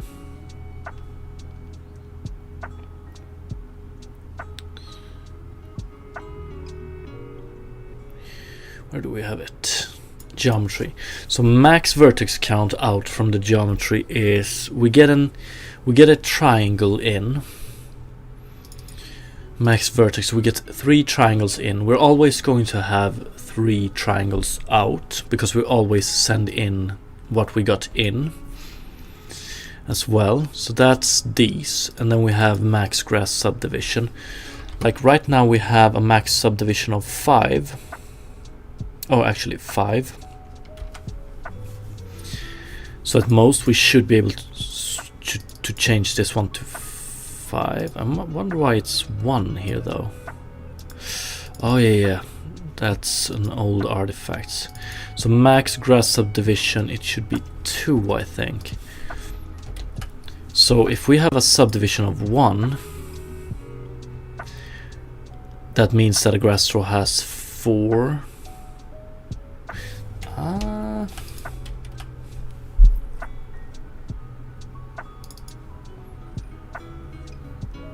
Yeah, 2 vertices per subdivision. 1. So we want to do 2 here. So if we have subdivision 1, then we get. What the fuck? If we have subdivision 1 here, we get 1 plus 1, so 2, and then 2. So 2 at the bottom, 2 at the top. If we have subdivision 2, we get 2 plus 1, 3, 6. Yeah, and that's okay. That's right. So at most we should be able to get, if we take 5 as the maximum,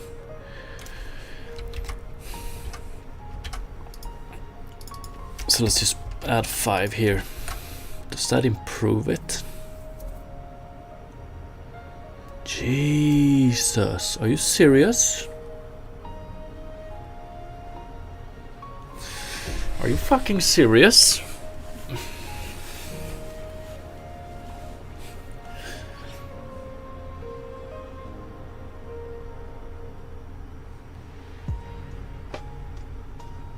I would love to be able to do, so instead of doing hard code here, I would be able to do bounds. Grass, what was it called? Grass subdivision bounds. Grass sub,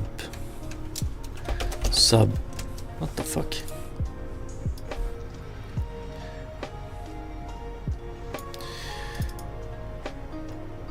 Quads per grass blade.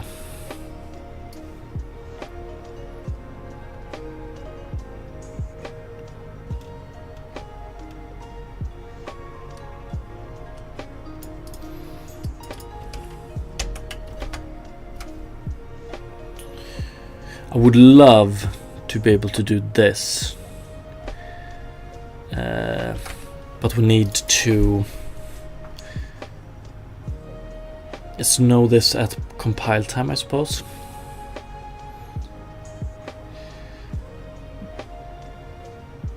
But if we do 5, let's see here. I need to double check this. So 5.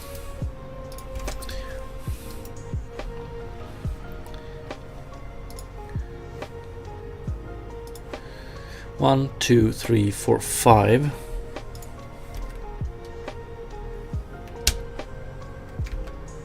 So that means that we can't subdivide it more than 5. So if you go to 6, 1, 2, 3, 4, 5, yeah. But I mean, this is insane. So, okay.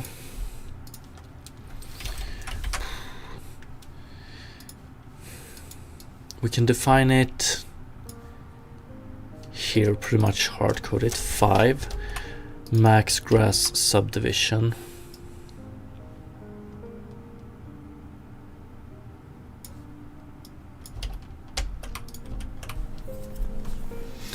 So basically what this is, it defines like what is the maximum amount of vertices that we will output from this geometry shader.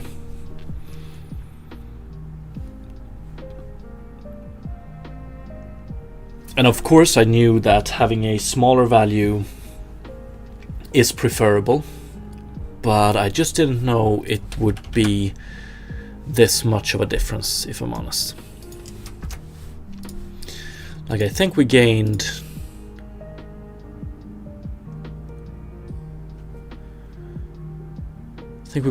like 25 FPS on that. That's pretty insane. Yeah, around 25.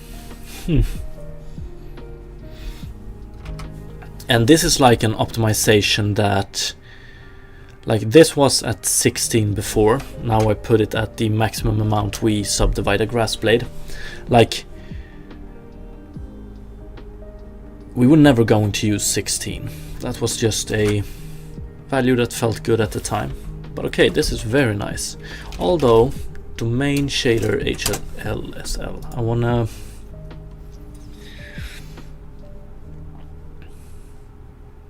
Oh, not domain shader, but geometry shader, HLSL. Need to write this down.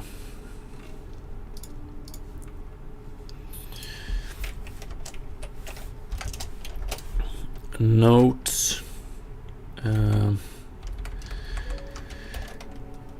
Geometry shader max vertex output constraint. Constraining the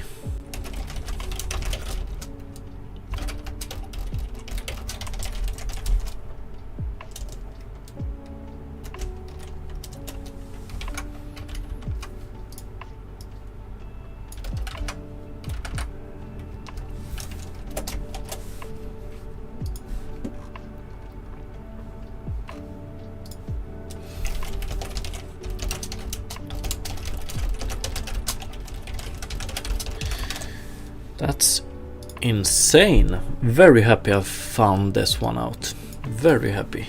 But like, max vertex count, declaration for the maximum numbers of vertices to create.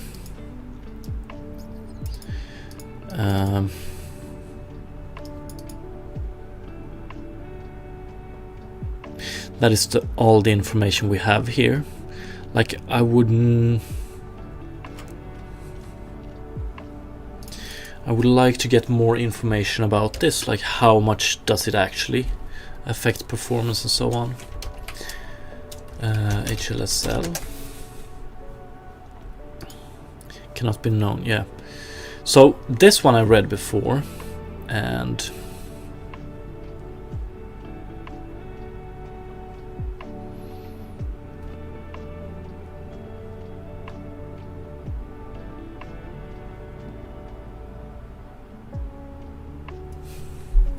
see.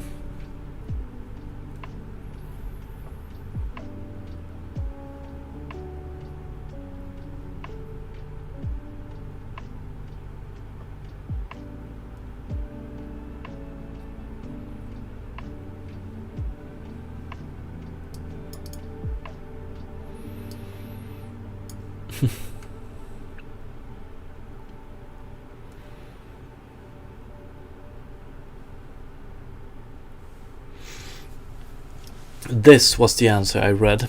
So, like, the reason you might not simply set the maximum vertex count, parallel execution efficiency. Okay, I should have figured out. Like, the smaller it is, the more we can do in parallel, I think. Okay, so this is fucking great. Although,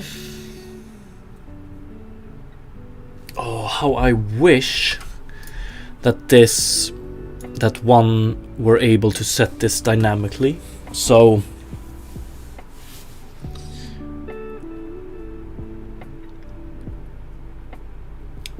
because right now if we're far from the camera, we represent each grass straw by less quads, or like the number of quads we represent a grass straw by is dependent on the distance from the camera. So the ones closest to the camera, they use this many vertices, but the ones far away from the camera use way less. Would be so nice if we could decrease it dynamically, because I do think it affects the performance, but not that much. So close to the camera we use 5 quads per grass blade. Far away from the camera we use 1 quad per grass blade. Now we're at 150 FPS. If we turn up this one to 5, we lose 8 FPS.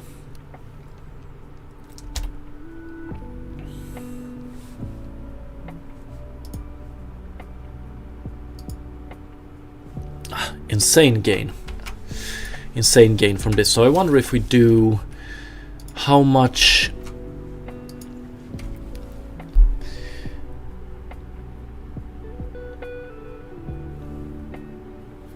how much worse does it look if we represent a grass blade by 4 quads close to the camera, and then we choose and we put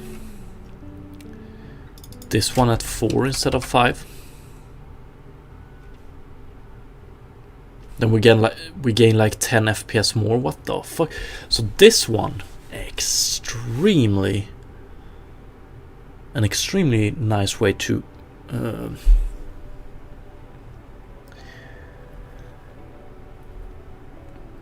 improve the performance here. I'm actually thinking of, yeah, probably gonna do a compiler flag implementation of this one. So grass subdivision bounds, this one will be decided by a compiler flag instead. So we're gonna be able to select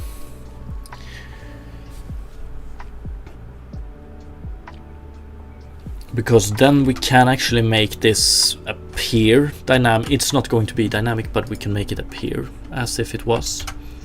Or not dynamic, but that we have, when we change this value here, we also change this value here. But in practice it will actually be X different shaders, and we will switch between those.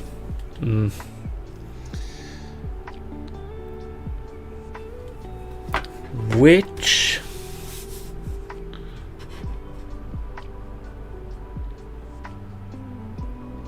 maybe that's how you want to optimize it. Maybe that's how you want to do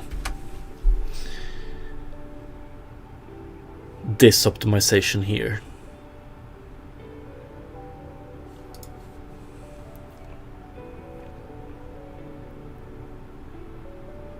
So you have different shaders, like you have one shader for grass that is close to the camera, and you have one shader for grass that is far away from the camera, and the grass that is far away from the camera, you just have one here maybe.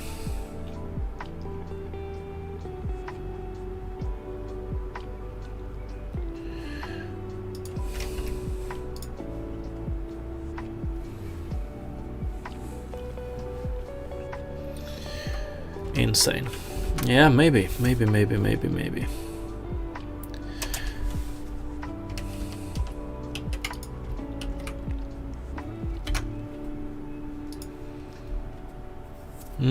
I'm still happy about this, like 20 FPS gain.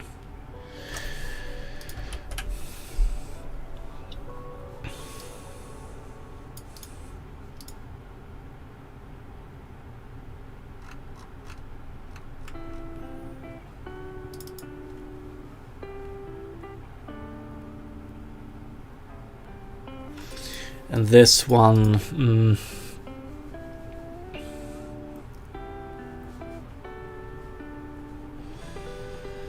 yes, separate is going to be the default one. But actually, let's see. Render with outlines flag. I don't think we're using this one right now, or are we? We have it here. Additional visuals.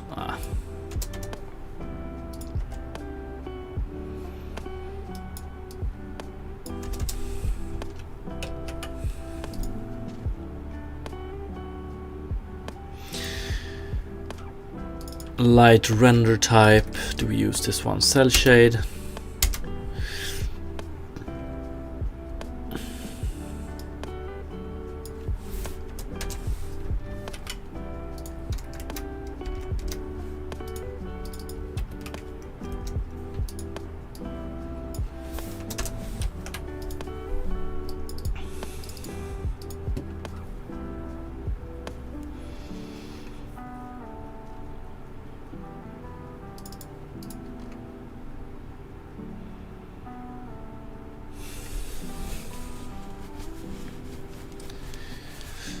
And okay, so output from geometry shader, we output T. Do we need? We output a lot of things we don't need anymore, I think. So I don't think we need T anymore.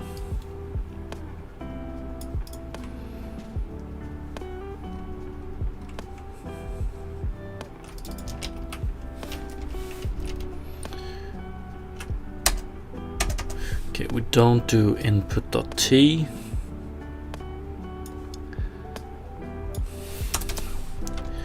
I'm pretty sure we do input.fog factor though. Yeah.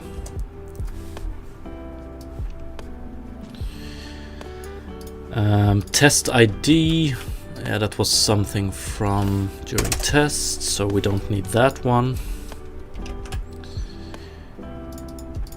Test ID. Ah, good. We actually set output T here, so let's skip that as well.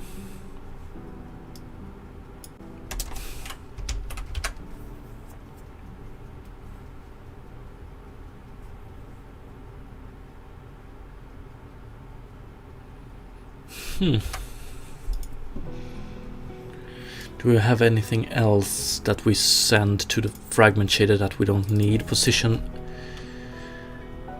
Let's see. Position. This one we need. This one we need. Position world space though. Oh yeah, of course we need it. We're doing some light calculations. Can probably do it with. Let's keep it. View direction we need. Color we need. Fog factor we need. Okay, great.